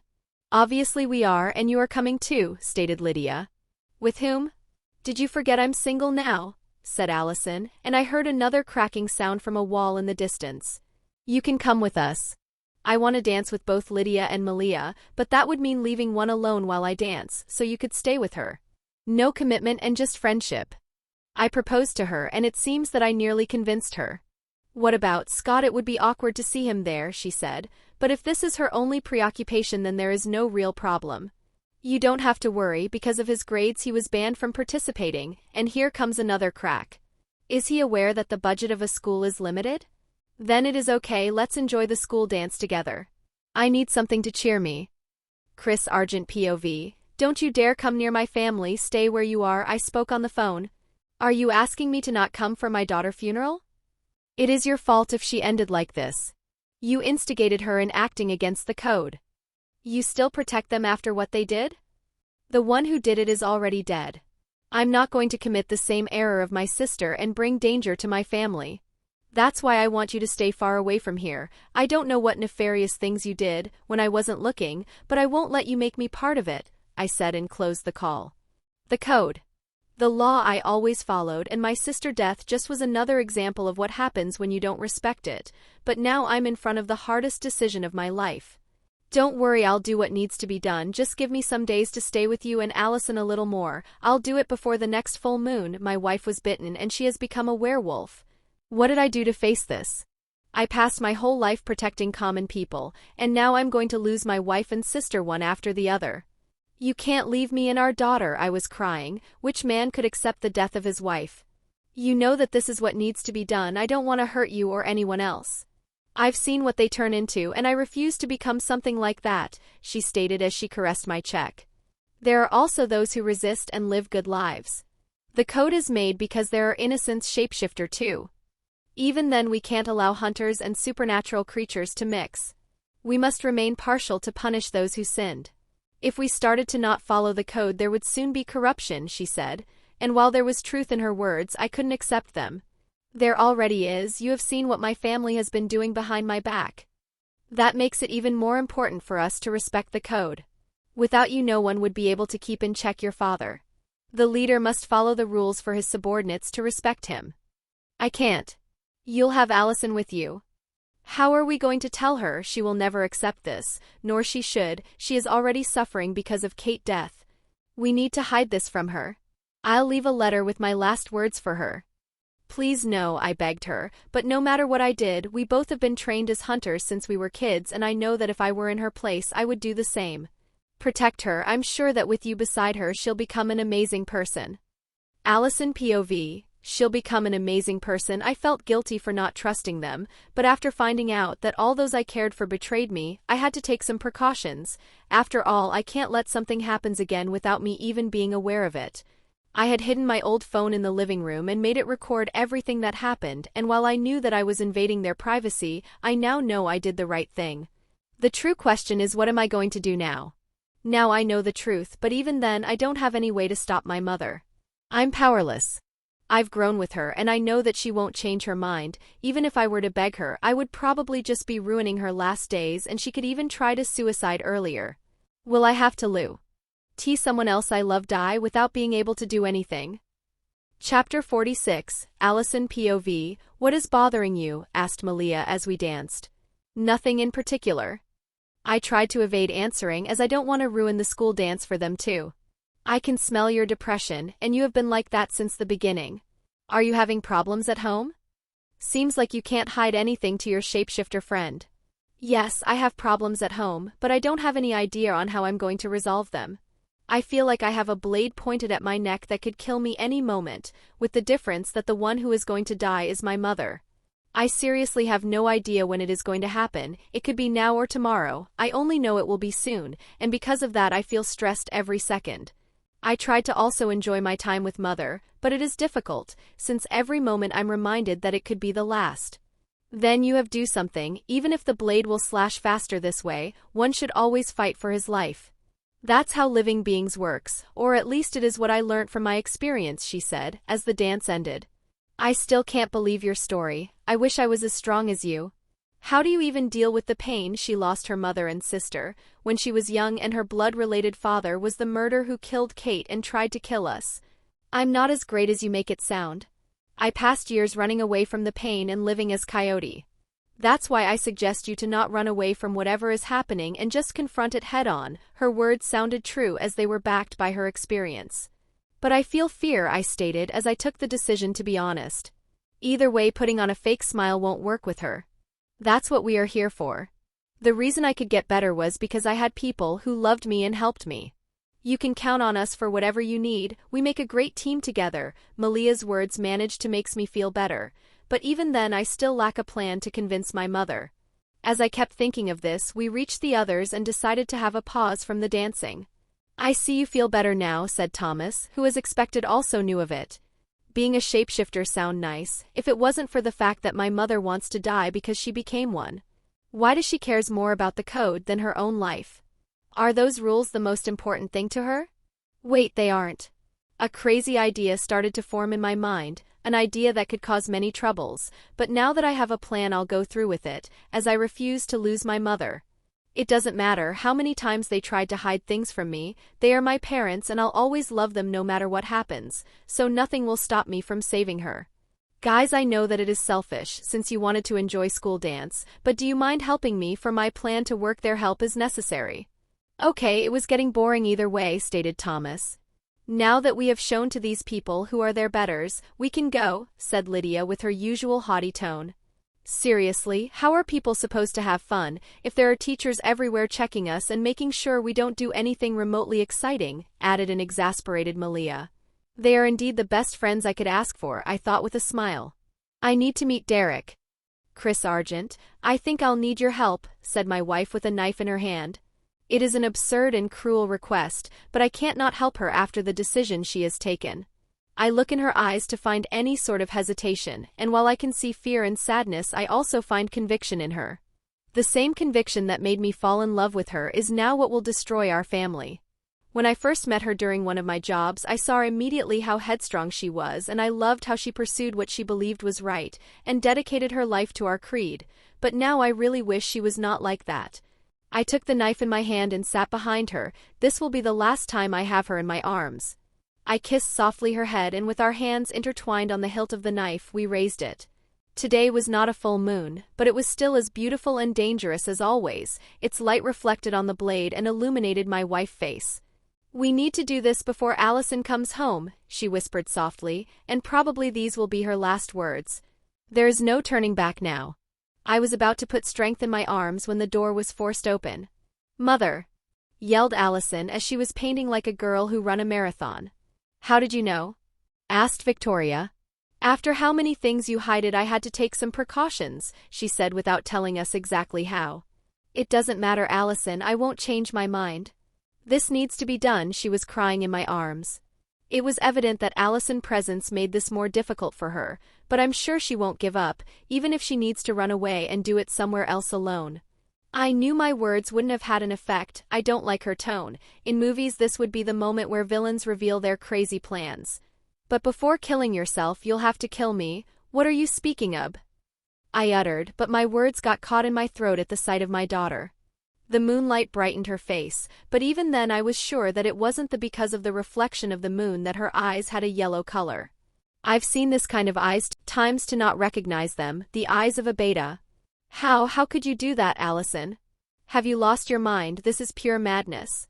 Allison didn't flinch at my words, she just kept looking at her mother. So what will you do? If you can't be saved, then it is the same for me. She took her mother's stubbornness to a whole new level.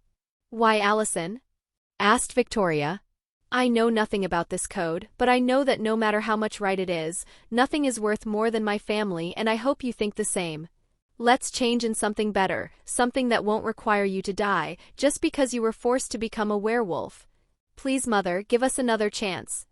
My rage had been quietened down by hope. Is it wrong if deep down I am happy for what our daughter did? You are going to be grounded for life because of this, but this time you win. I can't drag you in our problems, Victoria was crying, and the dagger we held tightly just moments ago fell down. We'll have to change and we'll face many difficulties. I'll probably have to stop being an hunter too, but at least my family was safe thanks to my daughter. Normal teenagers nowadays get tattoos or piercing to protest against their parents, while mine became a werewolf, but I couldn't be prouder, even if I'll have to punish her later. After all, she must understand how crazy it was what she did. As a parent, you must teach discipline, even when your child does the right thing. Chapter 47 MCPOV. A month has already passed since the fight against Peter, and peace has been restored in Beacon Hills. People are still searching for Jackson, who disappeared. After all, we had to burn the body of the Kanema, but many already give him for dead. Both the Argents and the Hales decided to hide the involvement of both Peter and Kate in what happened. After all, it would have attracted too much attention on the two families. Except for this, the relationship between the two families has been icy, after what Derek did to Allison, even if she was the one who asked for it. Are you really going to turn them into werewolves? I asked, looking at the photos on the table. After Peter's death, we found out in his car the body of the nurse, and when we checked her house there were many proofs that Peter lived there too. Moreover, we also found a list with potential candidates that Peter wanted to turn into werewolves. Among the many names, only 3 teenagers were still alive, other than Scott and Stiles, Erica Reyes, Isaac Leahy, and Vernon Boyd. I have to make a pack quickly, and since both Allison and Scott are not going to join me, I'll need to make new betas, replied Derek. I know why Allison refused to join you, but what is Scott's motivation? It doesn't truly make a sense for him to remain in Omega. He doesn't want to be involved anymore in werewolves' problems. I trained him and now he just decided to stay on his own, snorted Derek. He was forced into becoming a werewolf, and after what happened he must have been traumatized. Give him some time, he can't run away from what he is, and when he understands what is best for him, he'll join you, said Laura as she cleaned the glasses behind the counter. Her pub had just opened few days ago and clients were starting to come to this place. For now it is best if you first deal with the Omega problem, added Laura. What do you mean with that? I asked. An Omega appeared and ate the liver of a dead body in the cemetery, replied Derek. I heard of it. So it was another werewolf. Why did he come here? He probably got news that a new alpha was here and probably decided to try his luck to join his pack, said Laura.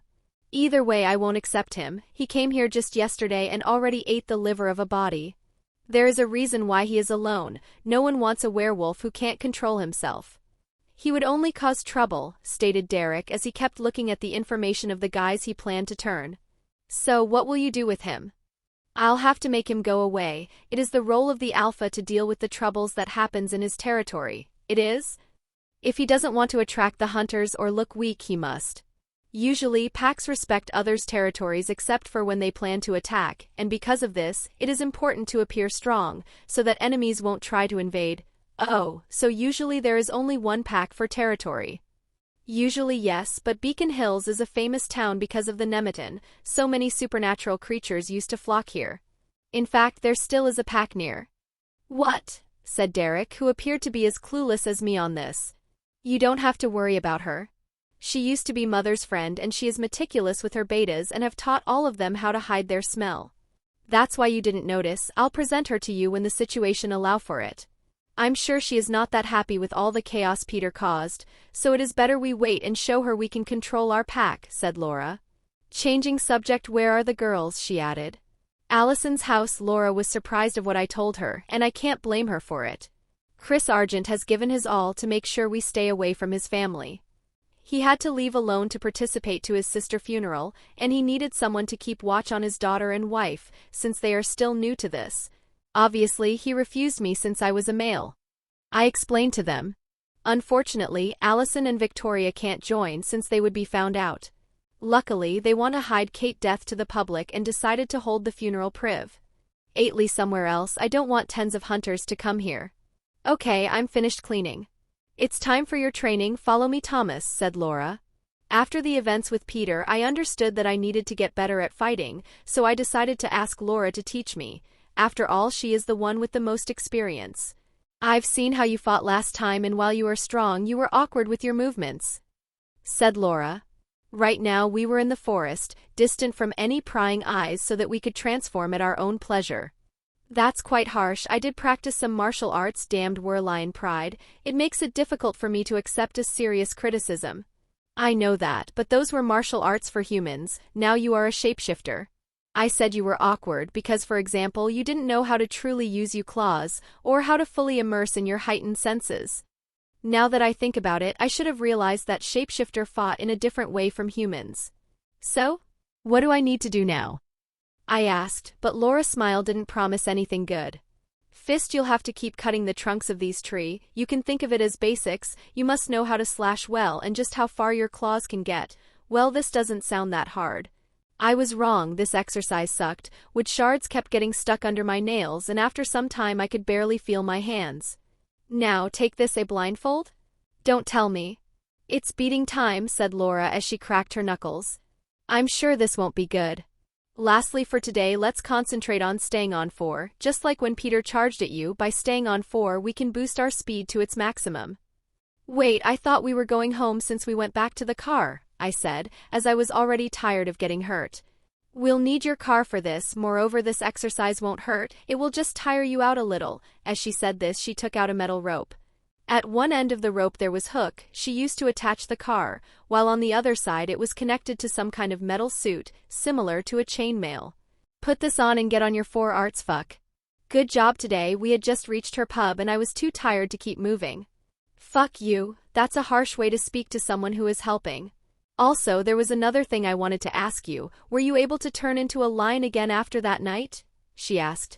I don't know where to start. How did I even become one? People that comes from great bloodlines can usually shapeshift into their full animal form. It is often triggered by desperate situations. Were you able to turn into one? I asked, as I never saw her turn into one. Not really. I was more similar to Peter, who could turn into a more beastly form when I was an alpha, but never into a full animal. My mother could. She was considered the strongest werewolf once because of this. There was melancholy in her voice. I'm sure you'll become that strong one day. I'm not even an alpha anymore. You never know what may happen. Either way, I'm staying here tonight. I'm too tired to go home, I stated. As always, you are good at inviting yourself in my house. Did you tell your parents? She said with a sigh. I already sent them a message. How about sleeping together? You owe me one after what you put me through. No, you stink. Also, I expect you to clean yourself and the sofa tomorrow morning, before you go to school. Chapter 48, Lydia POV. Are you sure they'll come here? Asked Malia. We were in the living room of my house and we were eyeing the front door waiting for someone to get inside. Obviously, I told my mother I would stay at Laura's home today. She won't waste her chance. We share the same blood after all, I replied.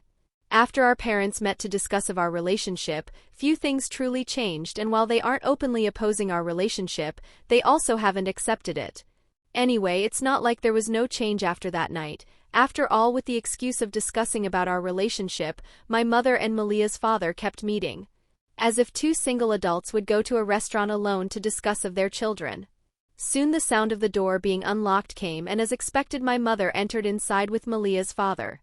Luckily, they didn't enter while kissing and devouring each other, as it would have been awkward, but I was mentally prepared to bear such a sight.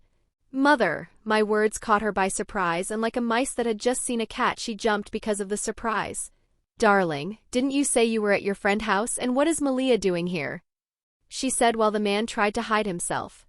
Good evening, Mr. Tate. Knowing that he was exposed, Malia's father came out too.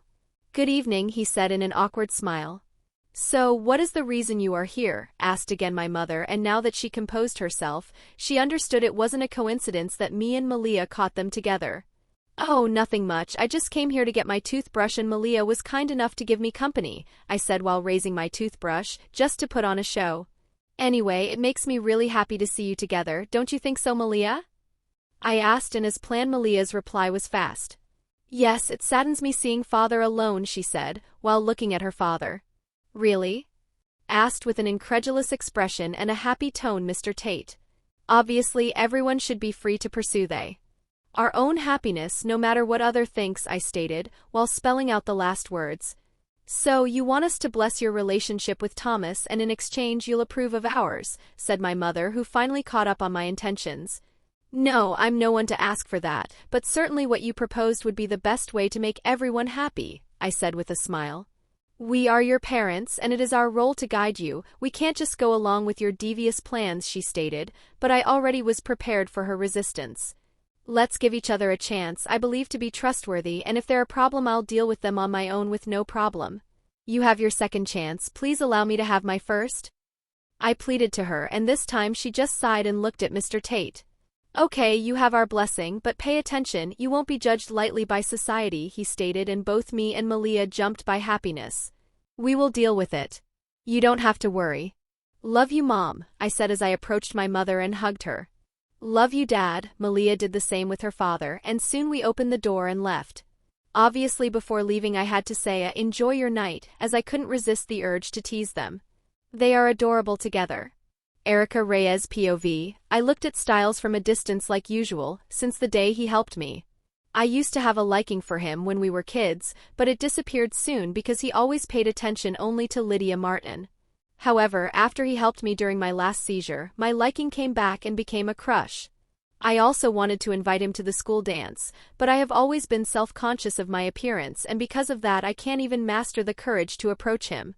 Moreover, I'm scared that I could have a seizure any moment in front of him, and that has been also the reason I never tried to approach anyone or makes friend. There is nothing more painful than loving someone, while knowing you don't stand a chance to go out with him. Fortunately, I'm not alone. There are many novels or songs about impossible love, but if there is one thing they have in common, it is pain. The pain that comes when your love meets the harsh and cold reality. I'm a girl with a serious case of epilepsy, and I'll always be a bother for whoever will be beside me.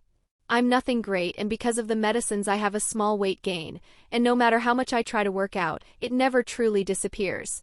High school romance, an intense and sweet love, but also painful. Turning around I saw a man, a few years older than me, who was clearly speaking to me.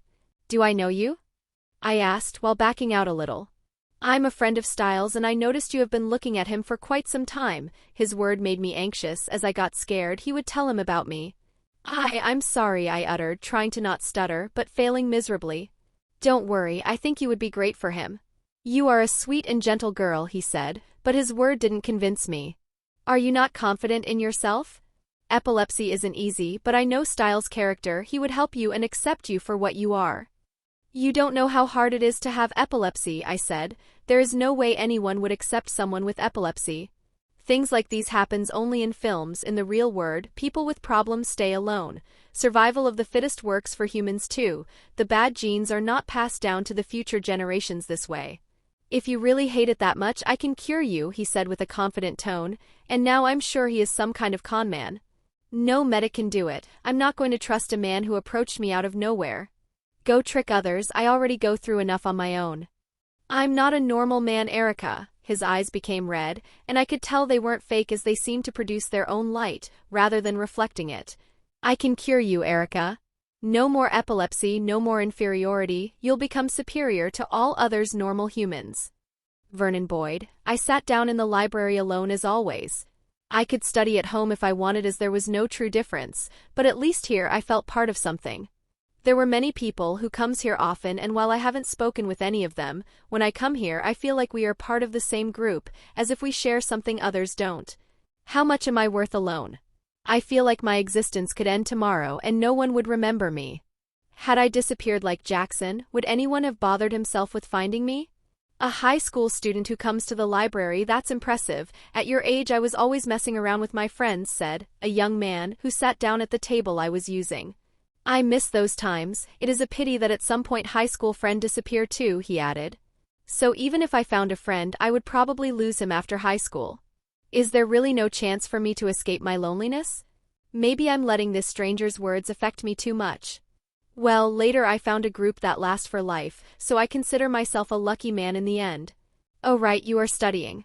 Sorry if I bothered you, I sounded like a nostalgic old man, right? He added, before looking down at book he took. No, you didn't. What kind of group were you talking about? Isaac Leahy POV. I always thought that once I grew up I would have stopped being beaten, that things would have taken a better turn, but in the end it got even worse. Now I barely fit in that freezer. I'm an adolescent, I practice lacrosse and I train every day, but when he stand in front of me with his hands raised, I feel like he is a monster I'll never be able to stand against. What did I do to get a father like this? Why does he need to use me as his outlet? I live in fear of how he'll react, and I stopped living my own life a long time ago. Hey you! A man called out for me. I tried to think if I recognized this man, and indeed, I remember seeing him yesterday morning at the cemetery, when the sheriff came to ask question about the man who devoured the liver of the corpse. Do you need anything? I asked him as he approached me. I know you lied. Is he speaking about the fact that I told the police I didn't remember what happened? What was I supposed to say, that I saw a man dig the dirt with his hands and ate a raw liver? My father would have killed me if I embarrassed in front of the sheriff. You lied about that, livid. I know the difference between a punch and an incident, so he was speaking about that. Take care of your own affairs. I did it while playing lacrosse, I said before turning around. I could bet it wasn't that bad, the livid yesterday, and now you have another one on your arm. Was it another lacrosse training? He took my arm, and I felt the pain from the livid intensify. Fuck, what are you doing? I yelled at him. It hurts, right? Let me help you. As he said this, the pain disappeared, and I could see black veins appearing on his arm. What's that? I asked, but he didn't reply. Your father, he was angered because the backhoe got damaged and the reputation of the cemetery took a hit, right? I heard it. It happened in my house. How was he there? Who are you? I uttered, not knowing if I should be scared or awed of his powers. Someone who can save you from your father. Chapter 49, Derek POV. Me and my 3 new betas sat at a table in my sister pub. We were the only ones inside. My sister did me the favor to close it for some time. I've already told you what being a werewolf means separately, but I'll summarize another time here. The bite gives you power, heightened senses, but there are also difficulties. You risk to lose control of yourself during full moons, and you must not cause problems or hunters may appear and try to kill you. As a pack we must collaborate and work together, 'cause werewolves are stronger when they are in a group. I stated, looking at them, but no one of them seems to repent of their choice. All of them lived a harsh life, and they all share the same desire to change. Peter did a good job in searching for potential people who would desire to be turned in werewolves. They were ready to go through the bite even if they knew that it could have killed them. So what are we supposed to do right now? Are there some kind of jobs or training we have to do as werewolves? Will we have to hunt animals together? Asked Boyd. The pack is more of an assurance. It makes us stronger, and thanks to this people won't underestimate us and try to attack us. The ones of our kind who stay alone die most of the time. There will be times where I'll need your help, for example when a threat appears. Except for these occasions you are free to live your life, but we'll have to meet often to maintain a good relationship. I'll also have to train you on how to control your powers at the beginning. I replied. Moreover, you must remember this, the pack is a hierarchy and I am the alpha, so remember that I am your boss, I added as it was important to set boundaries. After this last statement they showed some sign of awkwardness, and Erica, who wanted to ask a question, raised her hand, like one would do in class. Are there any other werewolves? She asked after I gave her the permission to speak. This way of communicating is not very practical, but I'm sure that as time go on, we'll set the basic rules, and they'll understand when they can speak their mind and when they can't. Well, there is my sister who is about to reach us here, Anne. My words soon got interrupted by some people who entered the pub.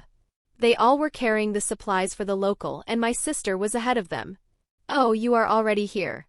I'm Laura Hale, Derek's older sister and owner of this pub, which has become more like a place for teenagers shapeshifter to hang out lately, she said with a smile. Hi, I'm Thomas Knight. I'm not part of Derek Pack, but I'm a friend, so we'll meet each other quite often. Lydia and Malia are with me. Nice to see you again, Isaac, said Thomas while looking at his lacrosse teammate. You are a werewolf? Asked Isaac with an astonished look. Not really a werewolf, but I'm a shapeshifter, stated Thomas. So, the popular clique of the school are supernatural creatures? Asked Boyd.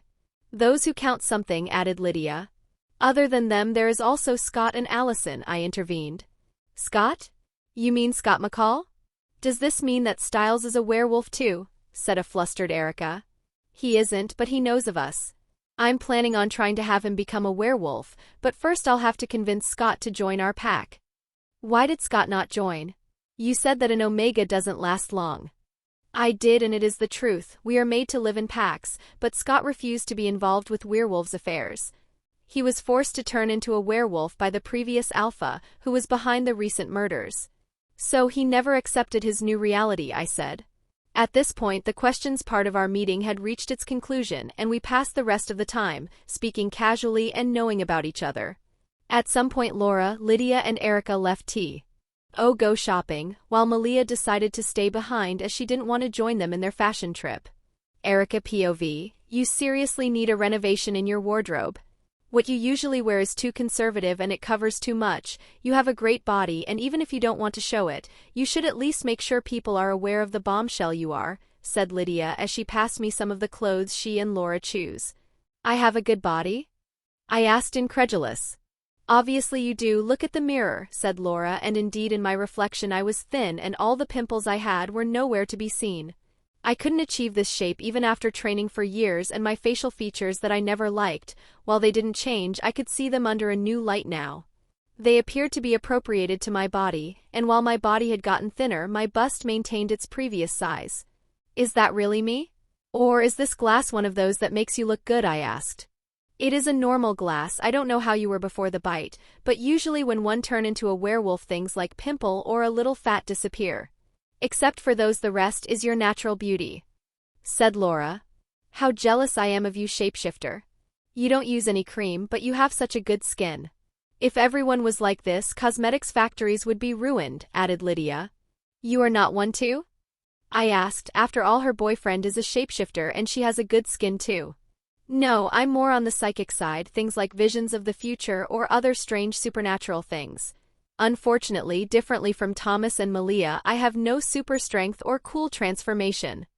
You can predict the future? Can you tell me about my fate in love? Lately the horoscope has been wrong. I always wanted someone who could tell me the future in a reliable way. I predict mostly bad things, and usually I don't control how it works, but if it makes you happy, I've had no visions of you, so nothing bad should happen. Also, why are you that curious about your love life? Is there a lucky guy who got you heart? She asked, making me flush, but I still was not ready to confess this with her. Leave her some space, Lydia, you have just got to know her, said Laura as she passed me a shirt to try.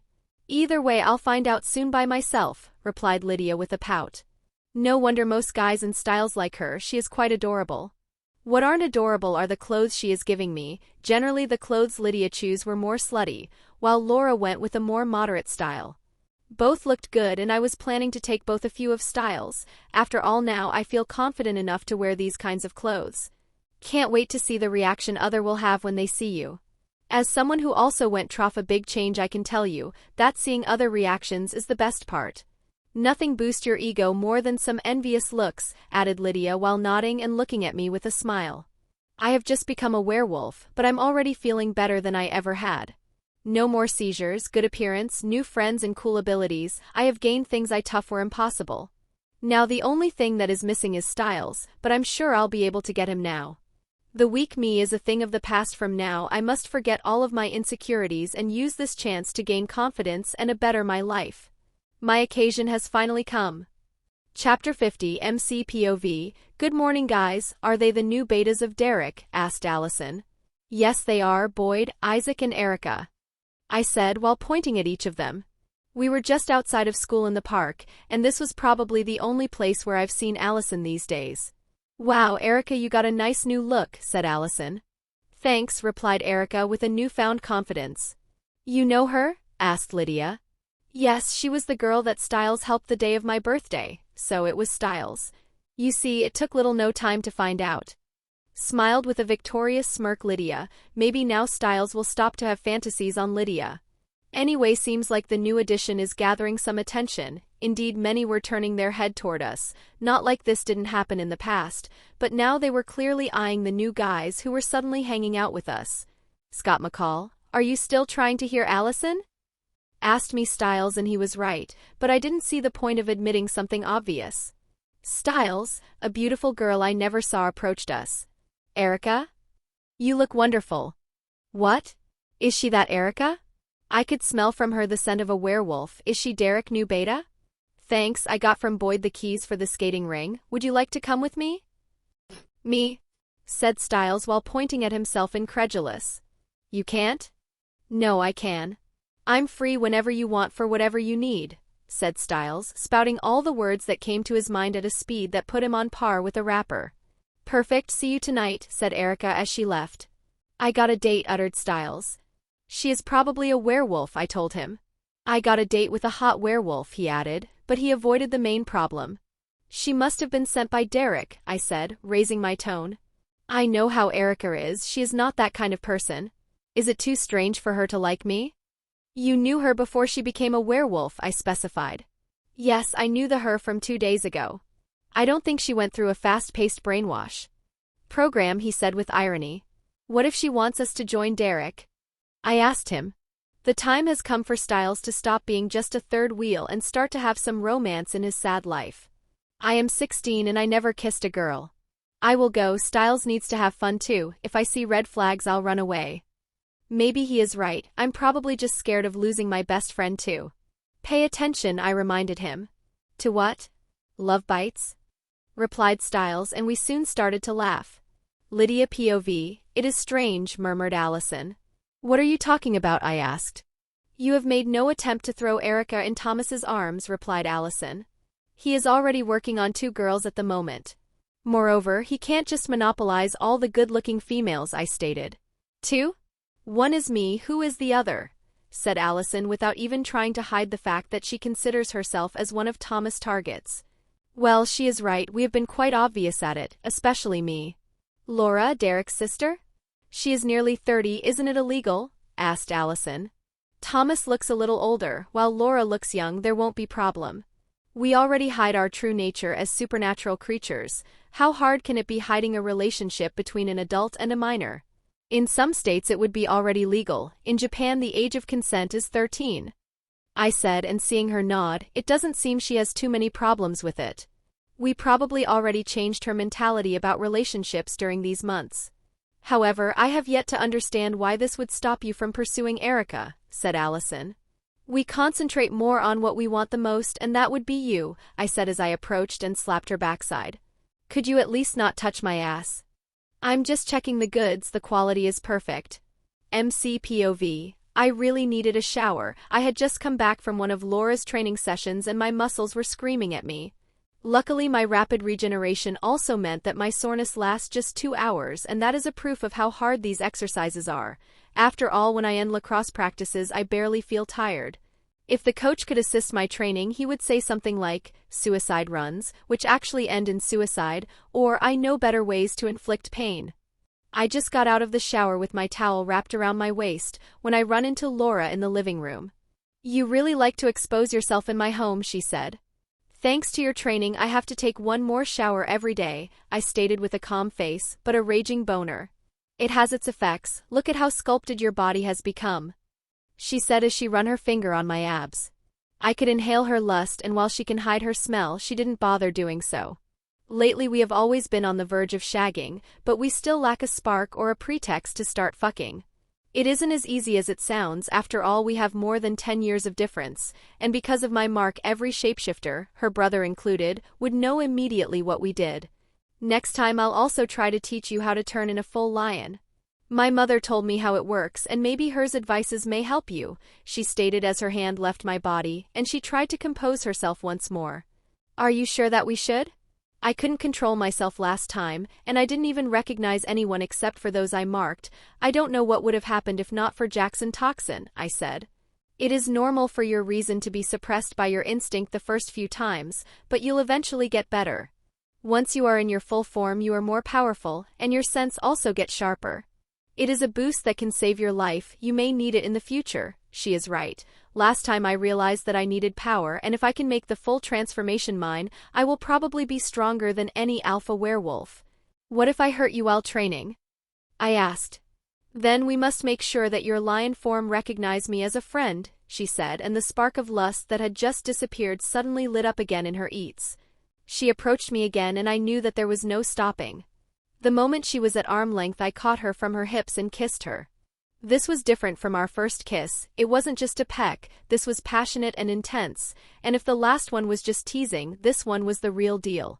Are you ready? You know that I will never let you go after this, I murmured in ears as I planted a few kisses on her neck. You brats have been shagging in my apartment for months. You were the one who brought me to despair. If I don't get a nice and hard fuck, I'll probably go crazy, she said as she caught my face with her hands and brought my mouth on hers another time.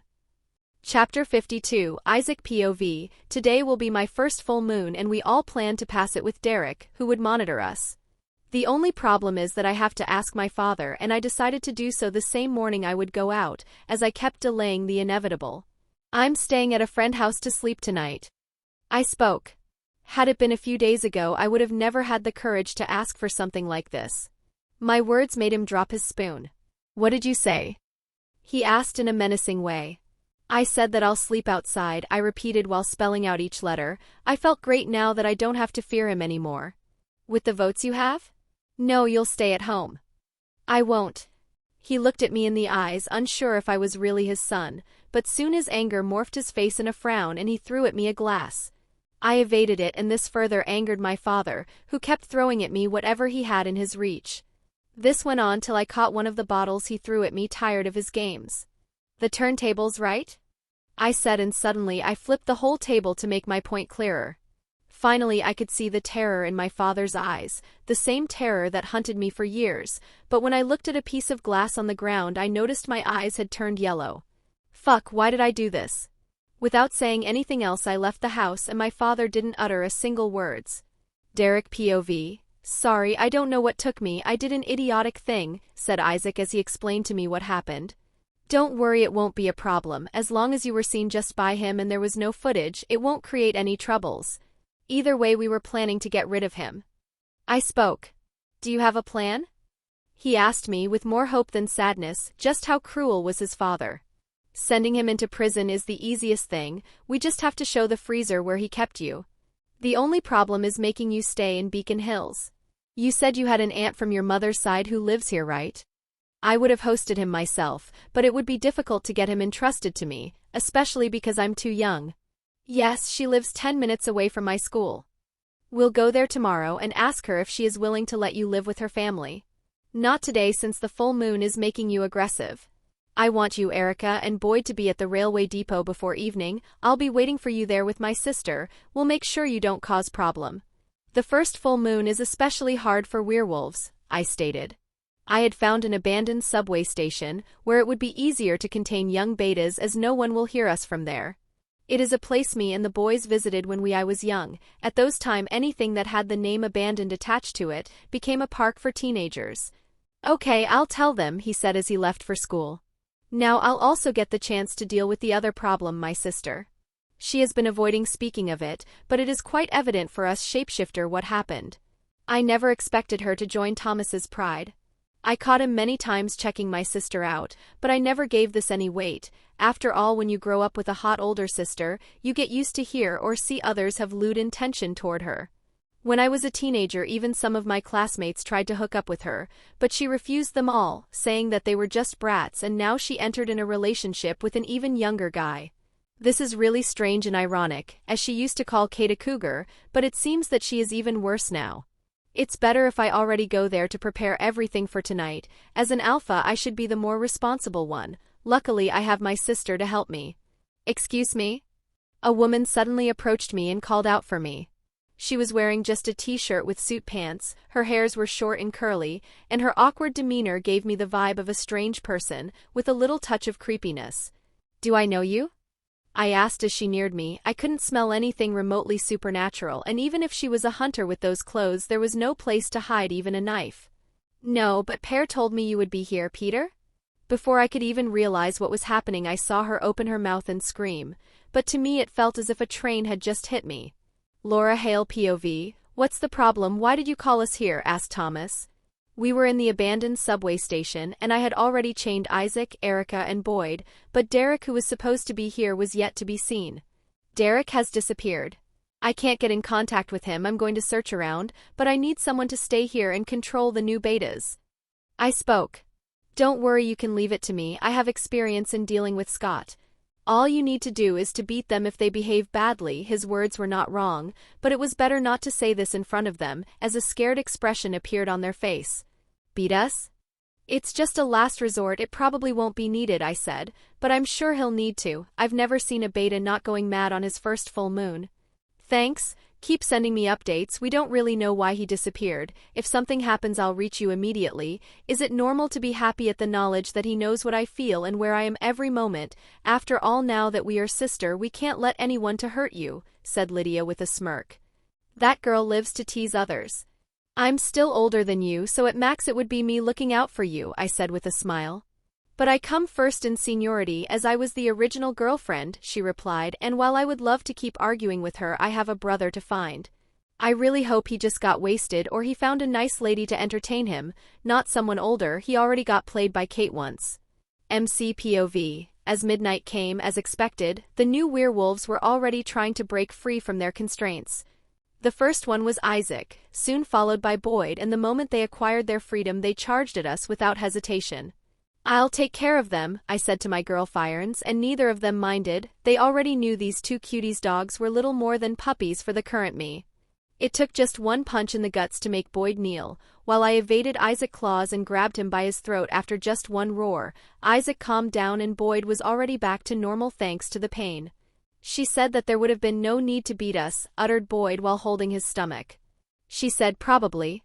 Raising my gaze, I looked at Erica, who was about to break free, but after seeing what happened to the other two, she used her strength to tighten her cuffs.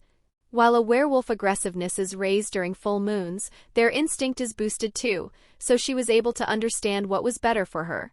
Time to put back your collar, I said, looking at Boyd and Isaac. Laura Hale POV. It took some time to pick his scent near our old house. I did not expect him to be there, as right now it is only a place that carry bad memories for us. When I found him, he was laid on the floor, but luckily he still had breath and was just fainted.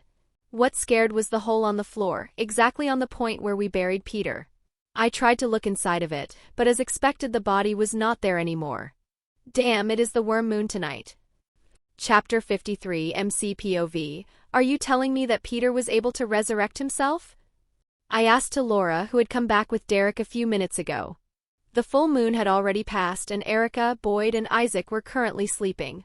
Yes, he used a very rare ritual. I never thought it could be possible, since this ritual was considered more of a legend than a real thing. The conditions required to achieve resurrection can't be easy to obtain after all. She stated. How rare? Asked Lydia. You need to die at max 2 months before the worm moon. After that you would need the help of a banshee and the help of an alpha, who share his spark's power to regenerate the body. At these words I looked at Derek, who seemed pretty weak. I didn't help willingly. The banshee attacked me by surprise, and when I woke up Peter was nowhere to be seen. There is another banshee? Asked Lydia. Yes, but we still don't know anything. The good news is that Derek is still the alpha, and he will soon get better, while Peter will be weakened for some time, so he won't be a problem, said Laura. So should we hunt him? I asked, as I really didn't want to let Peter get back after all he did. No, he won't be a problem. He is probably going to hide far away from here, as he knows he would die again if he came here. Moreover, right now we have a bigger problem, stated Laura, and from the tone of her voice I knew it was something bad, maybe even worse than Peter in his alpha form. Now that it is known that there is new alpha here, they may come here for Derek, added Laura. Are you talking about the Omegas? Didn't we already resolve the problem? Even if there are others, it will be easy to deal with them, I said. Not Omegas, but Alphas. Why would other Alphas come here? I asked, as for what I know this isn't something that should happen. To force him into joining them. Join what? Their pack, a pack of Alphas? I have grown a lot in strength lately, and if I were to face Peter now, I'm sure I would be able to come out as the winner, but a whole pack of Alphas is another thing. Their leader is the strongest existing alpha. He first raised his powers by killing all his betas, and then he became even stronger by making other alphas do the same and come under him. That is how this pack was formed, Laura said with a serious tone. When will they be here? A week passed and Derek has been busy in dealing with Isaac's father, but at last the man is now in prison and Isaac is living with his aunt. The lives off all 3 new betas has been going great. Erica is now officially Styles' girlfriend and Boyd is happy to finally have friends.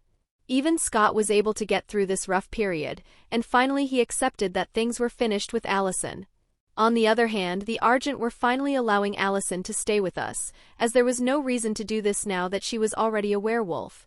Everything would look good if it wasn't for the imminent danger that was about to come here in Beacon Hills. These days I've been working on regaining my lion form back, and I was successful most of the times, but it isn't something immediate. Unfortunately, things weren't as easy as in anime or movies, where you just need to will it or say some cringe incantation to achieve magical feats. Changing my form required me to lower the influence of my intellect and let my instinct come out. This process isn't easy as it destroys the balance inside your mind, and it is from that balance that your ego is formed. We are the result of the constant clash between our instinct and our intellect, which are mediated by our ego. Letting one prevails is like tearing away a part of yourself, and there is also the constant fear that you won't be able to go back to what you were. The first time I achieved this state again, it was quite chaotic as I started to destroy every tree or rock that stood in my way. It was only thanks to Laura's help that I was able to go back to normal. Now that she was a part of my pride, she was indeed safe from me. After all, the connection that is formed between us can be felt in an instinctual way. Think of Natasha and Hulk. At least I'm getting better now, as I had the realization that I don't need to totally give up on my intellect, but I just need to lower it enough for the transformation to kick in. It took many trials, and even now it takes at least a minute of concentration to achieve it, but at last I can add to my arsenal the full animal transformation, and if what Laura said about the Alpha Pack is true, then I'll need it. Is this their symbol? I asked while looking at a mark they left on the door of the Hales' burned house. Yes, they have been here. Are they Nazis? This thing resembles a swastika. I stated. After all, if there was another leg it would have indeed become a swastika. No, this thing takes after our family symbol, the triskelion, said Laura. Why would they do something like this? It was a show of power. The Hale Pack used to be one the strongest, when my mother was present, and by plagiarizing our symbol, they wanted to make others understand that they didn't fear our retaliation, she said with a bitter tone. How much time do we have? Usually they first send a message like this and give some time for the Alpha to willingly kill his pack and join them, but if it doesn't work they would come after him some months later and then he will either join them or he will be killed, said Laura. I looked at my side and took in the sight of Malia, Lydia and Laura. This time I won't lose. I can't take risks anymore, no matter the cost. 3rd person POV in a room somewhere else. 5 people of different ages and sex were planning their next move. There are more shapeshifters we thought, said a woman who stood barefoot. But just few are part of Derek's pack, replied a man with sunglasses. This won't stop them from helping him, added the woman. We'll make sure they won't bother us. Moreover, we are alphas, we don't need to be scared of them. Why do we have to through such a length when Derek Hale isn't even our true objective? Asked an imposing man on the side. When you play chess, the most important thing is to hide your intention, so that when the time comes you will be able to achieve a checkmate, and the opponent will only realize the truth when it is too late. Derek Hale will be our distraction, replied the man with the sunglasses. All this for just one beta. I could do the job by myself right now, said the big man. Don't judge him just based on what we know. It is his hidden potential that may turn dangerous. If there is even a small chance he might become a true alpha, then we must take care of this with a particular attention. Chapter 54 MCPOV. Months have passed and the time has come for the Alpha Pack to act. It can be felt by the abnormal behavior of the animals or by the anxiety that both Derek and Laura are feeling that something is changing. It is strange to see people unaware of what is about to happen. Scott, too, has been spending this time working on himself by actually studying and working out. He probably read some books for depressed people, which advise you to spend your time in a useful way from which you can benefit. He also started to spout every now and then some outdated words that you can find only on the vocabulary and in the books from some centuries ago. You are just jealous that he can chill while you are stressed because of all that is happening, said Lydia, and she is right, but I refuse to admit that I could feel even a tingle of jealousy toward Scott. Jealous of being single and trying to fill my emptiness by reading a vocabulary. No, I'm okay with my life with little chill and a lot of sex, I stated with a proud look. You underestimate how good it is to be single. Right, there was another single girl with us who was trying to achieve progress. Allison was aware of the incoming danger, for the simple fact that it would have been too bothersome to hide it from her. After all, I don't want to pass my time acting the role of carefree student without any problem in its life beyond grades and relationship problems, so it was easier to tell her everything. Either way, as expected, her family decided to stay outside of this, but at least they told us all they knew about the Alpha Pack. From what they said, it seems that the Alpha Pack is the pack with the highest bounty in the whole America, and even information about them are well paid. They are in 5 and Laura knew 3 of them, while the last 2, who happens to be twin, are unknown. The strangest thing is that these 2 are capable of transforming in a sort of giant werewolf by fusing. I'm curious of how that work. Will they do a strange dance like in Dragon Ball? Probably not, but I just hope it won't be disgusting or disturbing the pros. There is the smell of a werewolf, and he is not trying to hide it. It comes from there, said Malia as she pointed at the entrance. What come from there? Asked Lydia. There is new werewolf, murmured in her ear Allison. Not one, they are 2, but their scent is identical. They must be the twins from Alpha Pack. I suddenly got ready to intervene, but Lydia grabbed my hand. We are in school, they won't do anything here. Moreover, if you act, our life will end. She is right, but it seems that now I'll have to stay at school under the constant threat of the enemy. School these days are not safe anymore. It is either a maniac with a gun or a werewolf. We shared just a look with the twin alphas before we went to our class. We won't have peace this school year either. I miss the calm times, where I could just have fun with Lydia, Malia, and Laura. When we were going around searching for clues about a deer with a spiral, and we were unaware of what would have happened. Just as we all sat in class, a message reached all of us, and with all of us I means the whole class this time. The offing was barred by a black bank of clouds, and the tranquil waterway, leading to the uttermost end of the earth, flowed somber under an overcast sky, seemed to lead into the earth of an immense darkness. This is the last line to the first we are going to read. It is also the last text you are going to receive in this class. Phones off, everyone, said the new teacher who had just entered the class. Good-looking, young, but with a mature character, yet not attractive. Strange. My eyes and mind say she is good, but I don't feel that heat that other girls made me feel. Not like it is a problem. I'm good as I am for now, but this is the first time this happens, and I want to understand the reason. Class went on, and even thought the teacher was young. The lesson wasn't innovative, it was just the usual boring class. In fact, this new teacher seemed even more strict than many others. The lesson was then interrupted by the principal, who came inside the class. Mr. McCall, she called out, and later exited the class for a moment with Scott. Obviously, even from here I could hear them, and from what I understood, it seems that Scott's mother had called and asked him to leave school early, and the teacher found the need to give a warning to Scott. First day of school and she is already that harsh. I know that Scott records aren't that good, but her role requires her to be impartial. She can't judge a student based on his records. People can change, and indeed in this case Scott decided to recreate himself during the summer. Class soon restarted without McCall, and tired to follow the lesson, my gaze wandered to Lydia's tights. What's that? I said, pointing at the bandage on her ankle. Prada bit me. Do you think it is connected to the Alpha Pack? She asked me. Probably, I can't think of other possibilities. I heard that yesterday a deer jumped against a car and broke its glass. I hope that this time it doesn't degenerate like with Peter. I don't want normal people to start looking for clues. Because of the murders, many fanatics came here to look at the locations where the bodies were found as if they were a tourist attraction, I stated. But before Lydia could reply, a thud was heard. I raised my gaze and saw tens of birds smashing against the windows and breaking them. The first thing I did was shielding Lydia from the birds and the glass pieces, as she doesn't have a super regeneration. This is too much even if a pack of alphas came into town.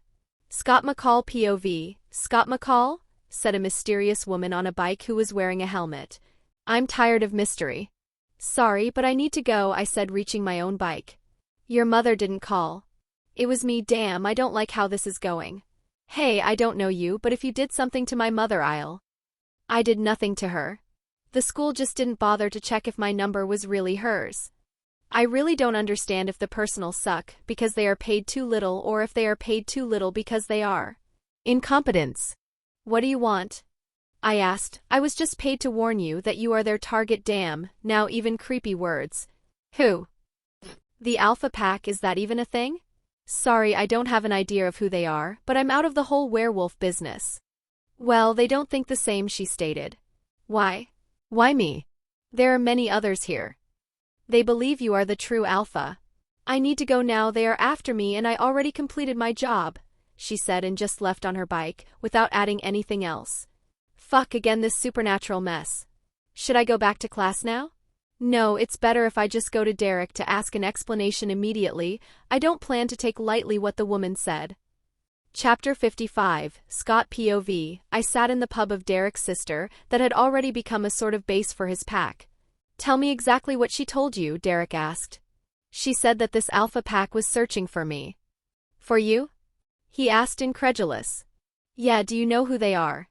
They are a pack of alphas, but I don't know why they would be interested in you. I wouldn't give too much weight to what that woman said. There is no reason for the alpha pack to pursue a beta. He said, dismissing my worries. She also said something about true alpha. I added to make sure that there really was no need to worry, but my words made Derek and his sister, Laura, tense. Did I say something strange? In rare occasion, it happened that a beta was able to rise to the status of alpha without having to steal or take that power. It isn't known very well how this works, but it is believed that to become a true alpha, one needs to have a virtuous character and a strong will. And that would be me? I asked, incredulous. I don't know, it isn't something one is born with. One can become a true alpha depending on his actions and how he lives. There have been many cases where one person was believed to have what it takes to become one, but he failed in the end. At that moment she looked at Derek with a sad look. Was he also about to become a true alpha once? All right, Derek, could you help me with one thing? I asked, aware that he might just refuse since I have been refusing to join his pack for months. It depends on what it is? He spoke. You see, I made a tattoo, but it disappeared immediately and I saw you also have one. Okay, he said, catching me by surprise. Really? Yes, it is quite easy either way. Let me have a look. Soon he looked at the location where I had my tattoo. What does it represent? He asked. I always wanted one, and I decided to make one now as a reward for accepting that my relationship with Allison ended. I'm not sure what this true alpha thing is, but I don't think I have such a great will, as it was already hard enough to do this for me. These things are subjective. No one can understand the pain or determination of someone else. If there were some precise requirement to achieve a great will, it wouldn't be this rare for a true alpha to appear, said Laura. Anyway, thanks for the tattoo, Derek. You had no obligation to help me after how I behaved these last few months, I said. You don't have to worry, I'm more than happy to help you in this time.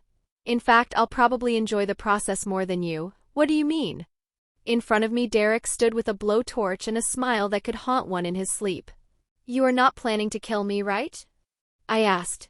No, but to make sure that the tattoo remain, I must burn the skin where it was applied, he said as the flame slowly approached my arm and I could already feel its heat. Fuck. Do I really have to come? I feels like a third wheel, I said as me, Styles and Erica went to the birthday party of one of Styles' friends. Well, now you know what it feels, he cried, while holding Erica's hand as we entered from the door we were greeted by a girl, who I suppose was Styles' friend. Styles, hi, she said as she approached us. Hey, replied Styles, but just as they were nearing each other, Erica dragged Styles back and hugged his arm. You must be Heather. I'm Styles' girlfriend, nice to meet you. A female werewolf can be quite territorial. Styles' girlfriend, nice to meet you too. She should work more on her fake smile. It is clear how irritated she is. The party went on and unable to truly befriend someone and tired of standing around Erica and Styles, I went out to relax alone for a moment. You seem to be sad too. I looked behind me and I saw Heather, who approached me staggering. I think you have drunk too much, I said, while catching her before she could fall. How could I not drink? Today was supposed to be an important day, but it got ruined because of that woman. She is probably speaking about Erica. I think you should go to sleep, I added while evading her attempt to molest me. Not yet, I'm still in time. Won't you help me? I'm not that bad, right? Or do you have a girlfriend too?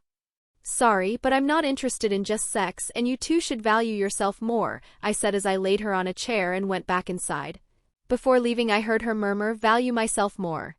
I hope she'll remember this and change too. It is better to accept your errors and try to achieve something better than to let yourself fall in deprivation. That book on how to improve yourself was really useful.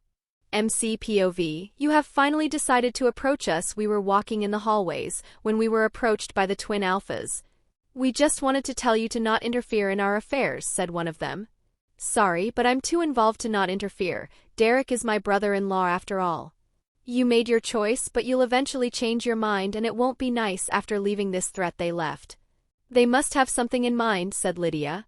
Do you think they have anything to do with the girl who disappeared yesterday? Asked Malia. You mean Styles' friend? I don't think so, they wouldn't get anything by doing that. In fact, I fear the Alpha Pack isn't the only one problem that came to Beacon Hill, I stated. Are you talking about the animal attacks? Yes, I could understand if the animals ran away scared, but it doesn't make sense for them to kill themselves. The birds which crashed against our windows and the cats who killed themselves in Deaton Clinic were affected by something else. So what are we going to do? Asked Malia. They're in no real plan, we don't know their next action. It was only thanks to a stroke of luck that we learned that their main objective was Scott, but in reality we don't even know what they plan to do with him. Seriously, true alphas sound like a bullshit out of a fairy tale book. A man with a virtuous character and a strong will one day achieve power through righteous means and fight for justice, said Laura while simulating the voice of a storyteller. It wouldn't be the most unusual thing of the supernatural world, at least this one sound nice, I said. Scott as the true alpha? While he has an annoyingly strong morality, how could someone who can't stand his werewolf side become a true alpha? It sounds like nonsense, but if the Alpha Pack believed this rumor then there must be some truth in it. Now what I don't understand is how they got to know about this before us. And who sent the mysterious woman who revealed this to Scott. Chapter 56, Lydia POV, we have entered another, no horny period. Why do all these guys have to come here to disrupt our lives? Last time I did something remotely pleasurable was a week ago. Let's try to quench my lust with my hunger. I could make some pasta today. There is a good store with Italian products around here. So without overthinking I just started the car and drove. Damn, I'm too sexually starved that I can't even concentrate on driving. I sometimes even rub the gear lever with my hand as if it was a dick. Luckily it doesn't take long to realize that it isn't my darling shaft. After all, it lacks a lot in size. Wait, am I wrong or I'm going in the opposite direction of where I had to go? Since becoming a banshee, I sometimes have these moments of vagueness. I got out of the car and realized I was near the pool. In front of me I saw what seemed to be a corpse in the pool, but with a closer look I realized it was just a dummy. Phew, this time it seemed to be a false alarm. Fuck, my hands are dirty with blood. My nails are ruined now. Okay, now let's slowly raise my gaze and prepare myself to a very scary and traumatizing sight. Freaking fuckity fuck. At least I was able to not scream. Well, unfortunately I've had more practice than I would have liked in this and I'm starting to get used to this sight. Let's call Thomas for now and then the police. I have my priorities. Fortunately there is no trace of claw marks, or we may have had to make the body disappear, since people would start to make stories about the supernatural. No, I'm not calling to get shagged, I found a body. I'm at the pools. Yes, I'm going to call the police. Yes, I know how to act as a scared girl, although they may start to have doubts about me after all the calls I made in the past. Okay, bye, I'll be waiting for you. Okay, let's pass to the next step. Cough, cough. Okay, all set. I found a body. I'm at the pool and there is too much blood, my hands are covered in it. Please come quickly. He seems to have been strangled, and what am I supposed to do? Oh my god, he is bleeding gallons, damn, I just noticed that my shoes are covered in blood too. Now let's see who comes first. I'll put my bet on Thomas, first because I should always support my boyfriend, second because he had the head start, and third because he is a freaking werelion who can run through the forest at the speed of a car. MC POV, strange for you to actually be here, I said to Scott, who had decided to join us here in Laura's pub. I was the last one who saw her, I want to know why she is dead. While he didn't make any name, I was aware who he was referring to. After Lydia found that body, 2 others were found and one of them was Heather, Styles' friend. For now we must understand who did this, said Laura. Are we sure it wasn't just a simple serial killer, if you could ever call a serial killer simple, said Erica. 3 guys, each one killed in 3 different ways, this was probably a human sacrifice, intervened Styles. All bodies had their throats slashed, signs of being strangled and a wound on their head. Someone did his studies, said Laura. It's the only way to make myself useful, he replied. Sorry for the lateness, said Deaton as he just arrived. I asked for Deaton's help since, as a druid, he is the most knowledgeable about these things. Is it another druid who is doing this? Asked Scott. No, he isn't. Druid in Gaelic means wise oak, and we come from a long tradition of sages and philosophers, while this person is someone who is copying a century-old practice of people who should have known better, debated Deaton. What do you know about this ritual? It is called fivefold not sacrifice, said Deaton. 5 not 3, asked Styles, probably referring to the number of bodies and the number of ways they were killed with. The 5 in the name takes after the number of categories. Each grouping of 3 would have its own purpose and its own type of power. Like for example virgins, healer, philosopher, warriors etc. So there will be 20 death. Which category was it this time? I asked. How about virgins? I remember seeing that the corpse I found had a ring with the word purity on it, proposed Lydia. Do you know if Heater was virgin? Well, considering how she tried to throw herself desperately at any man, she may have been, since she seemed to really want to get laid, stated Erica. Erica, said Styles, after all it was the memory of his dead childhood friend. Sorry, she apologized. So what powers would the culprit get from the sacrifice of 3 virgins, I asked Deaton, who seemed to be lost in his own thoughts. Something related to seduction or beauty. In ancient time there was nothing considered more attractive than a virgin maiden, said Deaton. What would one do with that? Questioned Derek. I don't know what reason could bring someone to make this ritual. I have no idea of what this person is planning, said Deaton with a grave look. Were the animal's death also a sacrifice? I asked, trying to confirm if the hypothesis I made previously was right. There is a high probability. For being someone who doesn't know better, he is quite experienced when it comes to rituals. Do you really have no idea of who or what could be causing this? Questioned Laura, while Liz looked at Deaton, who was thinking about the situation. Well, there is one case that comes to mind. If a druid went down the wrong path, the wise oak was sometimes said to have become a dark oak. There's a Gaelic word for that as well, Dirac. So we have to deal with an alpha pack, who want us dead, and a dark druid, who goes around killing innocents, stated Derek. Now that this happened we can't just wait without doing anything. The more time pass, the more this creature will increase its strength, and we still have no idea what its intention are, said Laura. Yes, but we don't have any idea of who this dark druid is, and it will probably act secretly for as long as it is not confident enough with its strength, I reminded. Then we'll have to start by dealing with the alpha pack. A whole pack of alpha led by a creature of unknown power called the demon wolf. By killing theirs betas, each of those alphas increased its powers, so you should consider them stronger than your usual alpha. Even if you have the numerical advantage, it may not be enough. Deaton's word fell upon us, and for some second no one spoke. Even if you may be right, I agree with Laura. If we wait, we just risk making this more difficult. We can't fight on more fronts, we need to deal with one now, so that we can later concentrate on the Dirac, I said, and soon the others too agreed. Will you help? Asked Derek to Scott. Be it the Alpha Pack who is after me or the Dirac who is going around murdering people, I'm already too involved to run away. Had I stayed with Heather or brought her inside the house that night, now she would be alive. I don't know how much useful he will be, as he was quite weak during last fight, but if him being the true Alpha is true, maybe something will change. Chapter 57 MCPOV, we'll do a preemptive strike. We'll attract them with the offer of a verbal confrontation in a nearby abandoned building, and then we'll attack them. We'll just go all together. It would be stupid to expect one of the parties to come alone. In fact, they'll know from the start that we are planning to fight, but they'll probably come either way since they underestimate our strength. Exposed Laura, while showing us the map of said building. So the plan is to kill them. Is it really impossible to end this with a talk? Asked Scott, pretty nervous at the prospect of having to kill someone. It is either us or them, Scott. They want you and Derek to join their pack and for Derek to kill his whole pack too. They are monsters, Scott. They killed hundreds of people, their own betas included, driven by the hunger for power. You can't reason with them, said Laura, trying to convince Scott to not let his morals affect him. You can stay here if you are not willing. If you have doubts later, it will become a problem for us too, I told him. No, I'm coming too. Not coming would just makes me feel more guilty if something truly happened. What about you? Asked Derek while looking at the rest, me included. I'm in. I won't leave you fight against them alone, I stated, and Malia, Lydia, and the other betas soon agreed with me. Lydia, it's better if you don't come with us, I said. Why? I can fight too. A banshee's scream is quite powerful, she said. I know that you have a powerful attack, but what worry me is your defense and agility. While you can do a lot of damage, the same is correct the other way around. Physically speaking, you are a human, and they will try to take you out immediately. As I expressed my worries, her face grew sadder. But am I wrong in worrying for about her?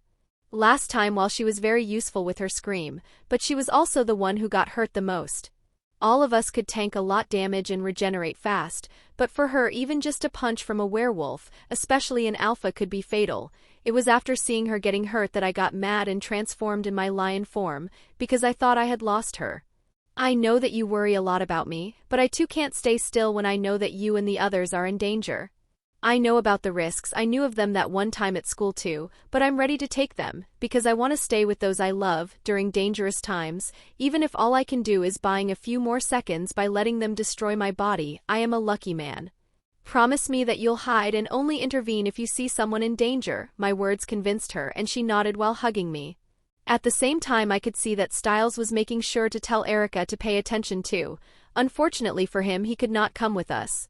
Although Styles is someone who is good in investigating and can help in making plans, when it comes to fighting, he is just a powerless human who didn't even receive a training. Don't worry, I'll be there to help her, said Scott as he placed his hand on Styles' shoulder. Now that everyone has decided to join, I want to remind you that since they are all alphas, you must never attack them alone without support. You must always be at least in 2 against 1 and not less than 3 for the fusion of the twins. As for Deucalion. Laura interrupted the discussion for a moment and looked at me. I'll take care of him. I'll come directly as a lion, I said. Sorry to ask you this, but you are the only one who has a chance against him. Third-person POV. In the remains of a building which was never completed, 2 different groups arrived to do all but speak calmly. Yet Deucalion was not a man who would just charge from the start, as he liked to remain civil and maintain an appearance of humanity, at least on the surface. I'm happy that you proposed this meeting. I too feel like we should try to conclude this with civility, said Deucalion, with a calm voice. After all, everyone here has a good sense of hearing. The others didn't even try to respond to this blatant attempt to make this pass for something it wasn't, or at least the majority of them didn't, but Scott tried anyway to reason. You won't gain anything from us. I won't yield to your request, and Derek won't kill his pack. As long as you leave, we could just end this all here without any losses. I don't know how you came to know we wanted you to. It seems I messed up somewhere, but you see, Scott, if you don't yield willingly, I'll just have more reasons to fight after all. If I can't make you mine, then I show. I'll kill you to put an end to a possible threat. You may blame my blindness for this. After all, I can only see friends and enemy, nothing else, replied Deucalion. Well, it seems like the negotiations failed. That is such a pity, added Deucalion as he saw a lion entering the premise while growling, putting an end to the useless talk. At the same time, when Thomas made his entrance, the other alphas also got down from the upper floor where they were situated, and finally both factions were facing each other. The first to move was made by the lion, unable to resist the urge to fight that raged inside of him. Following him, his allies also charged to make sure no one could stop Thomas from reaching Deucalion, who stood on the stairs. It appears that today I will be able to exercise a little, said Deucalion as his appearance morphed in that of the demon wolf. It didn't take a lot to understand the superiority of Deucalion in front of other alphas, especially if we went by his look, as he was far more hideous than a werewolf. His whole skin had assumed a grayish shade and his face was far more contorted than the other werewolves. The impact between the beast and Deucalion could be compared to the one of a car crash, and neither of them retreated because of it, but instead they remained steady and started a confrontation of strength. Deucalion, using his high ground as an advantage, was able to stop Thomas from advancing further, so the lion decided to just destroy the stairs they were in, as they were already damaged after the last impact. So by stamping his paw on the surface, he was able to break the stairs and destabilize Deucalion footing, and exploiting this predicament, Thomas pushed Deucalion from the right, making the latter fall from the stair. The lion then tried to jump on Deucalion, without success, as the demon wolf evaded the attack in time. I only fought another werelion once in my life, but he had nothing of your strength. Not like you could expect much from someone who decided to run away, too weak and scared to compete with his kind, said Deucalion in a guttural voice, but the lion was too focused on the fight to even register his words, since for him language was just a thing for humans. Not a lion of many words, I see. I should have realized earlier that this wasn't a Disney movie, he added, without ever stopping to evade, attack and parry as the battle continued. Both of them kept getting injuries, and during their fight many walls were being destructed. In the meantime, the fight was progressing on the other side too. Here there were 4 alphas who were fighting against 1 alpha, 5 betas and 1 were coyote. Derek was the only one who fought alone against Ennis, while the other were 2 for each alpha, but even then they were barely able to confront them. The twins had decided to not fuse in one giant werewolf, as it would have been more difficult to deal with 4 werewolves with just 2 arms.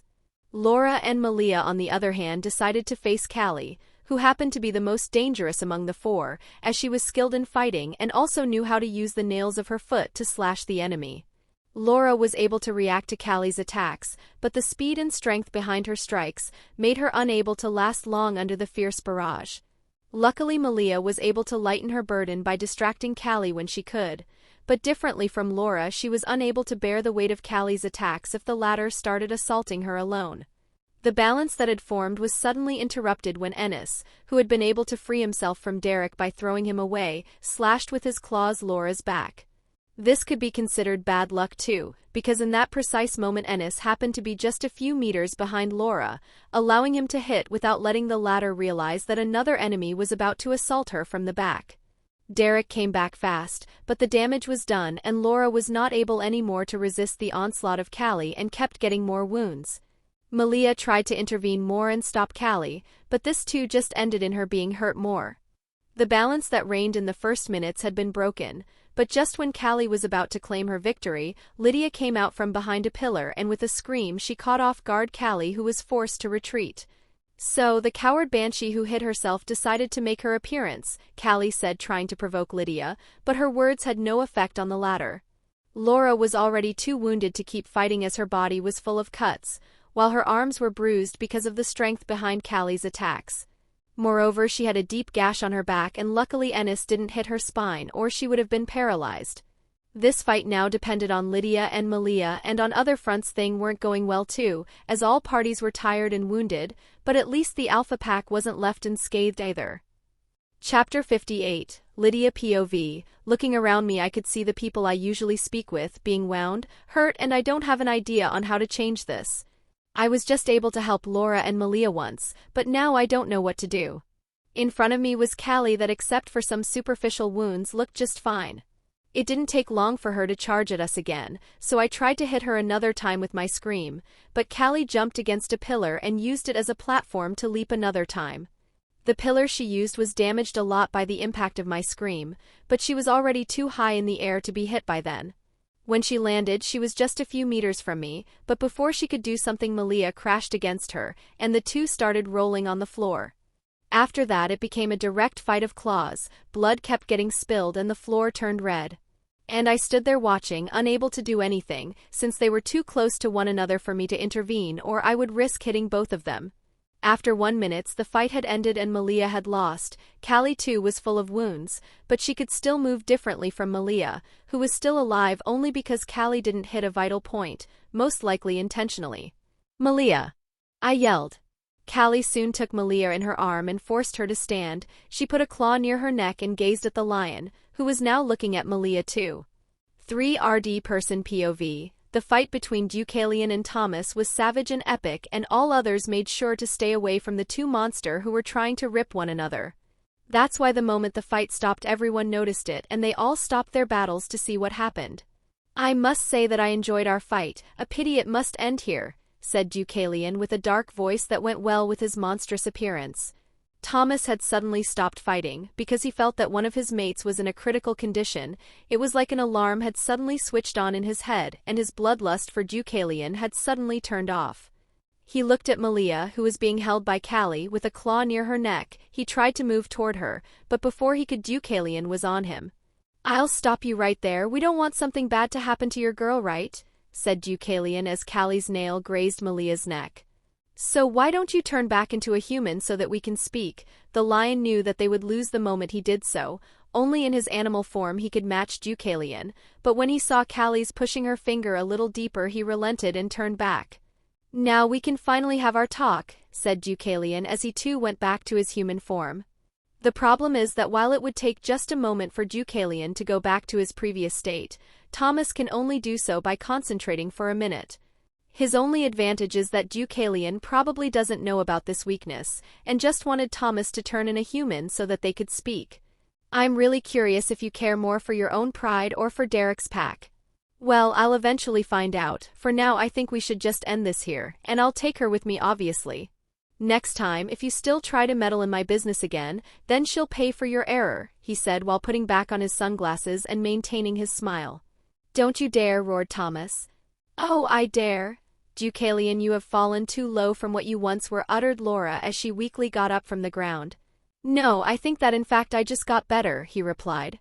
If you still have some respect for our customs, then let her go. She needs to be cured or she'll die. Moreover, she got a father who would call the police and attract ulterior attention on us. The hunters will come too then, said Laura, but Deucalion showed no interest for her words. Not something I can't deal with. I hope you didn't expect me to give up my advantage just for this reason. No, I already realized your current character. Just let her go and take me instead. You should know that I too am part of his pride and I'm too weak right now to resist. Laura, let them take me, murmured Malia with a weak voice. You really resemble your mother. You are just as virtuous and responsible as she was. She was like a guide to us all. I still respect her, even in her death, and as proof of that I'll accept your proposal. Virtuous people like you should be rewarded after all, said Deucalion. At his words Ennis got behind Laura and grabbed her arms, while Callie released Malia, who was about to fall, but Thomas grabbed her just before she touched the ground. If you even touch one of her hair, I'll make you regret having lost only your sight, and not all the other senses, for how much pain and desperation I'll make you feel through them. Hearing Thomas' words, Deucalion just stopped for 1 second and smiled. I always treat my guests well, so I expect you to behave too, he replied, before leaving with his pack and Laura, and no one stopped him. The moment he left, Thomas raised his head and let out a powerful roar that conveyed at everyone his anger. MCPOV, we were now in Deaton Clinic, who was medicating Malia. It was me, Lydia and Allison who had reached us too after finding out what happened. Luckily Malia was already patched up to stop the blood loss, and she had already healed a little, although not as fast as a shapeshifter would usually heal, since the wounds were made by an alpha. Sorry. I was the one who got caught, but Laura took my place, murmured Malia, who had just woken up. Her word destroyed the silence that was formed in the room, and all of us rushed toward her. It was my fault. I couldn't do anything to help you, said Lydia, crying. I should have been there, uttered Allison. All of you, stop trying to take the fault. That's not what Laura would have wanted for us to do. Now we need to concentrate on how to get her back. What are you going to do? Will you stop helping Derek? Asked Deaton from where he stood. Till they have Laura I will, but I won't stand here and do nothing. We'll have to think about how we can save her. My connection with her got cut earlier. They must have put her in an isolated place, made with a material that obstruct my senses. I spoke. If we are caught, they won't hesitate to kill her, stated Lydia as tears kept falling from her eyes. We'll need to find the perfect moment and a distraction. This time we'll have to pee. Lawn it perfectly, we can't allow ourselves to mess up, I said as I can't not do anything. It is the first time I can't feel any more the presence of one of my Pride members after marking them, and it leave an emptiness and sense of fear difficult to stand. I'll help too. This time I won't let my parents stop me, said Allison. I can't blame her for not coming. Her family has been constantly monitoring her, making sure she wasn't getting involved. They would have never let her come. Blaming someone or yourself is just a way to surrender to the situation. It was Laura who taught me how useless it was last time.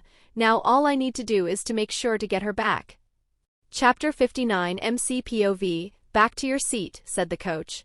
We were on a bus directed to the cross-country meet, but the traffic kept delaying our travel. Me, Lydia, Malia and Allison were at the back seat of the bus. With Allison and Malia being shapeshifters and Lydia having trained a lot last year, it was easy to enter the crossroad team for us. In recent days I found out where Laura was kept by reaching the last place where I felt her, and said place was the vault of an abandoned bank. This also explained why I couldn't feel her. In a certain sense it makes sense for a place like a closed vault to block my senses, right? Well, I don't have any way to study the precise reason why this vault blocks my senses, but the important thing right now is to free Laura. We also found out how to enter the vault. The reason this bank was abandoned is that there were thieves who entered the vault and robbed the bank. All we need to do is to follow the same plan and enter the vault, and even thought they repaired the destroyed wall. I'm more than capable of breaking it again with my strength. It wasn't easy finding out how the thieves did it, but by asking Erica to ask to Styles to ask to his dad about the robbery, we were able to find out said plan, as it was resolved by the sheriff. The only problem we still have, it's that Laura is always guarded by one of the members of the Alpha Pack. Even now it was clear that one of the twins was monitoring her, since only one was on the bus. Obviously I'm not scared of a single Alpha, but the problem is that I could fall in the same predicament of last time. He could use Laura to threaten me. There are two ways I found to resolve this problem. The first is to use a distraction, the second is to wait for the eclipse. During the eclipse all shapeshifters lose their powers, me included, but a banshee like Lydia doesn't, and we also have Allison, who is an expert archer. In front of us sat Scott and Styles, who kept alternating between talks about the Dirac and contests about finding the definition of unusual words, which has become the new hobby of Scott, an annoying hobby. Not annoying as Derek's betas in front of them, who could hardly control their impulse to attack the enemy, who sat few seats near, talking with Danny. I too have been resisting the urge to take my anger on the twin, but what makes it even more unbearable is knowing that my enemy and my best friend are flirting with each other, but I can't blame him as he knows nothing of the supernatural word or what that guy has done to me. Everything seems to be annoying these days. I hate seeing how the word still goes on, and everyone keeps living their life, not knowing how I feel, how stressful I am at this moment, and how much I fear that something could happen to Laura.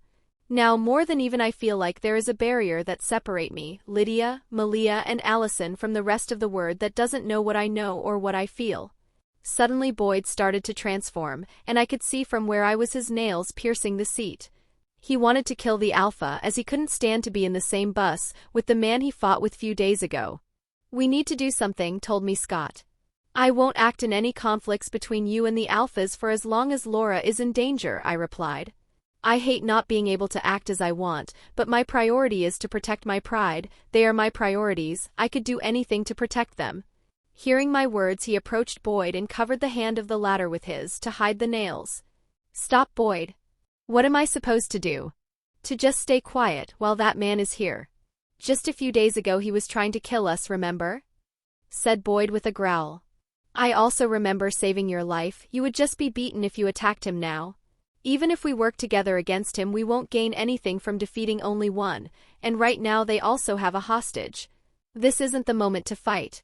Scott's words seemed to convince Boyd, and lastly he finally decided to turn back. I'll trust you this time, but there won't be a next, stated Boyd. Scott soon came back to his seat, and Styles decided to use this moment to ask a question that afflicted him. I know you don't want to speak about Laura and the Alpha Pack since you are trying to stay out of this, but how about we try to come up with something about the sacrifices at least? There have been 3 others a few days ago, and they were all ex-soldiers, and I believe that the power that comes with killing warriors is more dangerous than what he got from killing virgins, he said. We find out a few days ago of the death of another student of our school, and the day after the music teacher met the same end. Professor Harris also disappeared, and he had just enough time to leave a clue before being dragged away, writing the word Dirac on the tests he was assessing, and this confirmed our suspect about the Dark Druid. This means that differently from the other victims, Harris knew something about this and maybe he was also involved in it. Moreover, knowing Harris, I presume that the Dirac is a woman. After all, he already got used and thrown away by a woman once, and I'm sure it would be easy for him to fall for the same trick another time.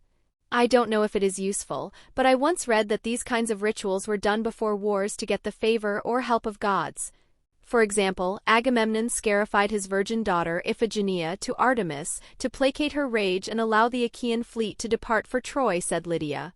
So you think that the Dirac is preparing herself for a battle? I asked, but then I had a realization. It must be the Alpha Pack. She appeared just after them and she wants to accumulate enough power to fight with them. Maybe she could be the distraction I needed. I don't know if she is strong enough to fight against Deucalion and the other Alphas, but with all her knowledge about the supernatural, I'm sure she has some plans. Either way, even if she loses, it doesn't matter, as all I need is someone who can distract them long enough so that I have more possibilities to succeed in saving Laura. Time passed and the news that the crossroad meet had been delayed soon reached us, so we decided to pass the night in a motel we found on the road.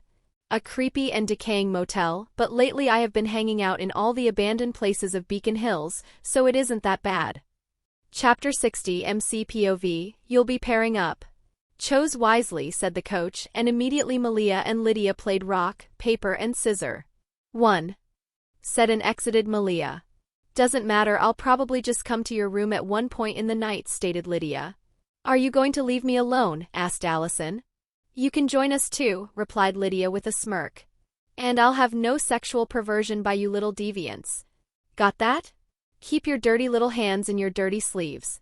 I'm talking specifically to you, Thomas. Tonight I expect you to sleep peacefully like us mortals, who are not living in a degenerate dream, added the coach, who also had caught up on my relationships. I was planning to pass my time meditating and repeating Buddhist mantras while drinking only dew either way. I was just about to go to my room when I noticed that Lydia was suddenly looking uncertain. What is it? I asked her while catching her hand. I don't like this place, said Lydia. Who would? I replied. No, I think I know what she is talking about. After finding out about the code and the hunters, I've been looking for news about hunters who have killed themselves, and I found that my father's uncle came here to do it. This place is well known to be the destination of many people who wants to put an end to their life, said Allison. We took rooms across one another. Call immediately if something happens, I told her. Lydia Martin, I'm going to ask for the new towel. These ones are either dirty or reek of nicotine, and this was supposed to be a no-smoking room. Okay, be fast, I'll enter the shower first. After one whole day in the bus, I'm full of sweat, said Allison as she started undressing. I've been feeling strange since we arrived here, but at least I got a nice sight. I can't wait for her to join us too. I then left, closing the door behind me, as I can't trust what may happen in a place like this. I went toward the reception and was greeted by an old lady that only seemed like the cherry on top of this place, adding the final touch of creepiness. MCPOV, what are these noises? I asked, hearing that someone was knocking with strength on Lydia's door. I don't know, replied Malia, who seemed to be out of it. I have to ask what she has later, but first I need to make sure of what's happening outside. I got out, and what I found was Scott, who kept throwing punches at the door of Allison and Lydia's room, till he broke it and tried to enter. What are you trying to do? I asked him as I grabbed his arm. It's because of you that she left me. He screamed and lunged at me, but I blocked his other arm too and gave him an headbutt that made him fall down on the floor while holding his head. What happened? Asked Scott as if he didn't have the minimum idea of what he did. Go back, I think there is something strange with this place. Even for Scott's standards, this was too strange. I entered the room since the door was broken, and even if I knew that Lydia was not here, but she was near the reception, I could still smell Allison inside. No, don't come closer, I heard, and immediately I run to the source of the voice. Allison was naked inside the shower, and she was pointing a sharp piece of glass at herself.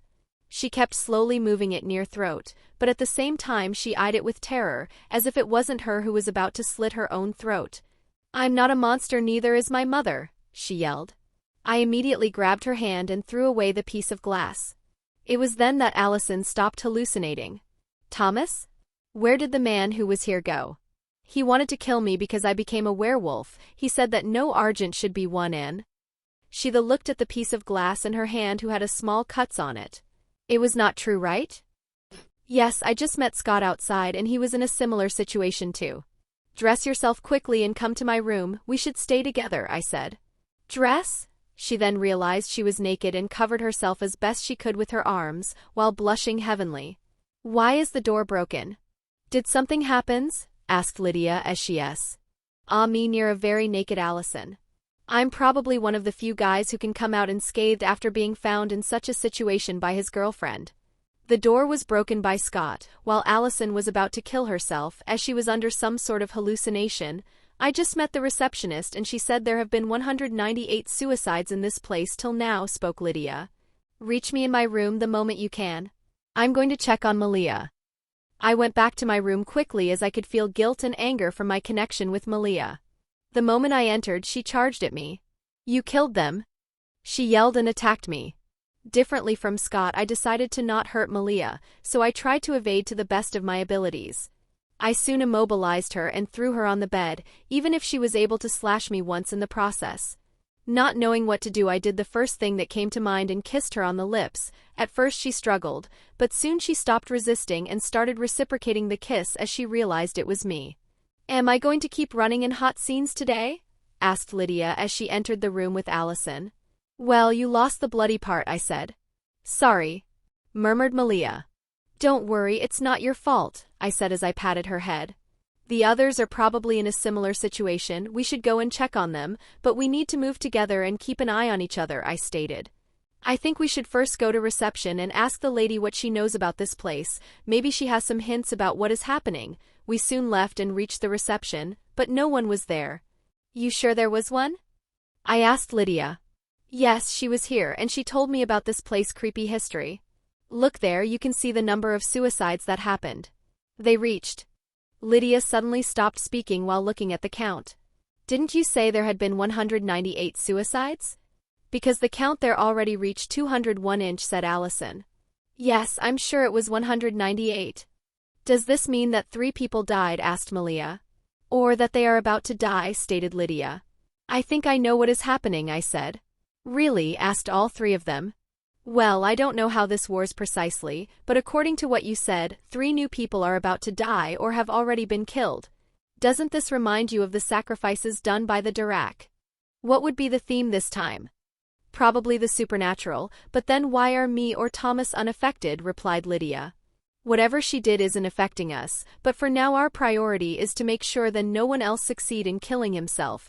By seeing who is affected and who isn't, we'll get a better idea of how this works. Let's call Styles, since he is the only one who is still a human and know about the supernatural. We could ask him for help, since he should have no problem right now. Someone else may be sacrificed tonight, and it may be someone I know this time." Chapter 61 MCPOV. So, it is probable that many supernatural beings will start having hallucinations, and 3 shapeshifters among us are going to be sacrificed, repeated Styles. "Yes, I saw earlier Scott, Allison and Malia losing control of themselves, and Allison was about to end her own life with her own hands without even realizing it," I told him. "Now that I think about it, I also saw Boyd acting strange earlier. He destroyed the glass of the vending machine. Well, I didn't say anything earlier cause I also got some free snack from TH. Wait, so Erica is in danger too? I have to check on her immediately," he said, but before he could do that, as we run toward Erica's room, we heard the sound of a chainsaw coming from one of the room, and when we forced said room open, we saw one of the twin trying to open his stomach. "Get out!" he yelled, but before he could take his own life, Styles threw himself at him. "Help me," shouted Styles, but at the moment I'm not that prone in saving the life of one of the alphas who took Laura as a hostage. "Sorry, but I can't interfere in their business," I stated, and no one tried to act differently, even if Allison showed signs of wanting to do something. "Seriously?" asked Styles as he got thrown against the wall. The twin was then able to take back in his hands the chainsaw, but this time he got interrupted by Styles again, who turned off the chainsaw by pulling the power plug. The alpha looked at Styles angrily and tried to assault the latter, who kept interrupting his suicide attempts. This time I was forced to do something as I couldn't let Styles die. The man was somewhat of a friend and a useful ally. So turning in my Werlion form, I punched Ethan, who was too mad to even pay attention to me. The punch took the air out of his lung, and with a well-placed kick at his legs I made him fall, just to later start kicking him. "Stop," he said, but I feigned ignorance. "I think he is back. We should go to save the others now." Unwillingly, I stopped beating the alpha, and without apologizing or adding anything I left, although I'm sure that a man as ungrateful as him won't thanks me for saving his life and make him see reason. "We'll check on Boyd and Isaac while you should take care of Erica," I said. "Wait, she is a werewolf and I'm just a human. She may kill me if I'm alone, I know this, but I can't separate from the others in this situation. You must count the fact that Malia and Allison may be affected again, and if either of them were to have other hallucinations, your trouble will just." "So what am I supposed to do then?" asked Styles. "Try to reach her heart, and if you die it will at least be a romantic and tragic death comparable to Romeo and Juliet and worthy to be represented in a theater," I said, before taking a turn with the girls and going toward Isaac and Boyd's room, leaving Styles alone. Erica POV. The Crossroad team was odd in number, so I was able to take a room alone, but Styles promised me to reach me in a few minutes, so I was in the bathroom trying to see if I looked good, but what I saw in the mirror terrorized me. Acne, a bad haircut, a little double chin, and no makeup. I am back to my old self, but this is impossible. I'm no more that weak person. Now I'm strong and beautiful. I have many friends and a lover. To test if I was still a werewolf, I tried to punch the wall, but no damage was done to the bathroom, only my hand was now bruised. I slowly retreated and tried to get away from here. I thought this was a dream, but the pain that was coming from my hands was too realistic. Suddenly I felt a sensation I hadn't felt for a long time, but that I could never forget. A seizure. It took me by surprise and I fell down to the floor trembling, unable to do anything. I looked around for help and was happy to see Styles, Boyd and Isaac around me. "Look, she is spasming like a worm," said Boyd, using words that penetrated my heart like an arrow. "She is even salivating like a rabid dog," added Isaac, and all of them were laughing. It was then that I heard my boyfriend voice Styles, and I hoped to hear him defend or for him to help me. "Damn, she is ugly," he said as he placed a toothbrush in my mouth and registered on his phone my seizure. This had to be a nightmare. The toothbrush kept being pushed more and more in my throat and I was not able to breathe anymore as I choked.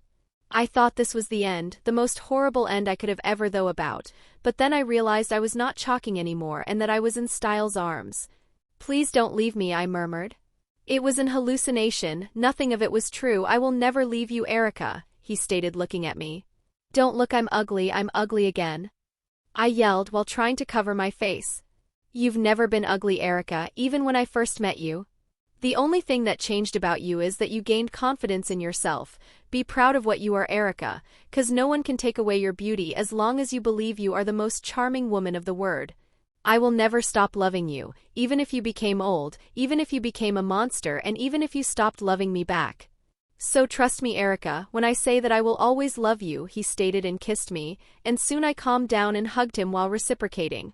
"I'm the most beautiful and lucky woman in the world, and Styles will get a nice reward later." MC POV. Only 3 people are supposed to die today, and Allison was one of them. "So only 2 remains," I said as we entered the room of Boyd and Isaac. The first thing that was evident is that someone was hiding and breathing heavily under the bed. "Isaac is under the bed, you take care of him.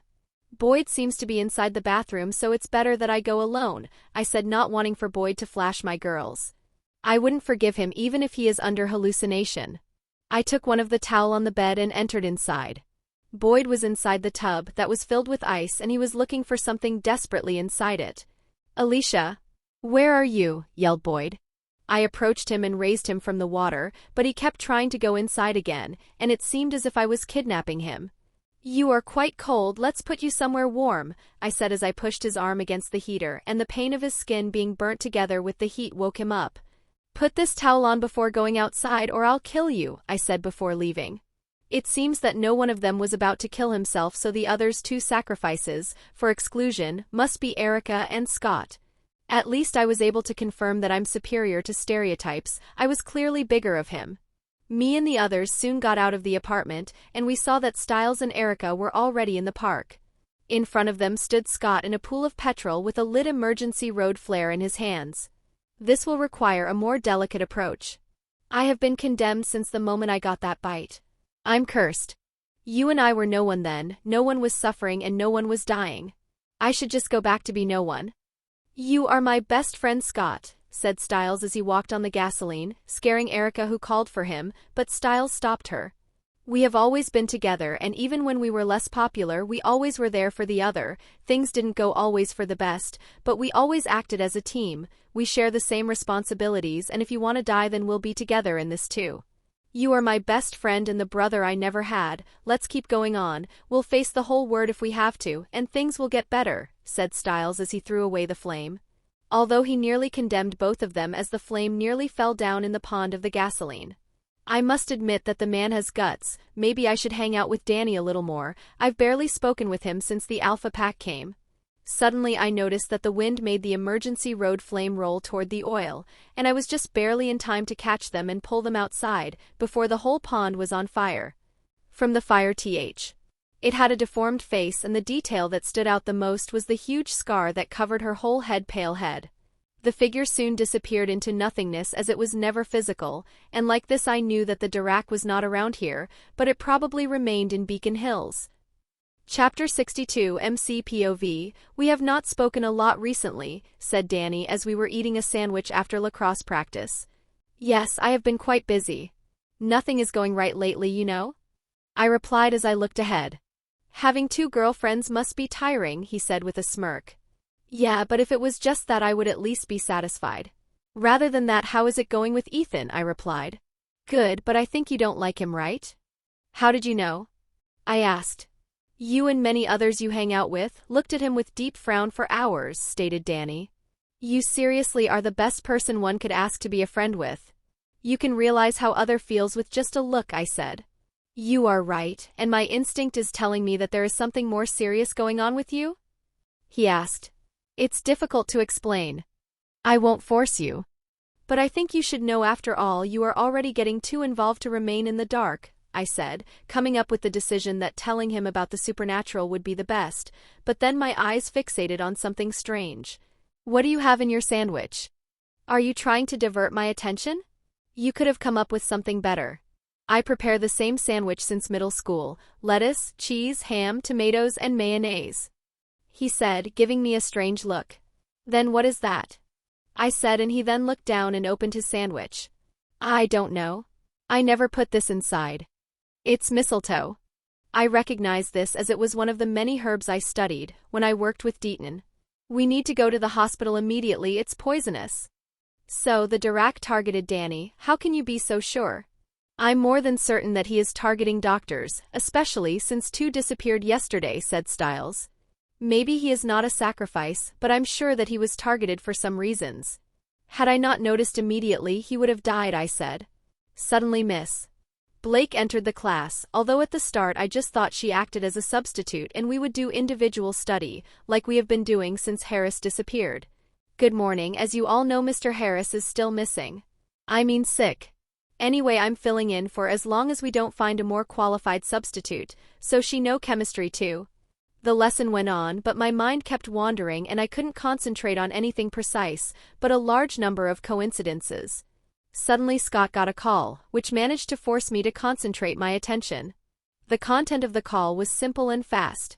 Deaton was the 3rd sacrifice and he had just gotten kidnapped. It's a risk, but I need to face it, especially now that it depends on Deaton life. Go on, I'll reach you later, I told Lydia, Malia, and Allison when class ended, and while they had doubts they still decided to not ask questions. When everyone else was gone and I made sure that Lydia and the others were far enough to not hear me, I approached Miss Blake, who sat behind the desk. Seeing that you stayed behind, you must have a question, she asked me. You said that Mr. Harris had disappeared. From what others told us, he was just sick. Did something happen?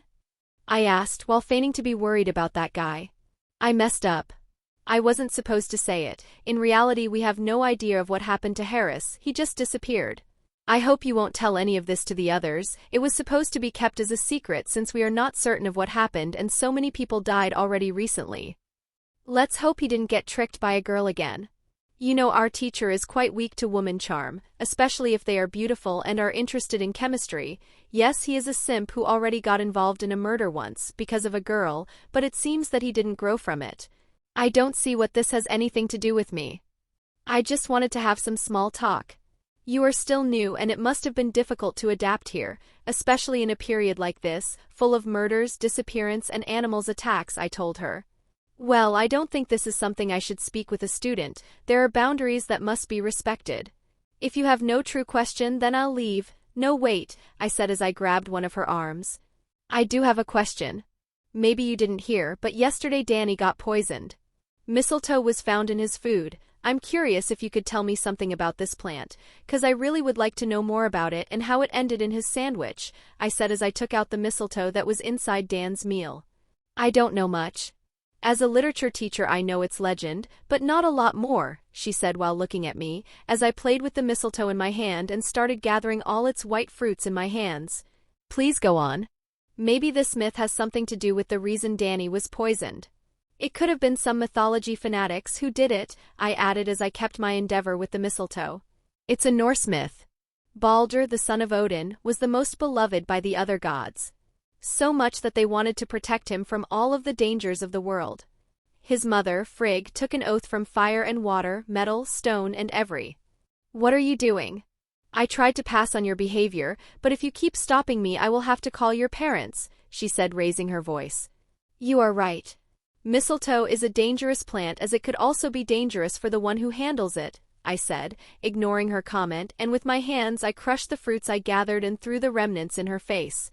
For a moment I saw it again, the same face that appeared at the motel a few days ago, the face of the Dirac. I must say that you did a good job. After all, you always acted from distance, far away from where the murders or kidnapping happened, but you can't perfectly hide who you are. I found it strange when I first met you and didn't feel any attraction. I've always trusted my instinct a lot, but when it came to you it told me this: she is an ugly person, and you indeed were. Knowing she got exposed, she tried to punch me, but I was already ready for an attack and evaded her punch, just to later catch her extended arm and throw her on the floor. After that I pressed her against the floor and surprisingly I found a great amount of resistance. It seems that the sacrifice of the warriors gave you indeed a lot of power, but you don't know how to use it. I was already pressing her in a way she wouldn't be able to resist after all. Let me go. Not before you listen to some of my requests. Don't worry, I'm not going to kill you. You disgust me, but I'm in a desperate situation and we have the same enemy, the Alpha Pack. Hearing my words, she stopped resisting. What do you want? This is the second time you target someone I care for and I will never forgive you for that, but I need to get back Laura from the Alpha Pack. I'll stay silent and give you the time to continue doing your sacrifices, but you must not target anyone around me. After the Alpha Pack is dealt with, you better disappear, or I'll kill you myself. And what if I don't? She asked. I'll kill you now, and you certainly don't have enough strength to resist me. So do we have a deal? Yeah, she replied. Good, now tell me where Deaton is. You'll have to find another doctor. I stated. From now on I will be held responsible too for the murders she commits, as I didn't stop her, so that I could use her to my advantage. But while I think that killing is wrong, I know that there is no absolute, and in a society without laws like the supernatural word, if the situation require it, I'm willing to dirty my hands to survive with my pride. For the first time I'll have to hide something from Malia and Lydia, but I don't want them to share this burden with me. If I have to be haunted by guilt, then I'll do it alone. Chapter 63 MC POV. Caught by a teenager. I should have started with philosophers, but as you know, women like their appearance the most, said Jennifer with a smirk, as she approached me. You passed from being strict teacher to trying to seduce me. It won't work on me since I already know who you are. Why are you this cruel with me? You already saved Deaton, and no one from your pride was targeted in the motel. Had I known Allison mattered that much to you, I would have gone for another one. As you said yesterday, we are allies now, shouldn't we at least speak as friends? She said while smiling. We are collaborating out of need, not for anything else. I need you, but I'll always be disgusted by your ways and by my unwilling acceptance of your actions. Do you have any idea of why I'm doing this? Have you seen my scars? I was Callie's emissary. I wasn't even one of her beta, but Deucalion still decided that I had to be killed for her to join his pack. She didn't even have the courage to do the killing blow, so she just mauled me and left me to die bleeding in a forest. It was the desperation for life that gave me the strength to reach the Nemeton, from which I gained just enough power to survive, but even that was not enough, so I had to resort to sacrifice animals to heal completely. I gave up my teachings as a druid because I had no other way to survive. She shouted. And why do you keep doing this? I asked her. To stop them, they have killed tens of packs. They would take the Alpha away when he accepted to join, or kill them all if the Alpha refused. They never stopped killing, and if no one intervened, they'll keep doing this in the future. Someone has to put an end to this and to avenge all the ones who died. You would do the same if it was your lovers. Is this really just a revenge for you? The 3 virgins you sacrificed for beauty? Did you need them? All the people you killed were innocent, who will stop you in the future. Now you got power, healing abilities and beauty, but will that be enough for you? You'll just become like Deucalion. When you start compromising one time after the other, then you can only degenerate in something worse, I said, while looking at the frown that formed on her face. Okay, you can be disgusted by me, but this doesn't change the fact that you need my help. For example, you still have to realize what kind of trap Deucalion laid for you. She stated. What are you talking about? Do you know anything about Laura? I demanded, grabbing her arm. Calm down. I can tell you, but you'll have to help me hide mice. Elf from the others, since even if you won't stop me, this doesn't mean that others won't interfere with my plan. What do you need? I asked her. You must destroy Danny project about the currents and make sure he doesn't talk about it with others, and your girlfriend has been drawing the Nemeton a lot recently. She still hasn't realized what it is, but I don't want others to notice and understand what her drawings mean. So why don't you distract her with some sex? After all, for a werelion it won't be difficult to make her faint or consume all her energy into shagging. Was this bitch planning to target Lydia too just to stop her from drawing a tree? She tried to kill any possible threat to her plan, even if said person wasn't even aware of who she is or how he was interfering with the plan of an evil druid. She is already lost. The moment her revenge ends, she'll probably realize she wants more and starts bigger rituals. I'll deal with these things, but now tell me what you meant earlier. I'll have to find the best moment to sell her out. The vault where your little girlfriend is being kept is made of hecatolite, and it can block her connection with the moon and your perception too. A werewolf needs to be exposed to the moon, just like a flowers needs to be exposed to the sun. Right now she is being starved, and she is losing her resistance to the moonlight. The moment one of you will open the vault, the connection between the moon and the werewolf will be restored and she'll lose her control. You won't have to fight against the Alpha Pack alone when you'll rescue Laura, but you'll have to deal with her too, and you won't be able to defend yourself without hurting her. Moreover, it could take hours for her to get her sanity back after she loses it. So this was Deucalion's plan to stop me. He was planning to use Laura against me to incapacitate me from fighting. This was all along the reason why I couldn't feel Laura's presence from inside the vault. Don't worry, there is a solution. The moon's influence is always present, and after a werewolf loses its resistance to it, even if it is just midday, he would lose his control the moment he feels again the connection. There is only one moment when one won't feel it, and that is during the eclipse. During those moments where the moon disappears behind the sun, the shapeshifters will lose their power. This means that they'll be just humans for a short lapse of time. As long as you use those moments to bind Laura and deal with the Alpha, she won't be able to attack you when she gets back her powers, she added. Deucalion was planning this from the start. Deucalion is always 10 moves ahead of us. He already sees the checkmate, and he will never let go of a threat like you either, she added. But I knew that she won't either. Be it me, Deucalion, or Jennifer, we all know that the others too have to die, for one to survive. This time the Dirac didn't even appear, I said, as one of the teachers had just been murdered during the concert. We were all present as we thought that Jennifer's next victim would be here, since the last two were teachers too, but we were unable to do anything to change the situation. The music has shifted suddenly to the tribal one, and the next moment the chord of the piano broke and slashed the throat of the pianist. The philosophers. How does she know that name? The others always called this batch of sacrifices the educators. Philosophers? Asked Styles. I found a drawing in my father's room, and there were written 5 names in a symbol: virgins, warriors, healers, philosophers, and guardians, she said. Why did you tell us this just now? Asked Scott. I was in denial. Do you think that? She tried to say, but I interrupted her. No, your father isn't the Dirac. He is just an expert when it comes to the supernatural word, and he knows more than us, I said. He should be retired too, and now that he decided to search for the Dirac, he may ends up in troubles, in case Jennifer gets to know this if she already doesn't. Does this mean that the next sacrifice will be policemen? I have to tell my father something. I can't let him go around seeking the murder, when the murder is a dark druid who is hunting him, he said. You are going to tell him about the supernatural? I asked. Yes, and don't try to stop me, he said. I won't. I also wanted to tell Danny a few days ago, and with all the murders that are happening it would be useful if the sheriff knew more about the situation.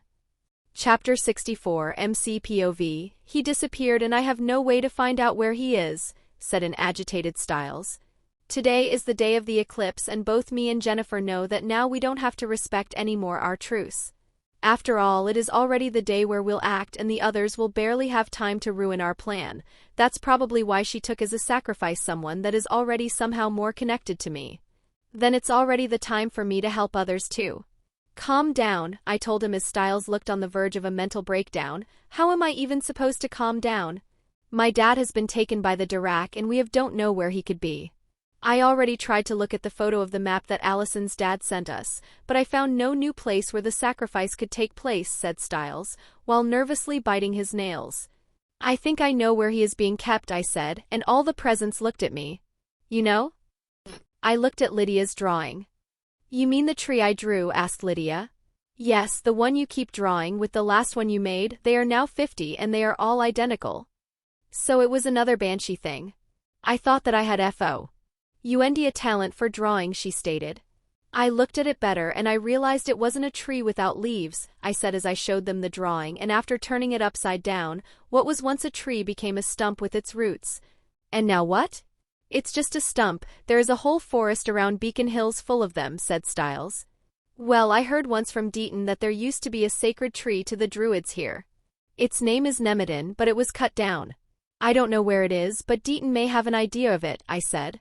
Okay, we need to go, said Styles, but just then Scott's phone ringed and he replied. They say that my mother has not gone to work today. We don't have time for this, guardians. It refers to parents, not to the police. Jennifer never told me this. Allison, I think you should go to your father, I added. Why? Your father has been investigating into the Dirac since the start. Until now it always tried to kill those who could be a threat first. Hearing my words, she tried to call him immediately, but it didn't work, so she opted to rather call her mother. Mom? The Dirac is going to come after Dad, she said, but from the other side of the phone one could hear the same tribal song we already heard many times. It is already here, Allison. You need to stop it, I'm coming there, yelled Allison. It's too late, your father already surrendered and went away with the Dirac. Allison lost strength in her legs and fell on her knees. Allison, tell her to meet us at the clinic, we still have time to save all of them. I said, trying to give her some hope. So you don't know where Nemeton is either, I asked Deaton, who I was sure had an idea of where the place was. No, but I have a way to find out. The problem is that it comes with its own dangers. We need 3 surrogate sacrifices, and if it goes right these 3 persons will be dead only for a few seconds, but this too doesn't come without a price.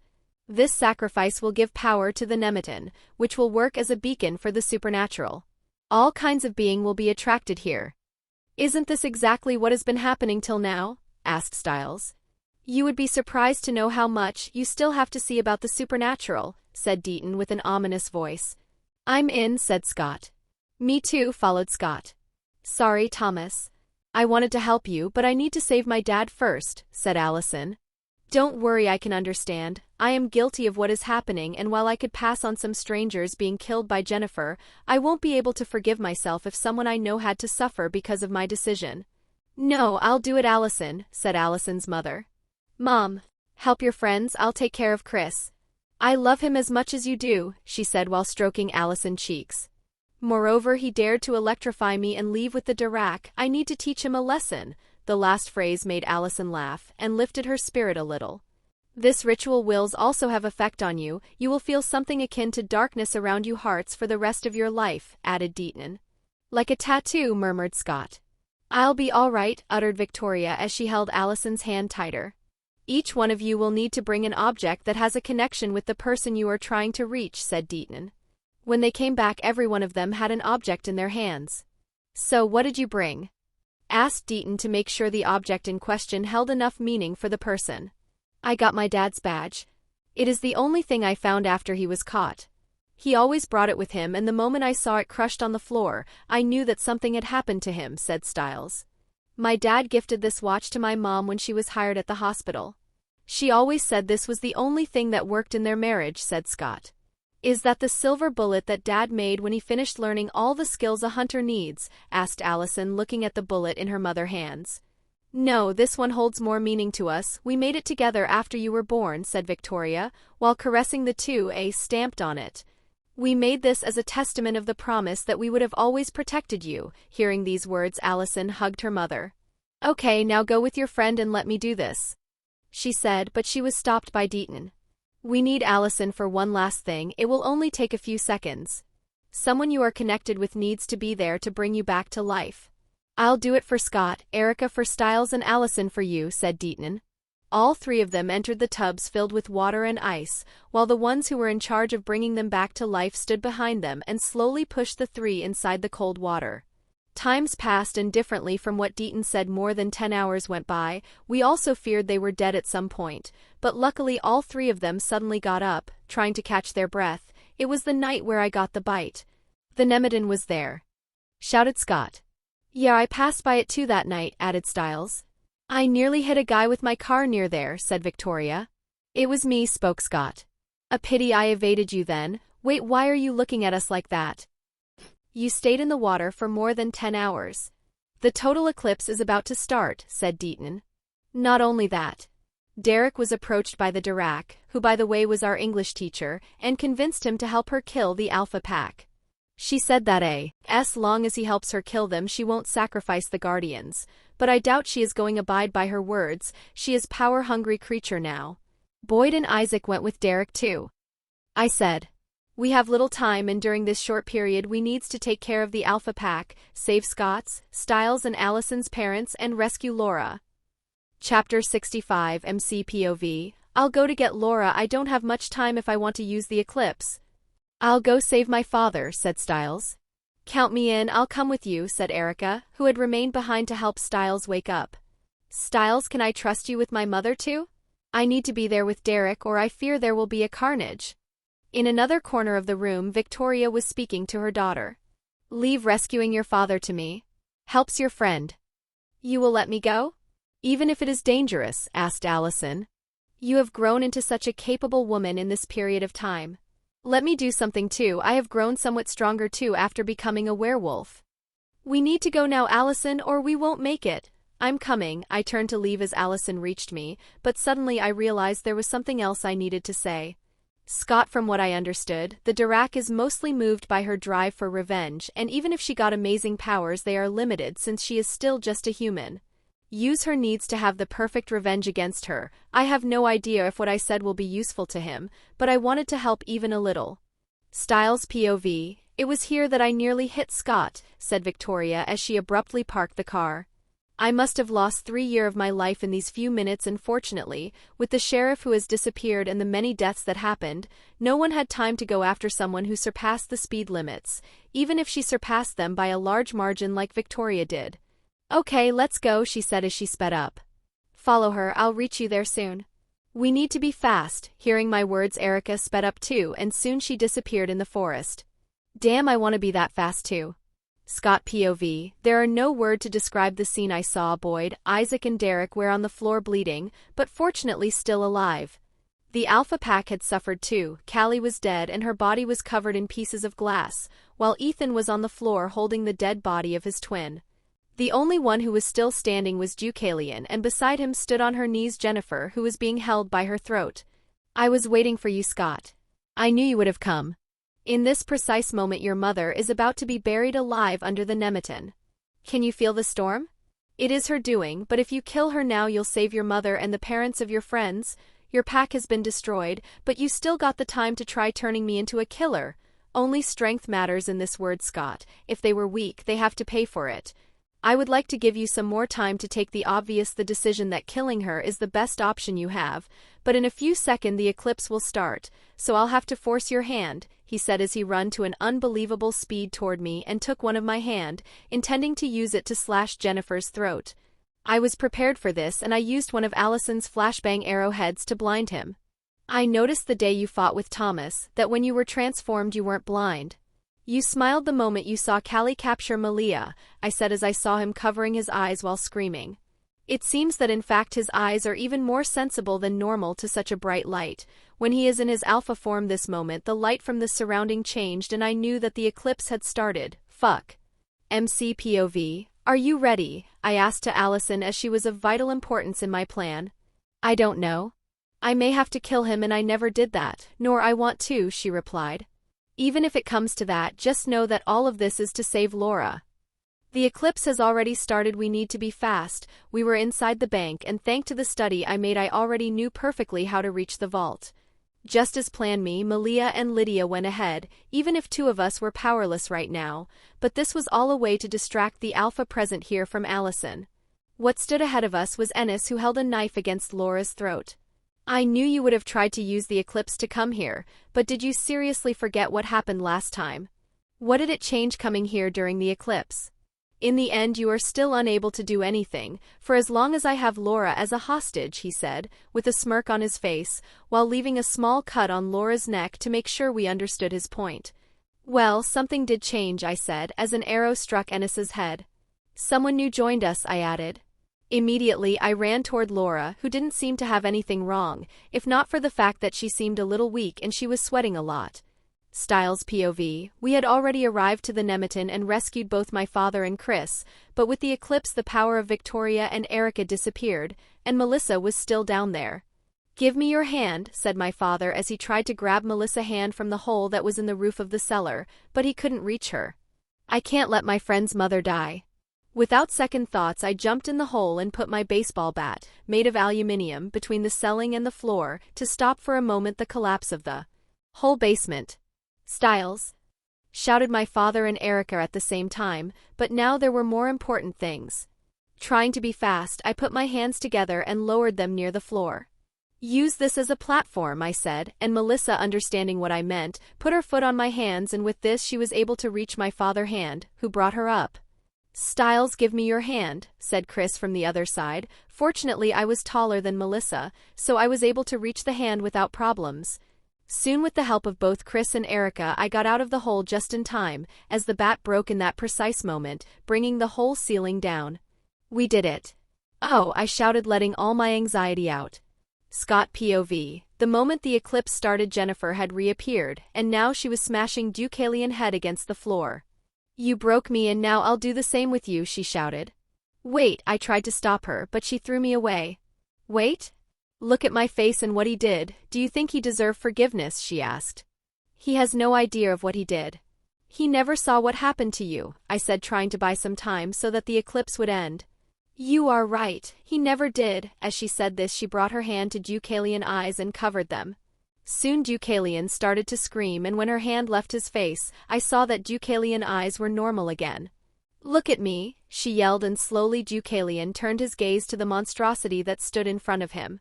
Satisfied with the horror on Deucalion's face, she raised her hand, but this action made her stumble.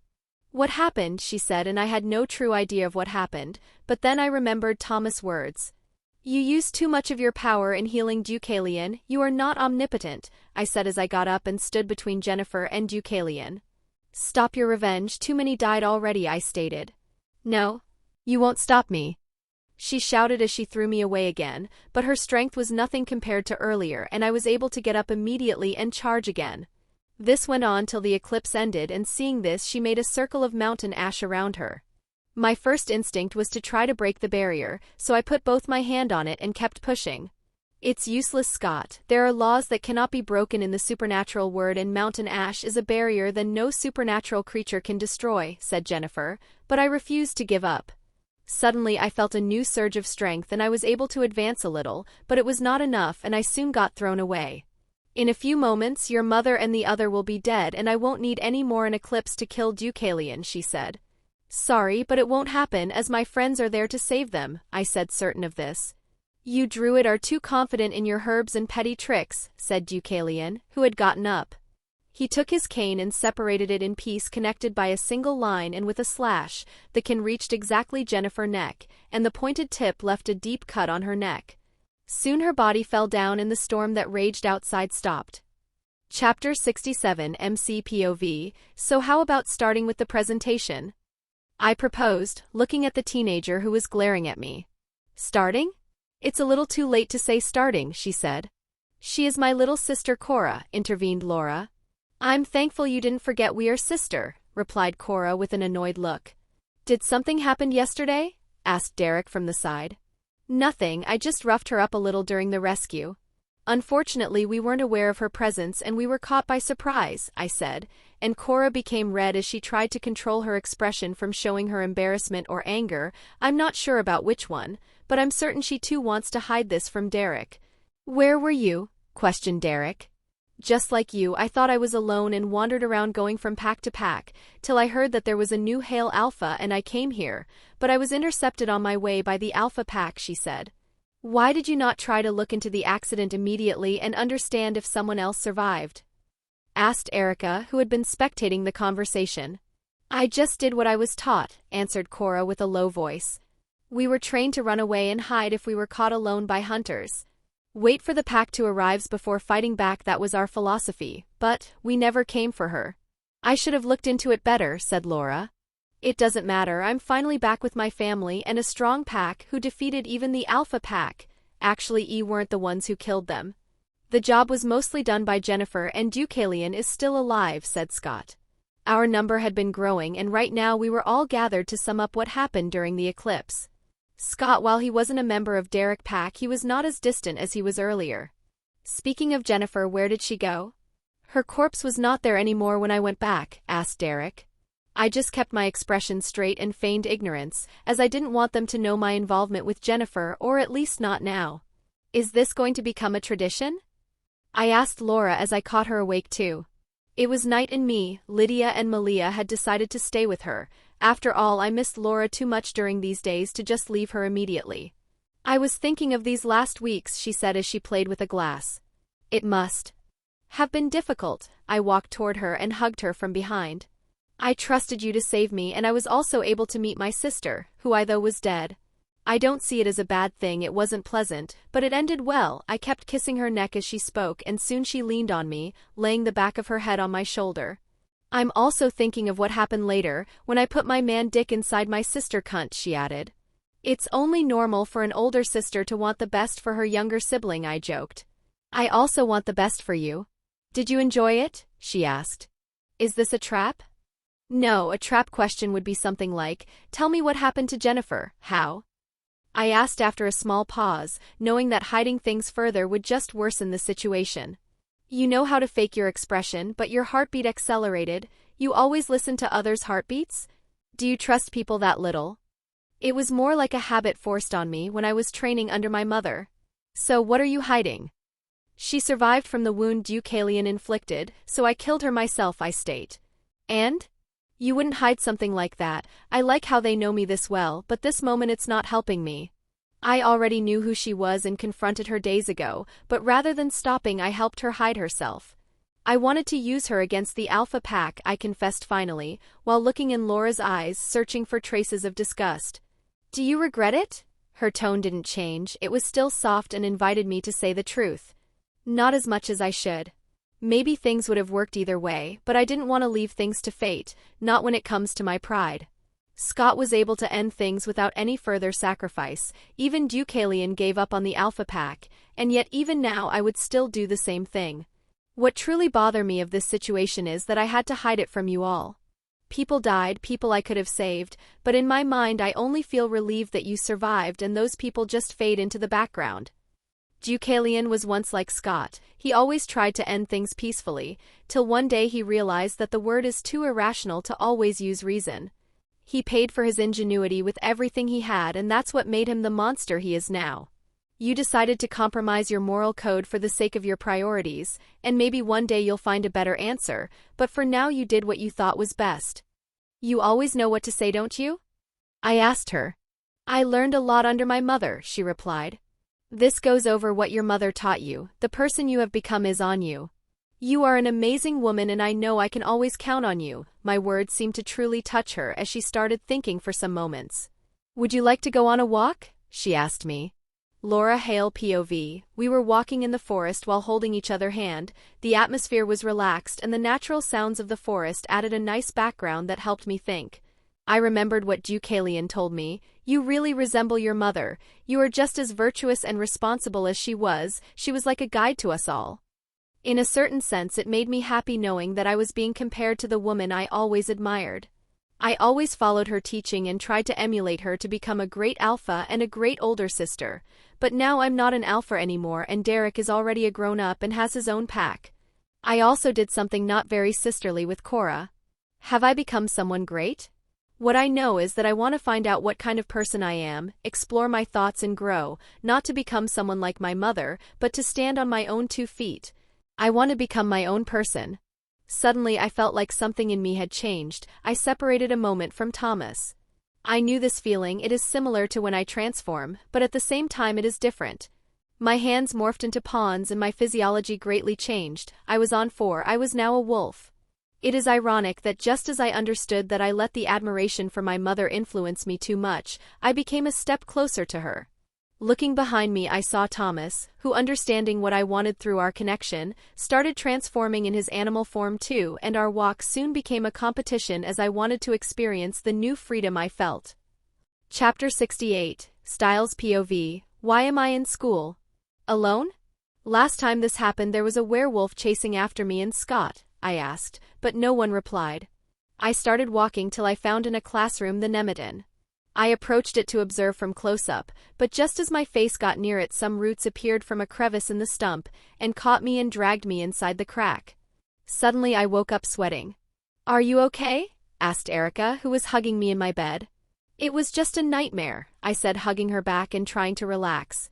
This moment of calmness wasn't meant to last as the door of my room opened with a squeaking sound. How did it open? Asked Erica. I don't know, but I need to close it or he might come inside, I said. But who was I speaking about? I went to the door and stopped moving once I reached the handle. Come back, Styles. Please don't go, Erica is crying, but I need to look, I need to know the danger. So I opened it. I was back in the forest and the Nemeton stood once again in front of me. This time I didn't go near it again, but from another crevice in the roots th. The number of glowworms kept increasing and soon I could barely see anything. I tried to go back, but the door was at a great distance and barely visible. How did it get there? I couldn't see anything anymore except for fireflies, and all I heard was the sound of their wings, and doing the only thing that came to mind I started screaming. My father entered in my room and hugged me. It was just a nightmare, another nightmare. Have I truly woken up this time? MCPOV, Scott was running here, while looking at his shadow till Styles touched his shoulder and Scott's attention got diverted. Seems like you are having after effects too, said Allison. After effects? Repeated Scott. Yes, I'm having nightmares and from what Allison told us, her mother too is suffering under similar condition, explained Styles, as he rubbed his tired eyes. 2 weeks had passed since the eclipse and those who went through the ritual to find the Nemeton are now having problems like insomnia, hallucinations, and other difficulties. It started with simple bad dreams, but now I'm having dreams inside other dreams and I don't know what is real anymore. This may have awakened another fear in me. My mother today cut herself with a knife, she keeps trembling, said Allison. I go through similar things whenever there is a dead body. Seems like I'm not the only crazy one anymore, intervened Lydia. Suddenly the bell rang and we walked toward the class. The new history teacher should be arriving today, I stated as we sat down in our seats. What kind of freak do you think it will be this time? A demon? A wizard? Joked Lydia. I just hope it will be a normal one. I'm tired of dealing with nut jobs, I replied exhausted. Don't forget that from what Deaton said the Nemeton from now on will start attracting other strange entities, said Malia. Our conversation was soon interrupted by the arrival of the teacher. He was short and had an Asiatic descendants, probably Japanese if I'm not wrong. Good morning everyone. My name is Mr. Yukimura. I'll be taking over for your previous history teacher. My family and I moved here 3 weeks ago. I'm sure that by now you all know my daughter, Kira, or you might not since she never actually mentioned anyone from school or brought home a friend for that matter. As he ended his presentation, the new girl in the back seat, who arrived last week, brought her head down on the desk and sighed. I always thought that my father was bad, but this is a new kind of abuse, whispered Lydia. At least he seems a normal family father. Maybe he lacks boundaries when it comes to speaking about her daughter, but I can deal with that, I replied. During lunch break we sat all together at the same table outside. I can't read anymore and during coach's class I hallucinated and saw everyone speaking using mute language, uttered in exhausted Styles. Yes, it was quite scary. He also kept writing wake up on a paper meanwhile. In my case I can't control anymore my transformation, I nearly turned into a werewolf earlier, said Scott. My mother said that she sees a friend of her that died years ago during a hunt, said Allison. So what is next? You had a near-death experience and since then things have been getting worse, I asked. They'll probably be locked up for insanity, said Isaac. Do you have some more useful advices? Asked Stylisk. Try to find the best position to sleep comfortably. This is what I learned by being locked up in a refrigerator for a year. Am I wrong or here there is no one with a normal past? In my case I don't even remember it. Hi, sorry. I just happened to pass by and overhear your discussion. I think I may have an idea of what you refer to, said Kira, the new girl. Don't tell me that she and her father are really connected to the supernatural. There's a Tibetan word for it. It's called bardo. It literally means in between states, the state between life and death. No, she probably just read it from a book. You are the daughter of our history teacher, right? Asked Lydia and Kira seemed to cringe at this. It must be hard on you, added Malia. Let's just call her by her name, Kira. What else do you know? Asked Scott. All the things you said happened in Bardo, hallucination, visits of demons and deities. And what happens at the end? Asked Styles. Death. Suddenly Kira's phone ringed. Sorry, I have to take this. I'll try to look into it a little more and tell you if I find anything interesting. Well, that was quite the abrupt intrusion, but an useful one, maybe, commented Erica. She is probably desperate to make some friends before her father ruins all her chance to have a social life, joked Lydia. Changing subject, how did your parents take it? I forgot to ask, I asked Styles and Scott, referring to their parents' abduction. My mother spent a few days on her own and then decided to affront me, but now I think she has accepted my identity as a werewolf. My father has been reviewing all his previous works to find traces of the supernatural. He wanted me to ask you if you could tell us how it went, if it doesn't bother you, obviously. He is now scared there might be other supernatural killers hiding. It was my mother who did it and she is not here, replied Malia, without stopping to color the book page with her markers. Wait, your mother? Asked an astonished Styles. Yes, both my parents are crazy, Massmore. Durs, she said. It's strange that such a cute girl came out from their union, right? I said as I patted her head and messed with her hair. Stop distracting me, we have a math test tomorrow and I need to concentrate, she replied, while trying to free herself from my hand. Yes, but why did you mark the blank space too? I asked. It doesn't look good to leave blank spaces. At least this makes it easier when I have to get her some gifts. I usually buy her a pack full of markers of different colors. I would like to buy something more expensive, but when you have 3 girlfriends you must often compromise. Chapter 69, 3rd-person POV. Hi, I'm looking for Melissa McCall. I'm in Evans, the new forensic, said a young woman who just entered the hospital. She was wearing a sheer, white-tied, button-up shirt and navy blue shorts that accentuated her long and soft thighs. More than a doctor, she looked like a tourist, especially because of the sunglasses she was wearing. That would be me, said Melissa. I was told to look for you for introduction, said Anne, as she took off her sunglasses and revealed an attractive face of Asiatic descendants. Certainly, where do you want to start? Asked Melissa with a smile. The morgue. I would also like to have a look at the information of all the bodies that were held here in the last year. You'll have a lot of work to do. Recently there have been many deaths, commented Melissa. I came here exactly for that. There have been 2 mass murders made by serial killers in the span of a year, so I think that my competence will be more needed here. I like working in a hospital quite a lot. I always knew that my place was near those who suffers, said Anne. It is admirable for someone as young as you to have such a passion for your job. In reality, I look a little younger than my actual age, she replied as they reached the morgue. And Evans' POV, the most recent case of mass murder, is clearly a sacrifice, and I believe it originate from the Druid culture. Druid used to have a peculiar connection with the Nemeton, so this would explain how the Najitsun got freed. They must have tried to use the Nemeton for some rituals. Moreover, when I went there to look at it, I could see sign of an earthquake, which probably gave the Najitsun the occasion to escape his prison. Why the hell did the old hag seal him there and then went away? It even surprises me that the seal lasted all this time. The Nemeton, who was once an enormous tree, is now just a stump, and its power was barely enough to suppress the Najitsun. Well, for now let's go out and have a nice talk with my baby sister. I want to know in how many ways Ken abused her in front of the class. I can already feel the sweet taste of her desperation. Okay, I'm finished here. I'm going now, I said to Melissa, who for some reason had stayed with me during these hours while I checked the files she gave me. So did you find anything strange? She asked me, clearly agitated. Strange? Little Melissa seems to know about the supernatural. Well, yes, these cases were peculiar, she said, while trying to find an excuse. I've seen stranger things. You would be surprised of how inventive and original serial killers can be, I stated. And she seemed to calm down when I mentioned that I suspected this to be the doing of a serial killer. How ironic. Once you know the supernatural, serial killers sound like kids compared to true monsters who hide among people. Wendigos literally survive by eating humans. I'm no exception either. Would you like to go eat with me? She asked.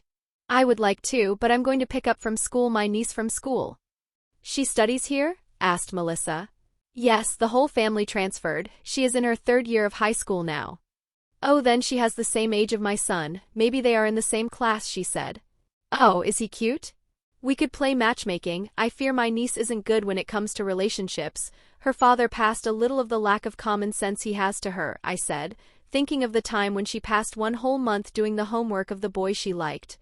When I found out I made him piss himself in front of the class by putting him under a hallucination, I would have done worse if it wasn't for Mother who keeps a tight watch on me.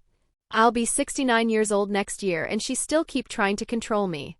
I know that void kitsunes are not well seen, that she had a bad experience with one, that I find pleasure in chaos and pain, and that I indeed was planning to torture the kid, but this doesn't mean that. No, she is probably right. It's better that she makes sure I don't do something I would regret, and that is considering my standards. Mine is not better. His ex broke up with him 7 or 8 months ago, but he still can't forget her, lamented Melissa. Then let's speak of this tomorrow. Even if matching them together won't work, it would still be worth it if we were able to tease them a little. No drama is more enjoyable than true teenagers' love problems, I said. That's dark. I like you. Cool, I made a friend at work on my first day. If only Mother allowed me to teach Kira how to have a great social life. Even if she happened to get some of my kinks too, together with these notions, wouldn't it have worked out greatly in the long term? Well, now I'm really have to go. Hey, stop working with your laptop, I even picked you up myself from school, I told Kira, who was avoiding speaking any further with me. You just want to laugh of my social life that is being destroyed by my father, she said, without stopping typing. Luckily there was not a lot to destroy, I said, and the amount of frustration that came from her was satisfying. Do you find joy in bullying me? You have no idea, it is to the point that you could call it incest. So what are you doing? I asked, giving her a break.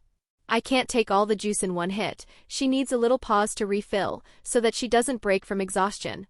She is still my beloved sister after all, I can't ruin her. I'm doing a research for a Friday, fuck. She stopped, realizing what she was saying. A Friday? I asked with a frown on my face. For the freedom of all people from homework. Yeah, homework. We are in the 21st century, there is no reason to keep an archaic and obsolete tradition like giving homework at school. Is she really a kitsune?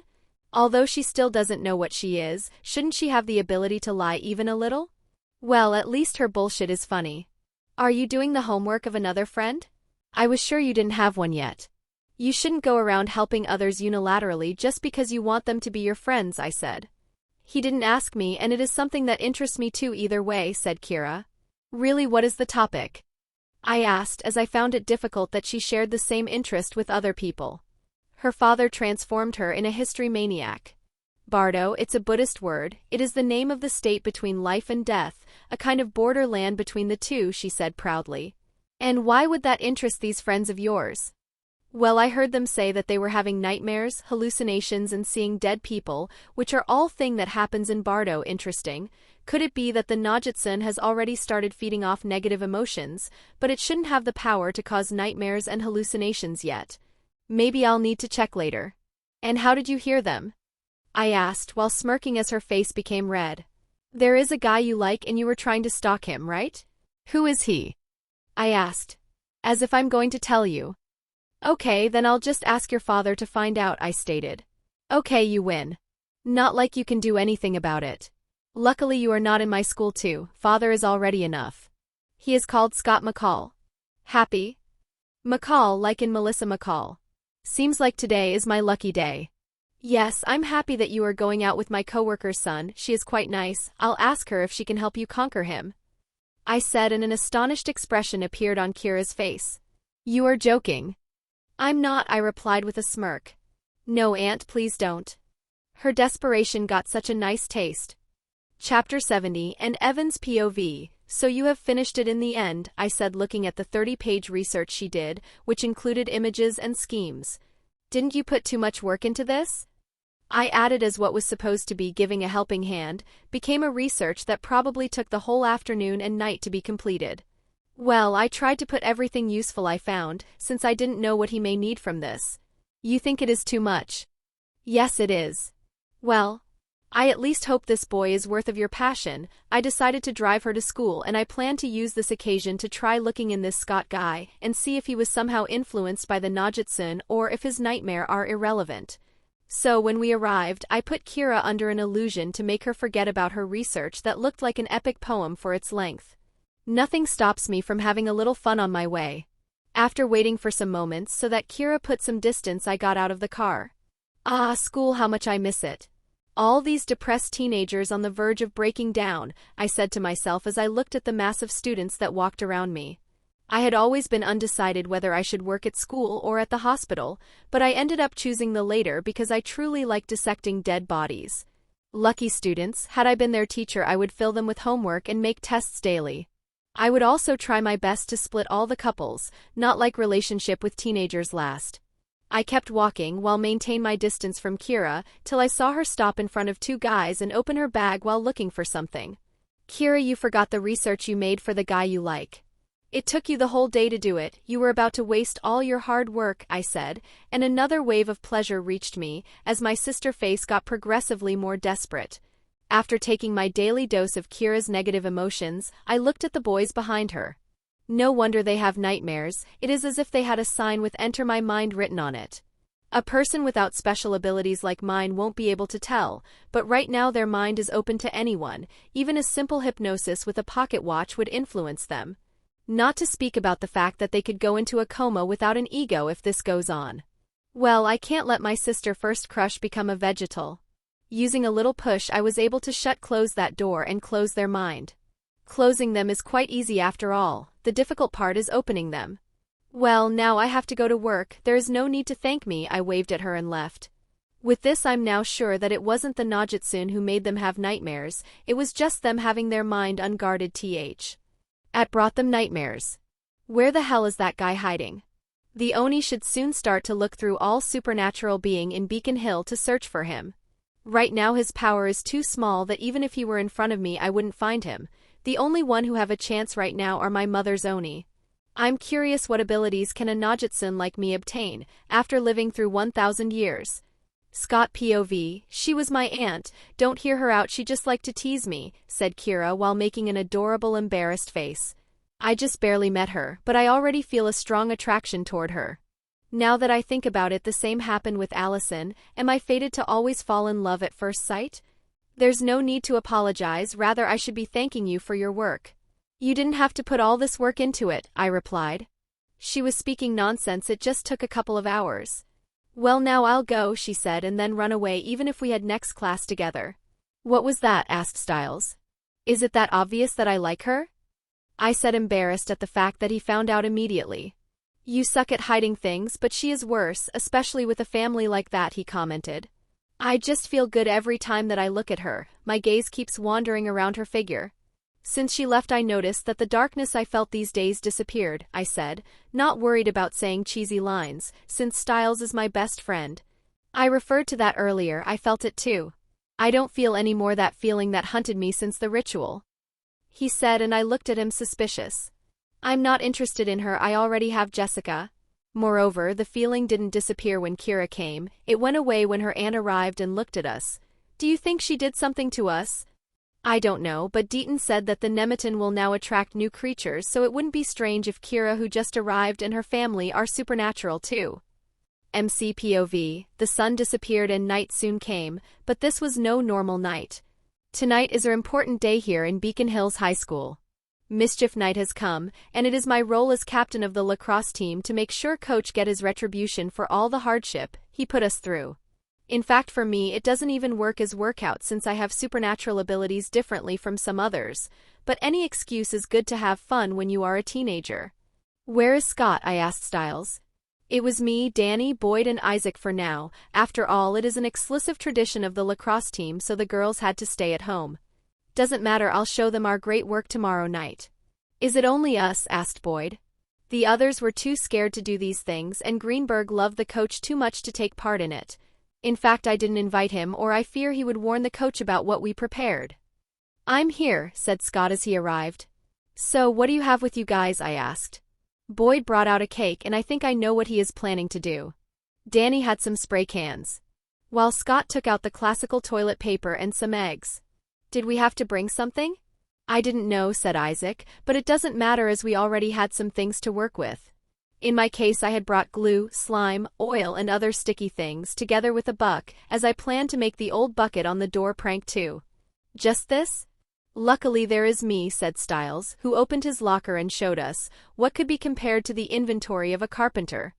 Damn, Styles is no joke, he brought even a drill, seems like this time we'll be the ones to rely on him.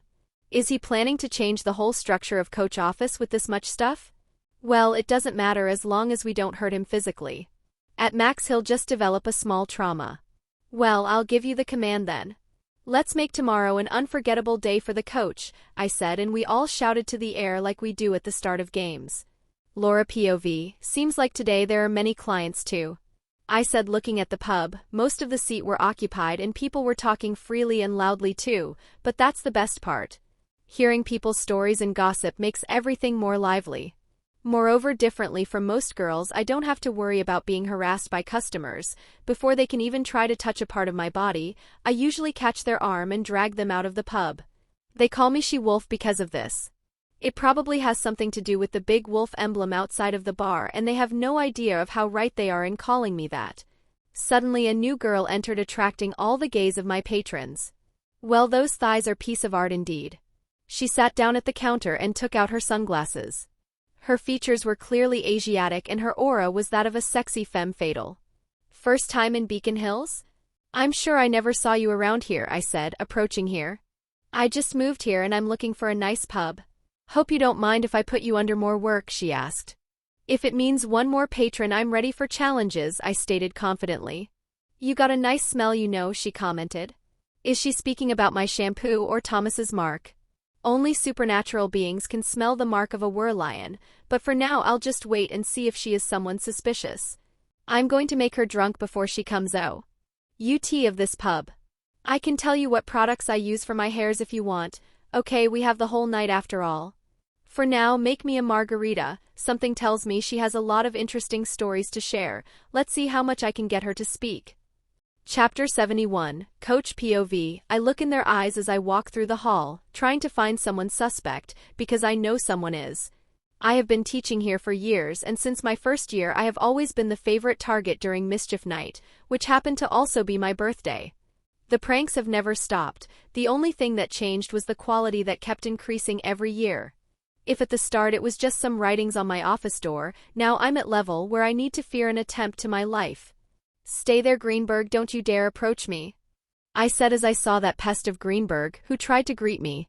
I know that behind that fake smile of his lay the face of the true devil.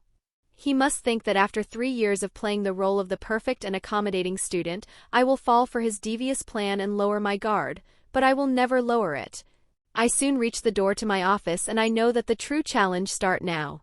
What stood in front of me is the box of Pandora, but I can't not open. I could stay out of here and never set foot in this trap they prepared, but if I run away I would lose the challenge and my position as man and teacher will fall. I'm a man, and if my territory is being attacked I must defend it. Peek-a-boo, I muttered before raising my hand to reach the handle. I first slightly opened the door and then kicked it with my foot. No bucket fell. I then turned on the light as fast as I could. No electric shock. I would have liked to enter while rolling like in a spy's movie, but age get even the best man.